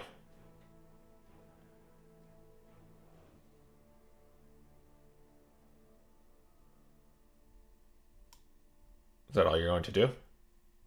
Well, that was its turn, right? No, that was your turn. It made an opportunity. Yeah, that was your check. turn. It was just making. I didn't move out of range for the oppie. Oh, I thought you said you were moving. I could have sworn you said I. No, I moved to the corner because this is like a 2x2. All right. Yeah, that's fine. Ah. Okay. Yeah. All right.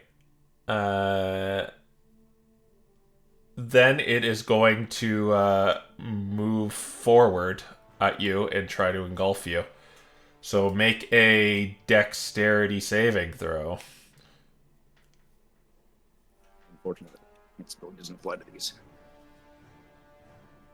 16. You pass, so you can move 5 feet away from it when it goes here. And it's going to go for the Steel Defender.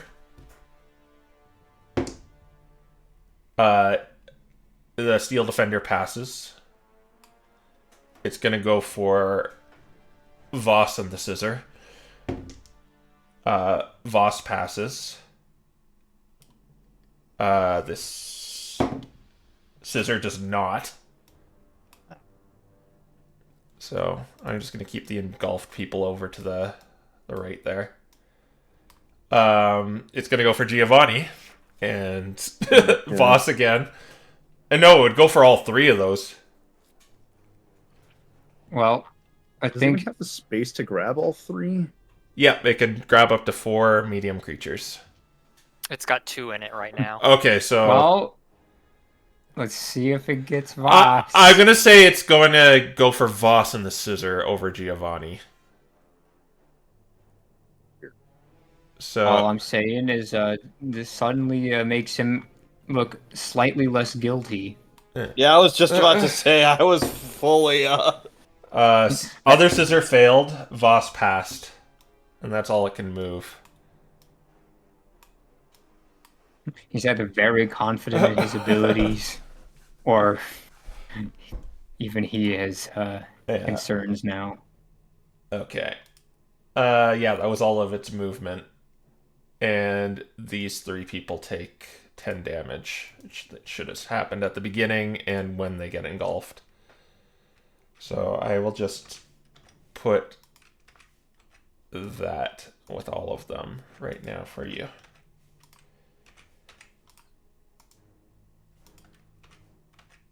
Well, this went from bad to worse. Okay. And so they're all at 10. All right. Proteus, it's your turn. Is there anyone off stage? Do a perception check. This is not an action. All right. Oh, it's a flat. 10. 10. You can't really see anyone. Well. Oh, more than half of my abilities I can't use because it either reveals I'm a Zorua or it reveals I'm a magic user. Okay, Yeah, I'm kind of in the same spot.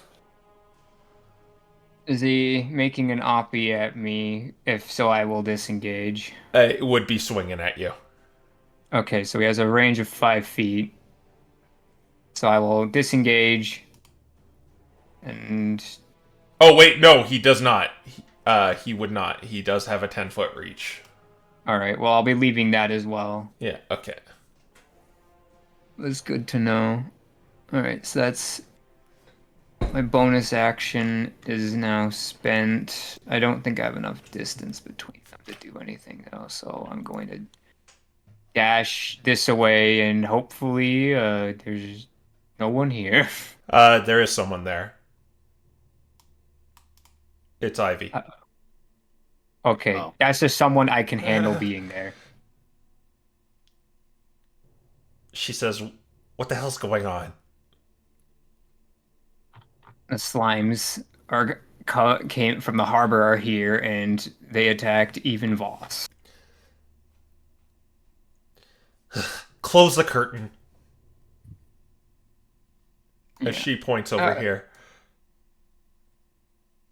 Over where? Over here.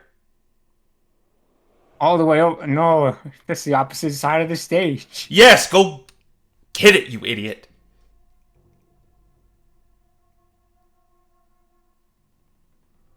Well, I'll see what I can do about that. Okay. I might have to do some big old looping around. It seemed pretty slow anyway. And it's to give you cover so you don't have to reveal anything. Duh.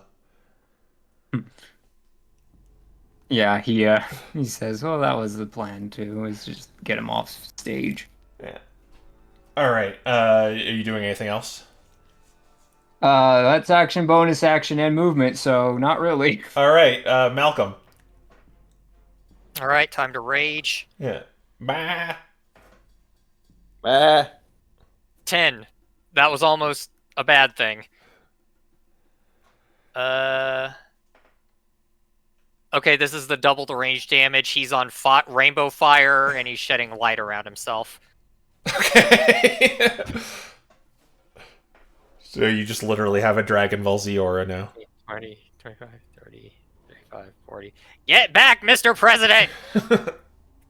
And he's gonna try to pull the Curlia out. All right. So you do it at advantage then.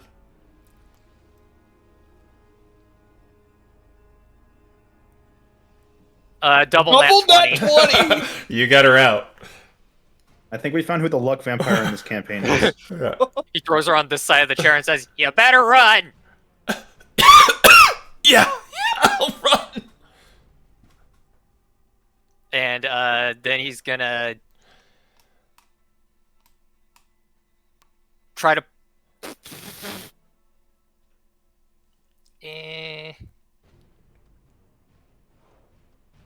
Actually, I think he's going to. No, that's not going to do anything. Okay, yeah, he'll just pull out the other Scissor? No, I want to attack this thing. I am going to halberd it. All right.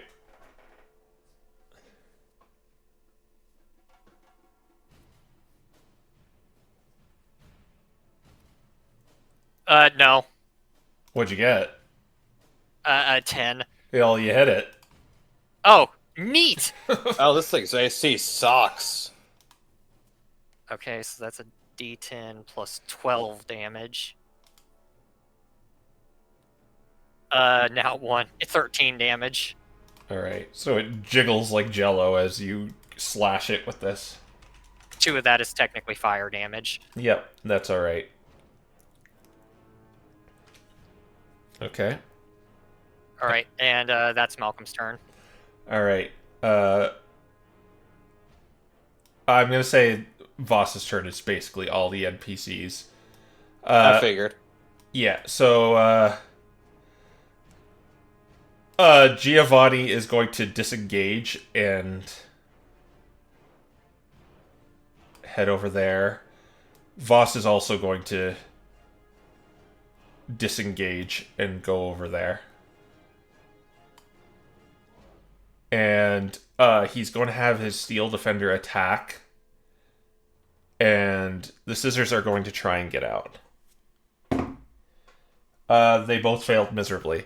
But the Steel Defender is going to try and get out. Is going to attack it. It definitely hits. And I should just use no, I got almost max damage, so it's going to take 12 points of force damage. Okay. And Okay. It's bloodied. she is going to she's going to head down the aisle, dashing. Look out for that one! Which one? Oh, maybe she will stop right. I didn't see it because I was so zoomed in.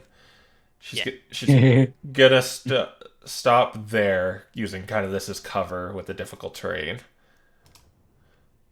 Yeah. Okay.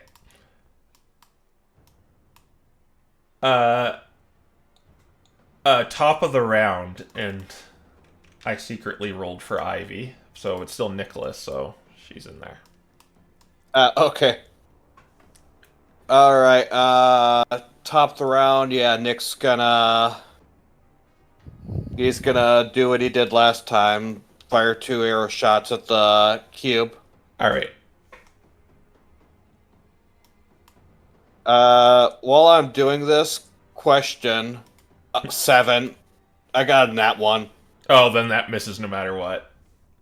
Ah. Even though its AC is 6, you still miss it. Oh, thank you, Luck. I really like you. 21. Okay. Yeah, you So, basically... yeah, I just have to basically roll a 2. Yeah.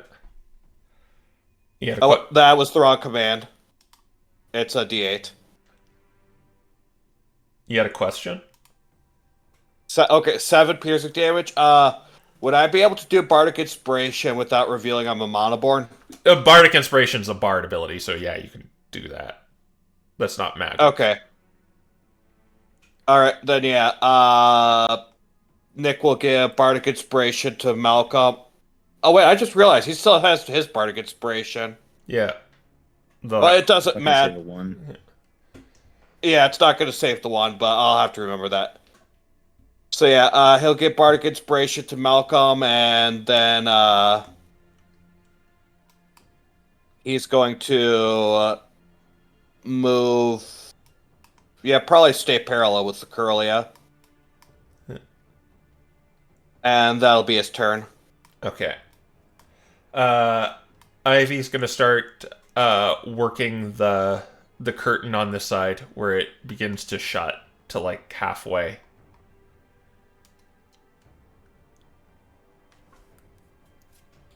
That's gonna be her whole action though.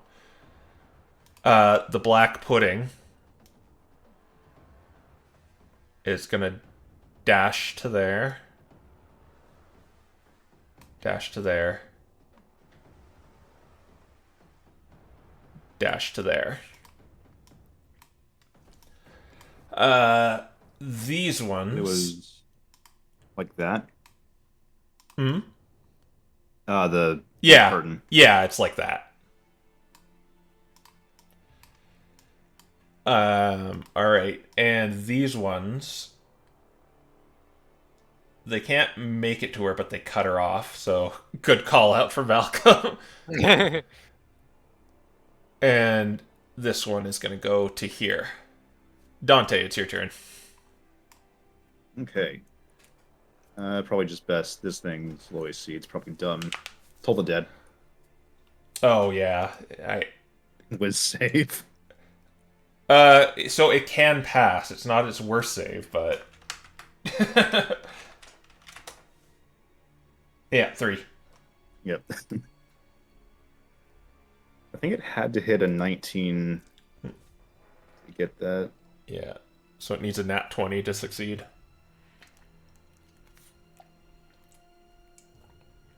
That'll be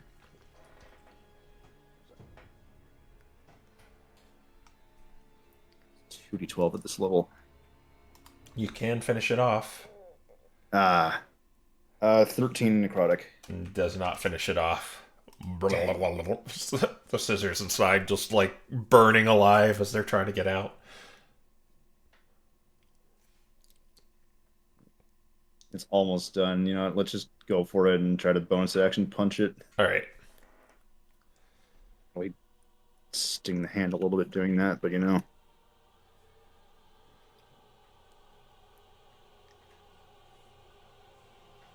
Seven. Oh my gosh. That one. That one. You're kidding me. Your hand thanks you. Yeah. So just like if you've seen those slow-mo videos of like a water balloon exploding, it's kind of like that. Okay. Well, That's a shame. at the start of these guys' turn, they're going to take 10 damage and they're bloodied. Oh dear.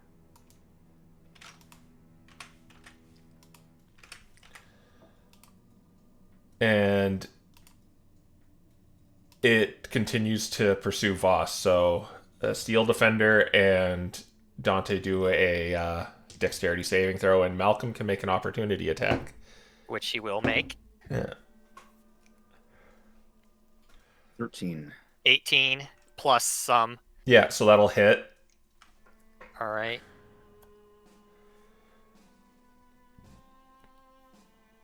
$20 damage. The cube is felled.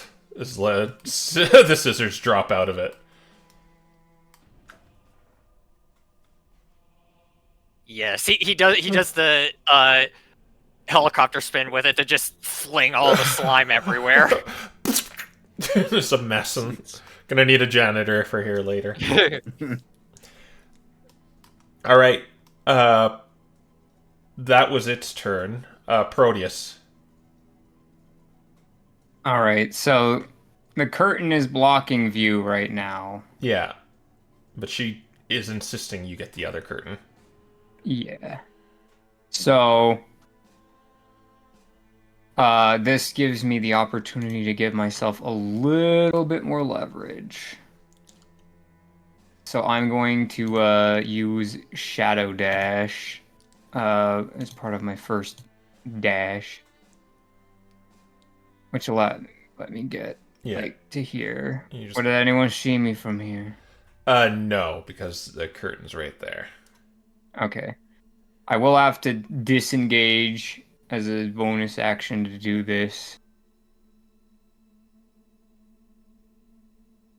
Okay. And then I'll have to use my main action to dash. Okay, I'll label where it is. It's basically right there.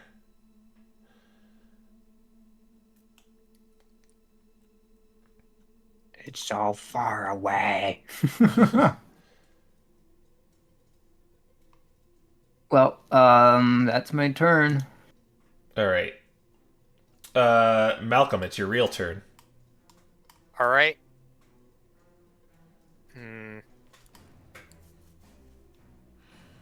I don't think she would appreciate being impaled, even if it would get her away from that thing. Okay, My fine. gosh. Well, option B is to impale that thing and pull it to you, right? It's too big. Sad. It's large. Yeah.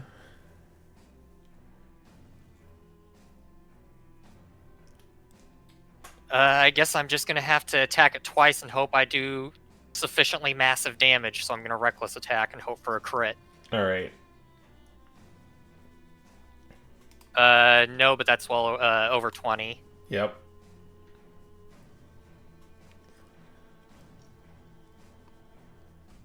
Uh, 16 damage. And the second attack is 19. Yeah, you hit it. You just Actually, don't roll in that one is what you got to do for Okay. the attack rolls. By the way, one more damage. I keep forgetting that this thing is magic or a +1. All right. Why did that make it plus 11, not plus 12? I've got my rage going. It's the double rage thing. Uh-huh. 22 damage. All right.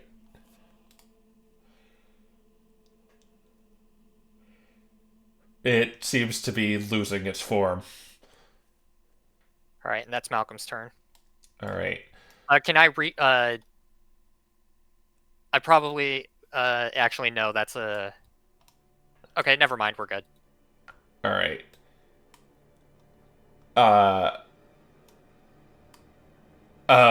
Voss's, you two get rid of these things. And, he begins, running out with Giovanni. Giovanni's, like, staying there, asking you, should I do anything? Don't die. Okay, you've got this handled? Oh yeah. Okay, and he goes outside. The steel defender falls, but the scissors will try and deal with everything.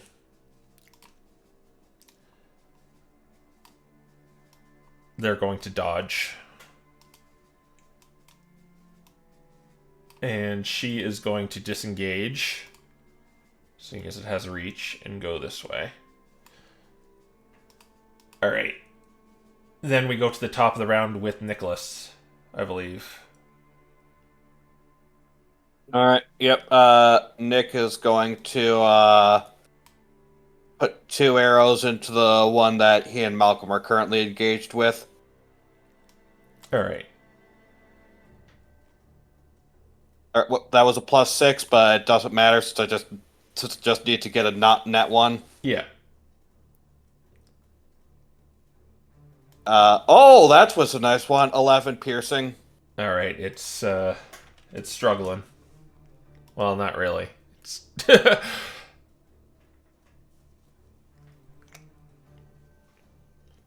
Not net one. 6 piercing. Man, I really wish I packed slow here. Alright. And he's gonna move over there, and that'll be his Dante Bardic Inspiration. That'll be his turn. Okay. You see Proteus as Ivy transforms into a dragon.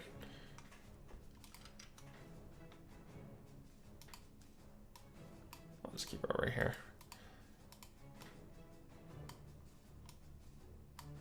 And that takes her whole action. Shapeshift.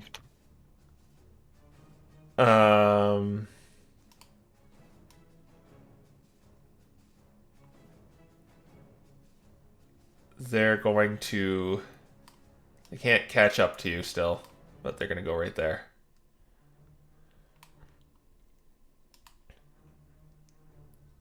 Well, I'm keeping them busy at the very least. Yeah, they can't reach you, but yeah, they're getting in range of you.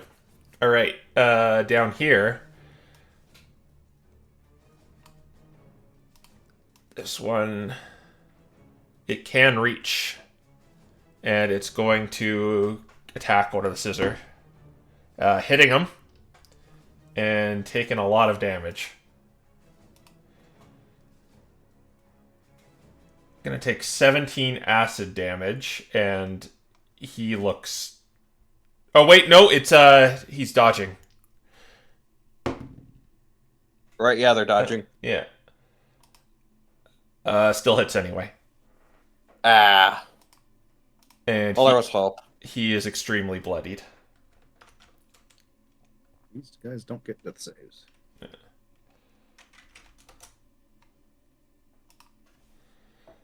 Alright, and this one is going to go 5, 15. It cannot reach Malcolm, so it's just going to dash towards him. And that'll be their turn. Dante. Okay.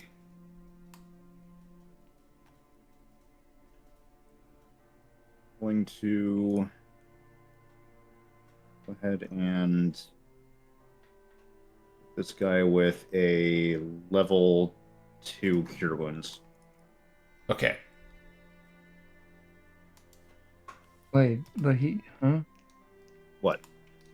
It says he has 37 hit points. No, Oh, that, he's that's, taking that much. that's the sustained Yeah. damage.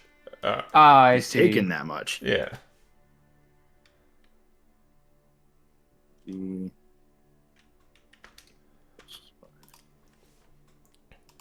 So he recovers 23 HP. Alright. Yeah. Okay. Don't pay attention to what they're...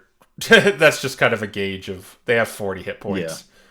Yeah, I figured they had 40. Yeah. Okay. And then from there, we got 10 more, which is just enough. 5, 10. Alright. And bonus action punch. Alright. Yeah, you can do that. 14. That hits it. Fortunately, this is only the 6th.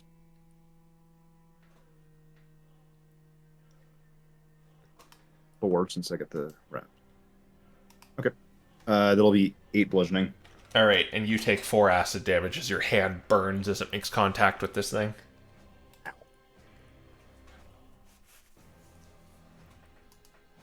Wish I'd mark that.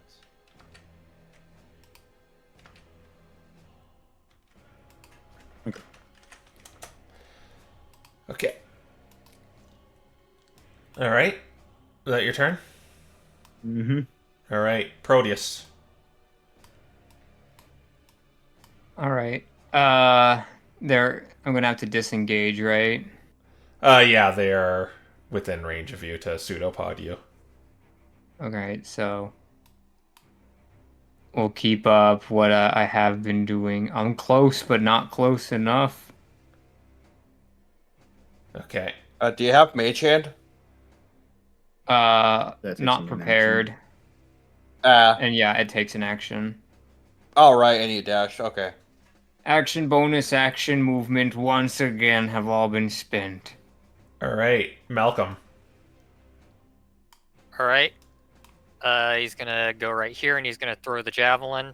Alright. And for the sake of things, I will let you control Ivy.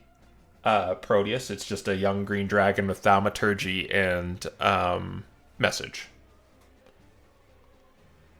Okay, that's a double 8. That hits.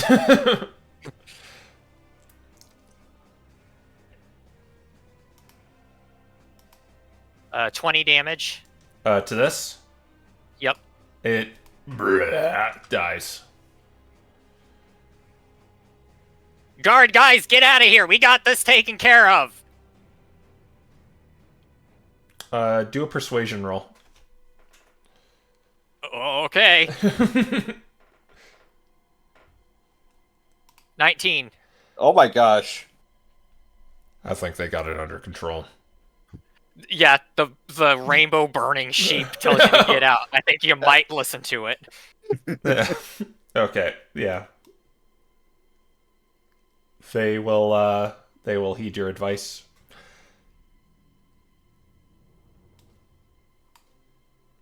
Come on, baby. Yes! Just within range. Wow. He's like long range, normal roll. All right, not an at one. That hits.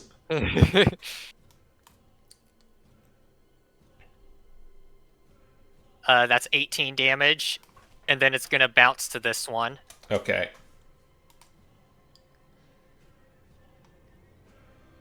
Not an at one.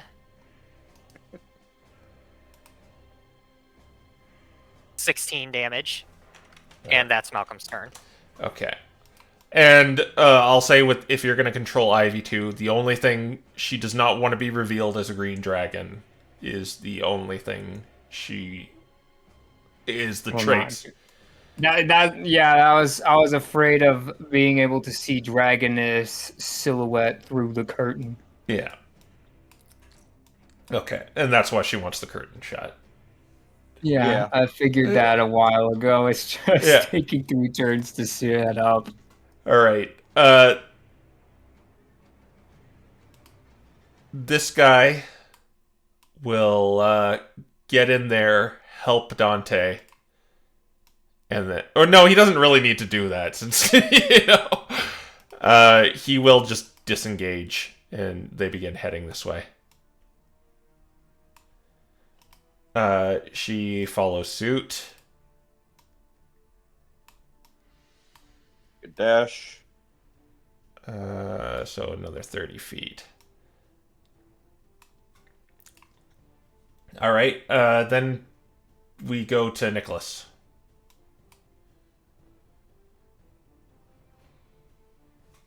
Okay. Nick goes over here and he said, and as he prepares his arrow, he says, I hope you'll reconsider your offer in the future, but for now, I recommend getting out of here. Who are you talking to? The Curlia. Yeah, she do either an intimidation or a persuasion. I will do persuasion.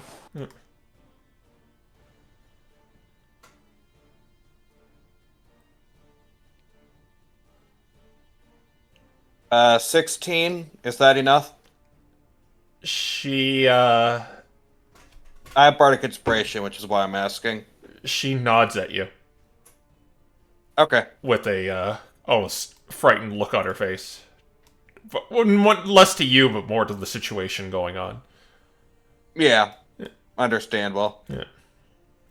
Alright, and yeah, after saying that, Nick is gonna continue going Archer mode.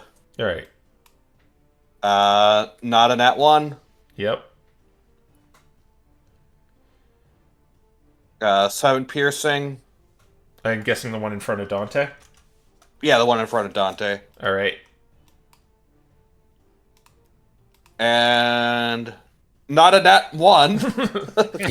Well, what is it altogether? It'd be 2 plus 6, so it'd be 8. Yeah, that'll hit. Okay, thank goodness. AC I didn't want my 6. hubris. 11 piercing. Alright. The arrow hits it and just begins dissolving inside of it. Alright, how much did he move to get there? I don't think that was his entire movement. Oh, no, that was his entire movement. Never mind. Okay, yeah. Yeah. And that'll be where he... that's his movement. And there's still, like, some people still, like, around the place and, like, running or hiding or trying to get away from here. I just want to place a million things all over the map. Yeah. Everyone, exit now! Yeah. Okay. Then we go to Ivy. What's she gonna do, Proteus? You can't hold action to move and attack, correct? It is just one action you queue up. One or the other, yes. All right. If she flies, will that cause her to be revealed? No, this is a very thick curtain. It's a thick red curtain, and like there won't be any silhouettes or anything as long as she doesn't pass here. But if she starts like attacking them or breathes on them, that'll be seen. Yeah, because this one, enough of Right. this one is showing that Yeah. she'd be seen even if she attacks it. Yeah. But she can move like up to this point to without being revealed. Yeah, I mean, she can move, so you can hold her action to. And Got 40 feet of movement. no, she has 80. If flying. Might want to have her in the air. Yeah, I'm thinking we move 60 and then 20 up. Okay. All right.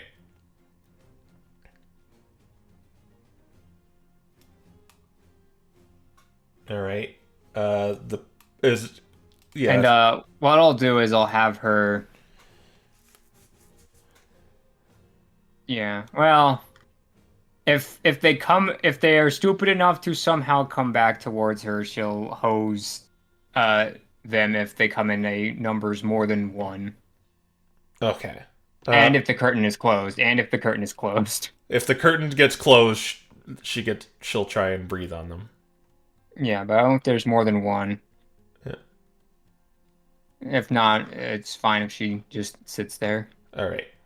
And then we're gonna go to their turn. They can't exactly reach her, so they're just gonna move their 40 feet towards you. Yeah. All right. This one is going to attack Dante. Yep. That is going to be a big ol' 22. Yikes. Okay. No, I'll take it. All right, that's going to be 17 acid damage, and you're not wearing any armor, are you? No. Okay, then that will do nothing to you. Yeah, you will take just 17 acid damage as it starts melting your flesh away, giving you a chemical burn. All right. Seeing as no one went down these aisles, they're going to just reveal themselves. Oh, hi, friends. And No Oh, wonder they were still in initiative. I was wondering that. Yeah.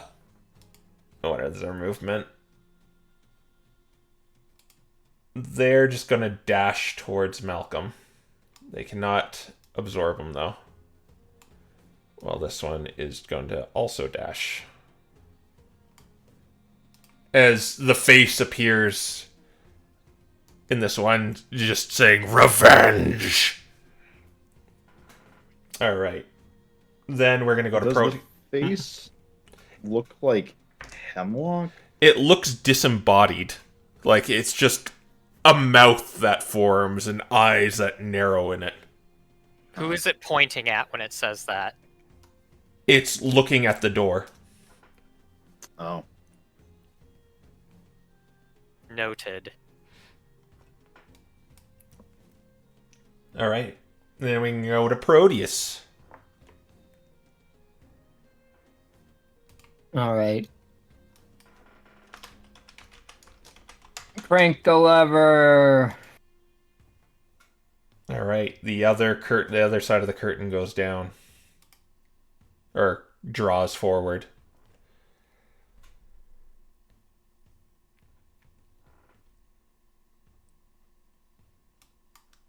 Yeah, you are kind of fully concealed back here. All right. Unfortunately, this is gonna be weird, actually. This is I'm gonna go over here. So, underneath the curtain. Uh-huh. Yeah. And I'm gonna take the hide action. Okay. Actually, wait, before I do that, I'm going to use um yeah, I'll just ping who among them is the most hurt. This one. All right, yeah, he's gonna get a true strike and Okay. probably perish. 15. That hits him. All right. Do not get sneak attack, but I have a wand. So I'm gonna dump 3 charges into this to add in an additional 3d6 radiant damage. And for the sake of simplicity, I'm just gonna have all this be be radiant damage. Okay. If that doesn't change anything. Nothing changes. All right, so he's taking 28 radiant damage. Sizzles and burns as radiant energy just starts enveloping it and just dissolving it away, almost disintegrating it. And he's also slowed. Oh, okay. Well, that significantly stops it. I really wish I packed slow. Okay. Yeah. Actually, the other two now have to struggle to get over here, so I might not want to hide.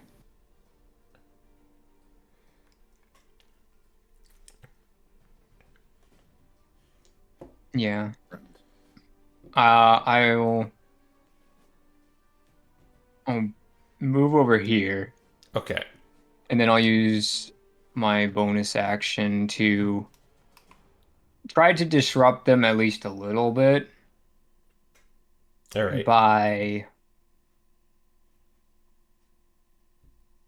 putting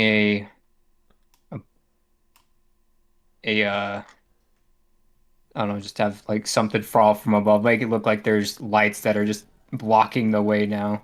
Okay. I assume Ivy's just gonna cancel the ready to action.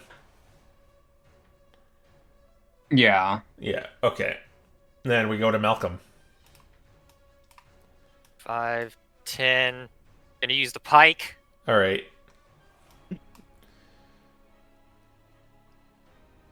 that the pushing one? Yep. Not a nat 1. Yep. That'll hit it then.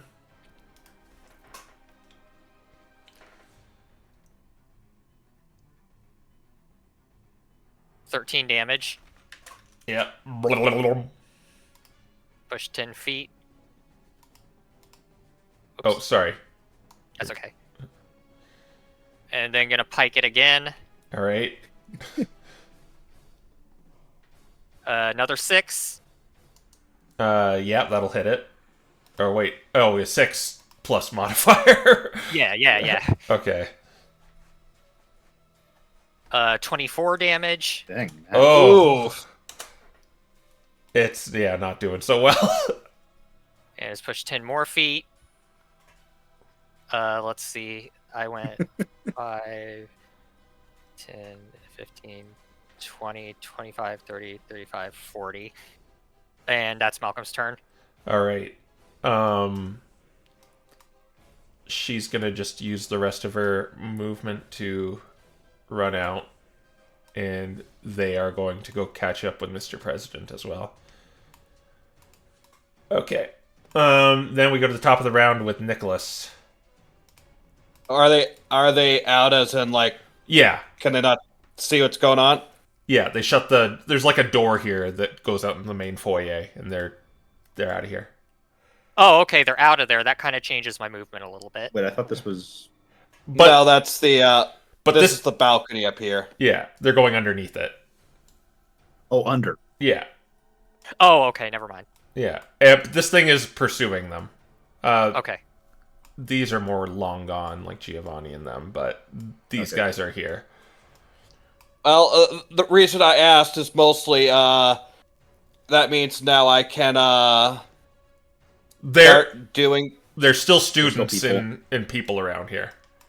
Oh, right. Gosh Not darn marked. it. Here I was hoping to do magic. Oh well. I think at the very least, Nick is gonna try and get this thing's attention, so he's gonna fire. Whoops, I didn't mean to move it. Yeah, that's okay. He's gonna fire his arrows at this thing. Okay. Make an attack roll and don't get a nat 1. 8. That hits it. He's gonna add his bardic inspiration to this Okay.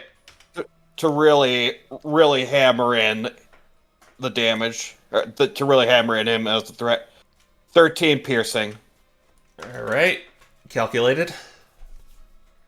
and he's gonna, as he's preparing the second arrow shot, he's gonna tell the thing, "You want your revenge? It's right here."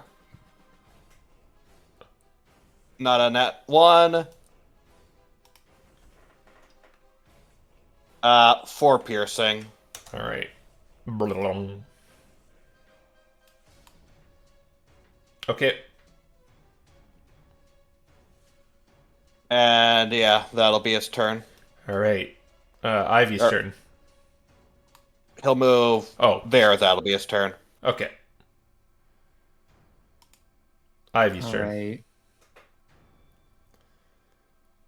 It's dragon Breath time. time. It's dragon time. Whee! All right, that'll hit them all. Yeah. Should hit them all. Okay. You can either use average here or No, I'm a player. Let's roll. okay. They're gonna make dex no, it's con saves, right? Con. Yeah. Con saves. It's con save. All right. So I'll go left from right, and they're gonna make 3 con saves.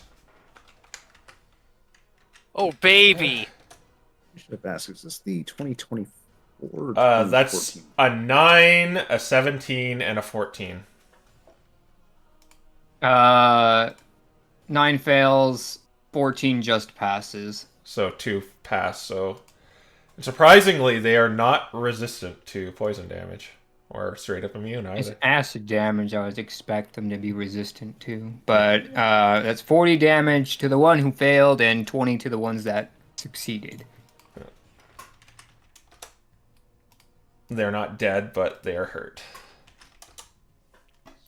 Slightly below that. Okay. You're just gonna. That's all you're gonna do. Yep. All They right. can't reach her, so she's safe. Yeah. Okay. These things are gonna go dash towards you. Where were they? So that's 10. So then it can go 30 from here.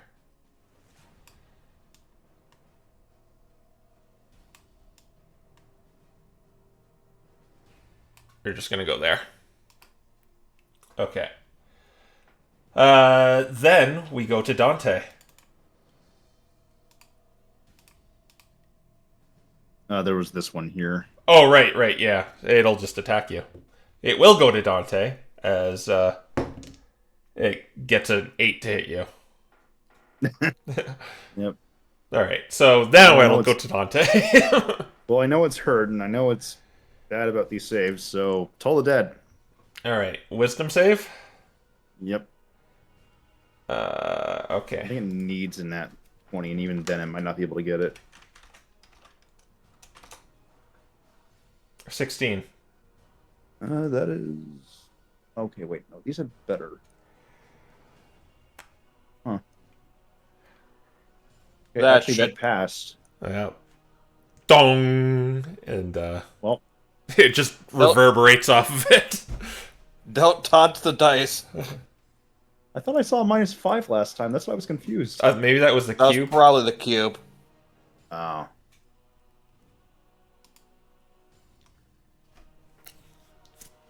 Well, in that case... Where's my little thing with this? Let's go ahead and bonus action Fury of Blows, with one of them being a True Strike, since I can do that. All right. 7. 11. That hits. Right. And you're going to take 4 acid damage. That really quick. Okay, True Strike. That's going to. That's damage you add to the attack, right? Yeah. You're going to add a d6, I believe. I think it's 2d6 extra. It would be your It's- regular unarmed and 1d6, I believe. Because, let me check. I might be wrong. Yeah, level 5 is only 1. Okay, Yeah, at level 11 it gets the upgrade. I see. Gotcha. Yeah. 2d6. No, +4, excuse me. Okay, so that will be 11 radiant. All right. And you took the 4 acid for that? Yep. All right. And then comes the regular punch. All right, another 4 acid damage if you hit. Yep. Yep. 4 hell. That will be another d6.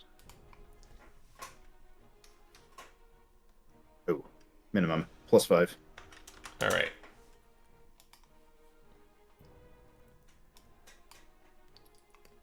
And I know better than to risk an Oppie, so I'll just stay here. All right. Cube's turn. It's going to dash to right there. Well, this one is going to dash to right there. And then we go to Proteus's turn. All right.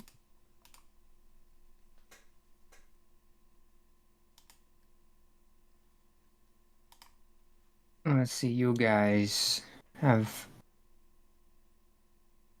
I want to keep them inside, so. I guess we'll start off by trying to finish this one off All right. with one of the true strikes. It'd be a waste to do anything else from this spell list of mine.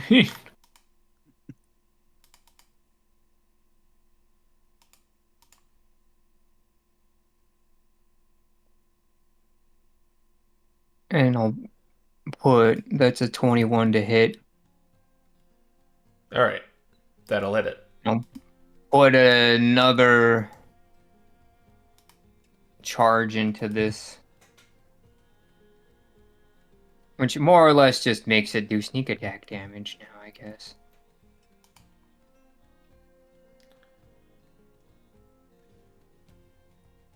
Uh, 16 radiant damage. Ouch. Well, he survived. That was less than ideal. Yep. He is looking pretty hurt, though. Oh, by the way, this one took 2 extra damage since it was my Wiz mod. All right. 2 extra. Gotcha. Recorded.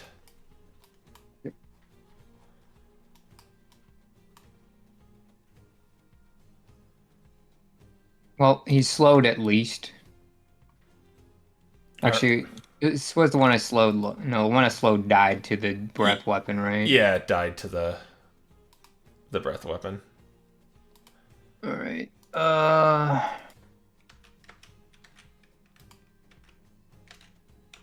far back can I move?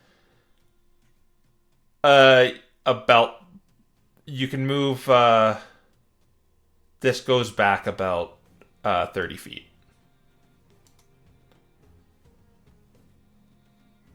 All right. I'll bonus action disengage and do this then. Okay. Then we will go to Malcolm. All right. He's running this way, but then he turns around and looks at this cube, and he says, "Can you understand me?" It it does not respond to you. Okay.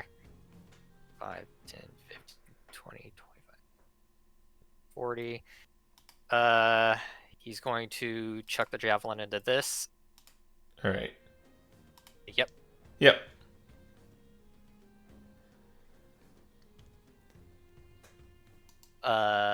Big number. Yep. Big number hits. 19 damage. It is my version of bloodied right now. Well, 1-4. Yeah. All right. Hopefully Nick can take it out. And I'm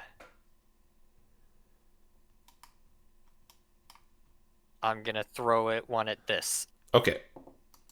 Yeah, don't get a nat one. Okay. A nat 19, how's So that? close. That's good. 15 damage. All right.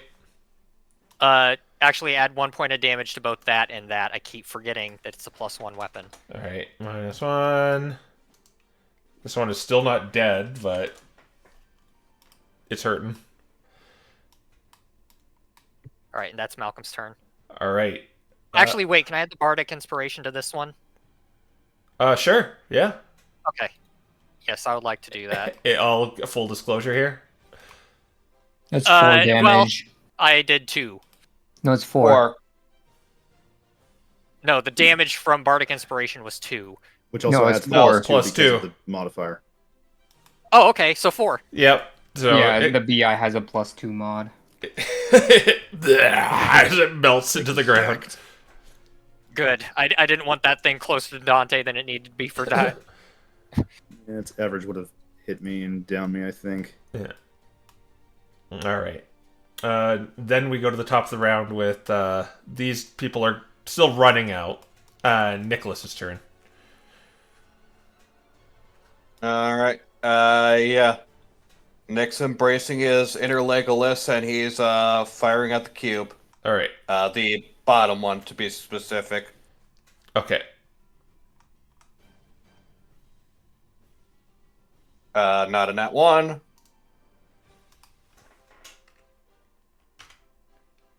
4 piercing damage. I've been rolling a lot of 1s for my damage rolls today.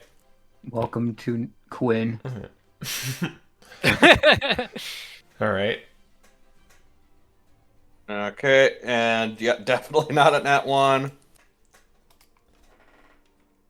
10. Yeah. Okay, it's looking. Its form is beginning to waver. Alright. He's gonna move a little back, and that'll be his turn. All right. Ivy's turn. Roll a d6. Yes. Now you want it.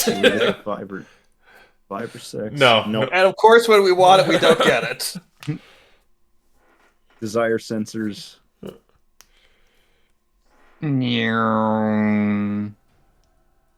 I guess she wouldn't want to take oppies. Even if they wouldn't really hurt her. So she'll fly down. Or even though this probably doesn't matter. 40 feet. It's just 10 Here, foot reach. flying down 10 as she goes.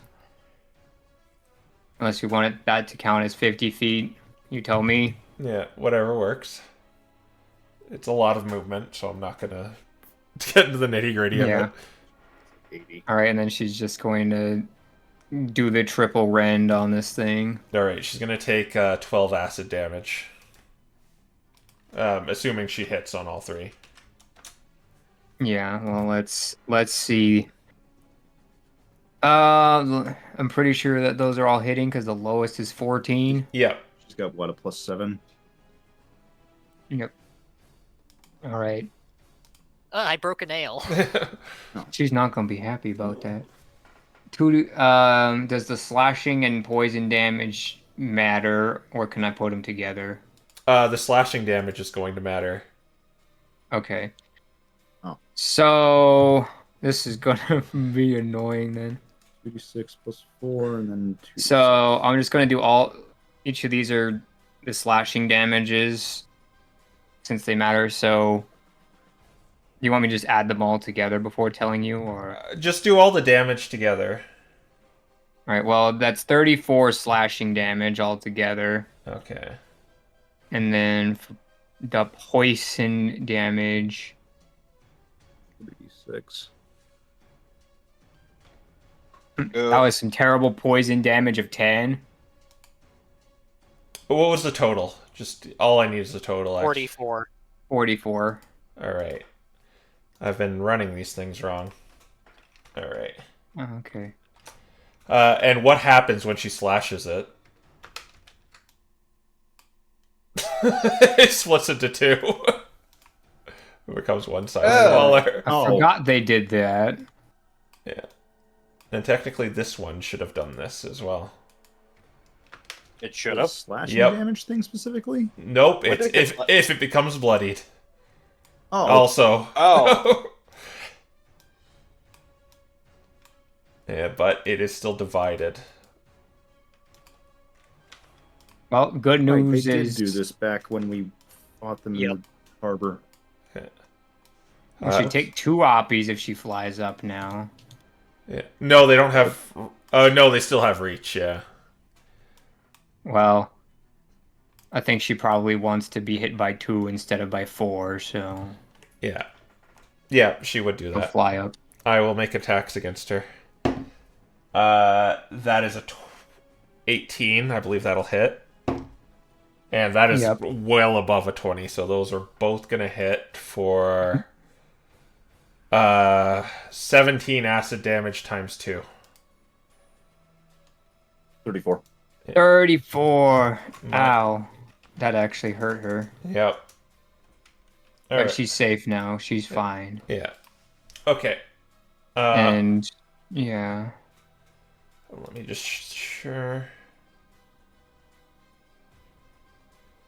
Yeah, all that happens is their just HP goes down and there's more of them now. So they're gonna start. But you're still slow. Oh, right, this one is slow. They're So, both slow. so it can only move 20 feet total.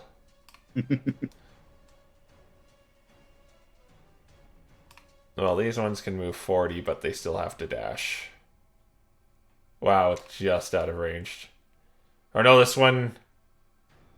I think that they can hit me technically. Not this one. I think they both can.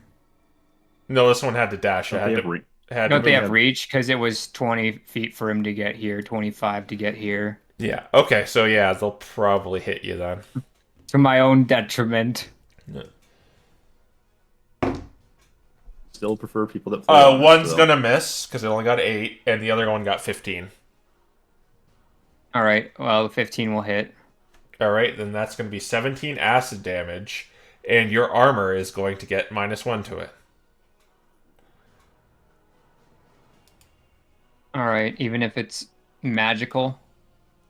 Let me read it.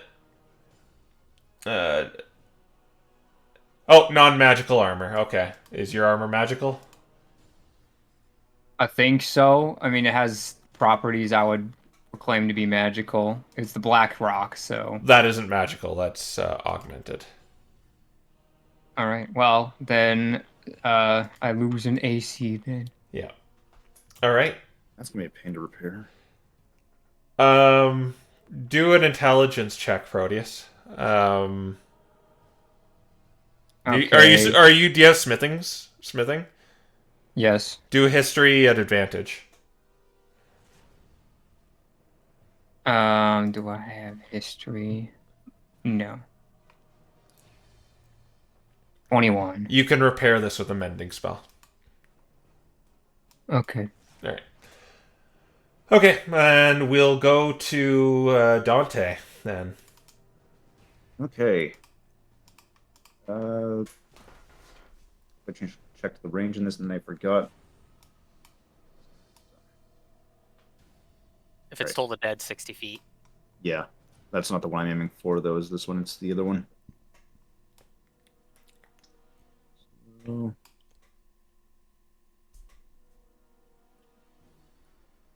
Should be enough. Yep.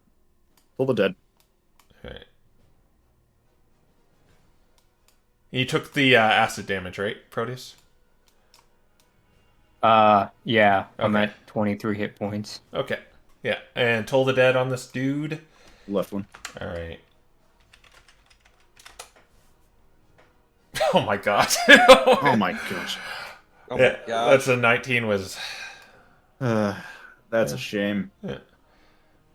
Well, I'm gonna bonus action healing word myself. Okay. Actually, no, I'm gonna use my bonus action to use the dragon vessel and put a potion of healing into it. All right.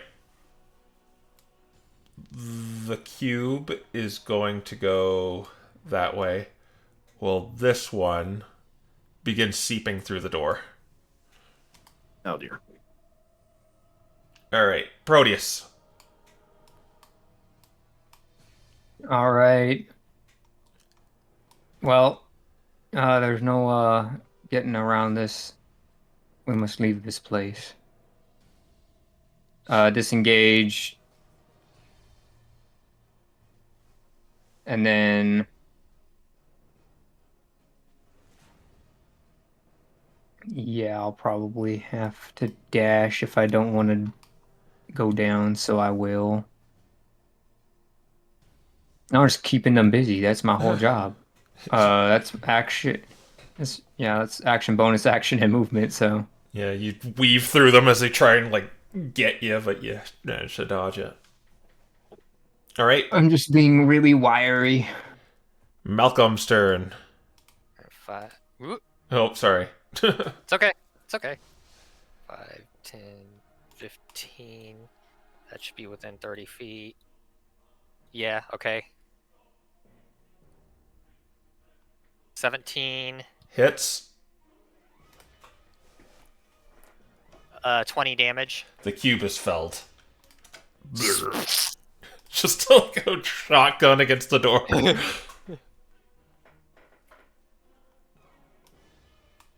25, 30, 35, 40. And I'm going to have to throw this one at disadvantage. Okay. Not a nat 1. Yep.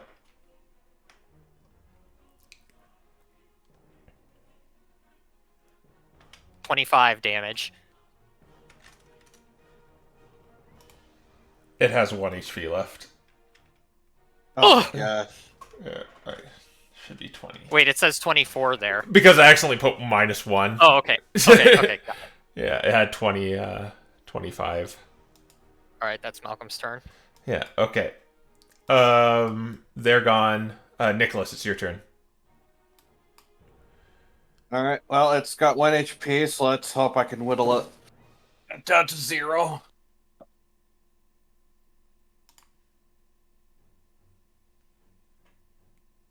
Yeah. 19. It is felled. Blech. Just puddle of jello in the aisle.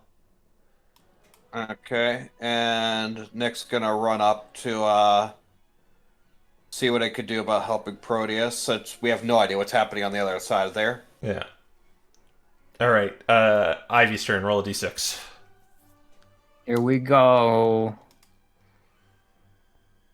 Come on. No. Nope. Ugh. Yeah. Well, you have to. Oh no, it's 5 or 6 with young. It's Yeah. just the wormlings at 6 only. All right. Well, it's 25 feet, 35 feet. Doesn't really matter that much. Hit this guy. All right. She's going to take 4 acid damage if she connects with this. Yeah. Yep. It's dead. Well, Actually, it might not be. It has 8 HP left. there's no way. Okay. If it's on average anyway. Okay. I guess we could get all nat ones on 46 if you want to see how that goes. The minimum amount of damage that she can do is 8. Oh, then that kills it. It only has 8. Okay, cool. She's just gonna kill every single one on hit then. Oh, that's wonderful. All right, well, he's next. Alright. So this is where we start getting a bunch of crits. Yep. Oh, fudge it, All right, cores. well, time to embrace my inner Malcolm and do all of the math. Roll the because it's fun. number. It's actually supposed to be immune to slashing damage, but that's just a thing I will ignore for now. Okay. These are special ones, okay? These are Believe me. special ones. 20, so 49 poison and slashing damage to that one. That was insanely good. That's like the poison just evaporates it.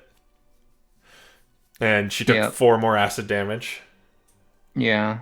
Yeah. I'll have to accrue them when we're done. So then she'll fly up to the last non-slowed one and hit this one as well. Alright.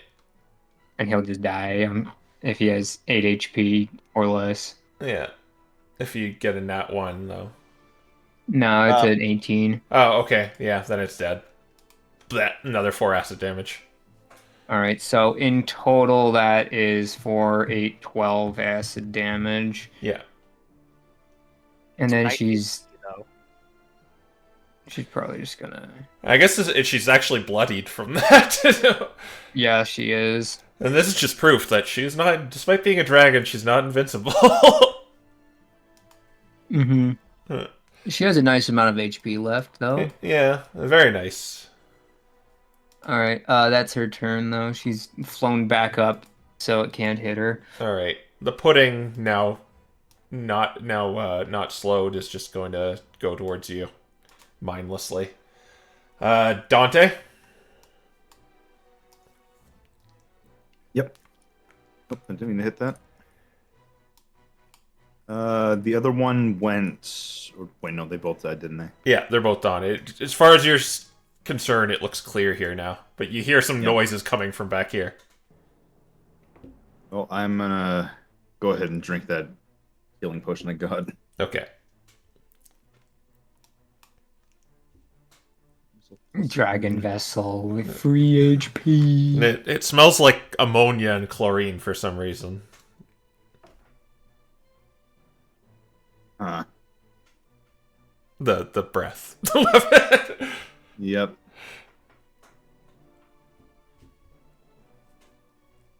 At this point, all I have really is flavor, so Yeah. just pass turn. Alright. We'll go to cubes no longer there. Proteus. All right. I mean, this thing is probably going to die, so let's see what happens. True strike. It's a 25 to hit. Yeah. I was waiting for yet another crit. Let me go look at this magic item because I might not want to use it depending on how the recharge works. It looks very bloodied, I should point out. I think they recharge at dawn, but I'm not positive. Yeah, it's one you have to roll for is what I was checking for, so I will not use any charges from it. Okay. 10 radiant damage. Well, all it had was 8, so Yeah. evaporates. And it's all clear, and if it's over, she just kind of lands, and then she turns back. Yeah.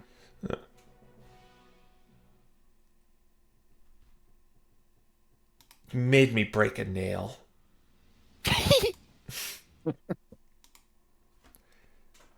You know, Yeah. I was also half expecting them to be resistant to that, because everything in the friggin' world is for some reason.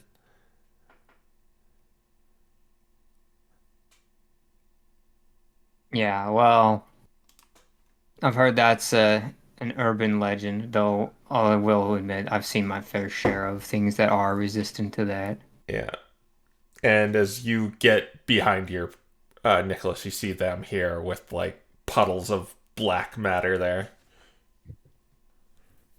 Okay, you guys are both fine. Oh, and you're here too, Ivy. Yeah, duh, I live You here. said both, so I just meant Proteus initially, but because Nick wouldn't know Ivy was even here. Is everyone okay? I don't want to have to replace anyone. Not that I care about them. Yeah, everyone outside is fine. Giovanni and Voss managed to escape. Oh, I was hoping that smug bastard got absorbed by them. I won't pretend I wasn't either, but fortunately he managed to get out too. Looks like all the students are fine. It was a bit of a mess, but there were no casualties. Good. I need some rest. Yeah. Oh, and I might have managed to make it so that Curly or whatever her name won't be quitting, so there's that too. Okay, And Nick's gonna whatever. Nick's gonna head out. And Malcolm, run off and make sure that the rest of the guys manage to escape safely. Okay. yeah, if you go outside, Malcolm, you see Giovanni and Voss out there. All right. The rainbow sheep walks out, and you're just like, y'all okay? Yes. No thanks to you. Is everyone okay? Is Giovanni? Is Proteus okay? He goes down like the crew list, asking if they're okay. Oh yeah, everyone's fine. Okay, I don't know what that was. What were those things? I heard about the slime attacks. Why were they in my theater? Who knows? Yes, right. Crow, you said something, but I kind of missed it. Did Voss say thanks to you or no thanks to you? Said thanks to you. Okay. Yeah. Just wanted to make sure I heard that right. I misheard. Yeah, I think I might have said no thanks, but he said thanks to you. Okay. He was giving you flowers there, so yeah. Okay. Voss says, yes, we'll talk about the theater some other time, Giovanni. I have to go. Yes, please, yes. We'll talk some other time. I assure you, these whatever those were will not be there at the date of our production. He's like, yes, whatever. Oh, we're going. And he begins, his entourage of the Steel Defender and Scissor begin kind of like almost speed walking towards the other direction. And Giovanni heads back inside. And he's like, is everyone okay? Is everyone okay? We're fine. Okay, I don't know what that was about. Yeah, I can't say I do either. I think we need security for assassination attempts and whatever that was. Make sure it's not Dithyrum. Did you say that out Do we want loud? to scan any of these things? I think they just burst, so I think we can't scan them. No, you can. They're puddles right now. Scan the Oh. gelatinous cube because we've already scanned the pudding. You just want the gelatinous. But I'm gonna scoop the pudding into my bottles. Okay, yeah, I will say it's like it's inert. It's not acid anymore because it's not alive. Or actually, yeah, I'll let you have it. You can coat a weapon in it and basically get its pseudopod attack. Let's Oh, wow. see. How many scans do we want for the pudding, and how many scans do we want for the cube? Because the pudding was pretty decent for scans, if memory serves me correctly. At least have Nick scan the pudding if the rest of you want to scan the cube. Yeah, I'll probably scan the pudding back here because I'm scooping his juice in anyway, so it just kind of makes sense. Yeah. All right. You already have the data for the cube or the pudding, so I'll just put the cube in here.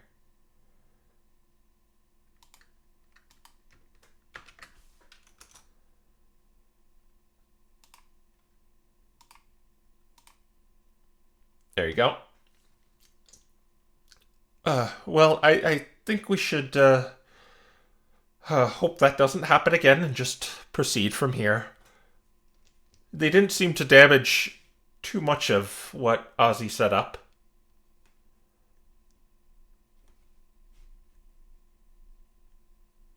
Yeah, thank goodness for that. Well, for the time being, we'll take care of things here. You four have done enough. All right. Yeah. Well, see you later. He will basically walk. He's not like forcing you to go or anything. He's just checking on everything now.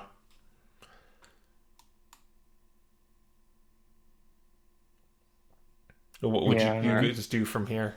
I guess Proteus will more or less leave by telling Ivy, well, at the very least, it gave us a quick rundown of what the show might look like in the final act. Good. I'm just tired. I want to go to sleep. Yeah, me too. Good night, Ivy. Get that stupid armor looked into. Got melted. I can fix it myself. You look hideous with that. Yeah, it'll be shiny and dark as night as it once was. Actually, I could probably fix it before we even leave. Good. Start casting mending on it. Pull out the tool. just patching yourself up. Good. Yeah, I actually have mending prepared, so Yeah, you don't look like a riffraff anymore. And she begins like going off to her room.